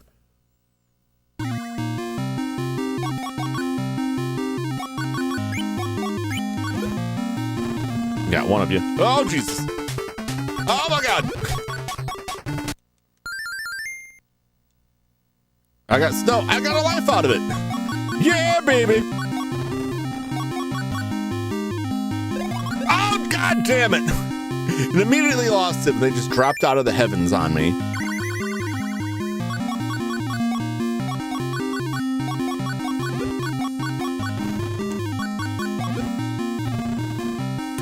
I don't believe it.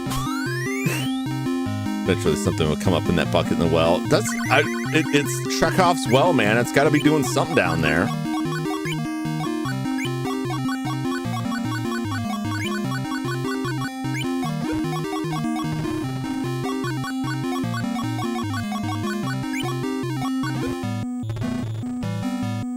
Whee! Oh, God! Don't kill me! I'm so close. It would have been nice if I could have kept that life. I'll tell you that much. I was so excited to get the extra life, and then they immediately dropped. I thought it was just over. You can't blame me for thinking it was over. Nobody was on the screen, and they just spit them back on. So unfair. Oh! Oh, it was aggravating. All right. Well, that's it for me for tonight. I will be back. Not on my channel, but other people's channels. I'll post it on the YouTube community post where you can watch the stream. But I'll be back in a little bit for Repo with a whole bunch of people. So make sure you tune in for that.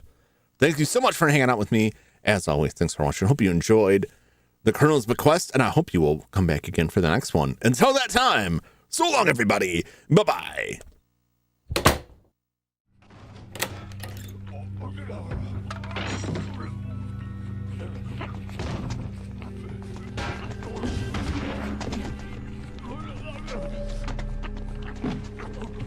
Oh.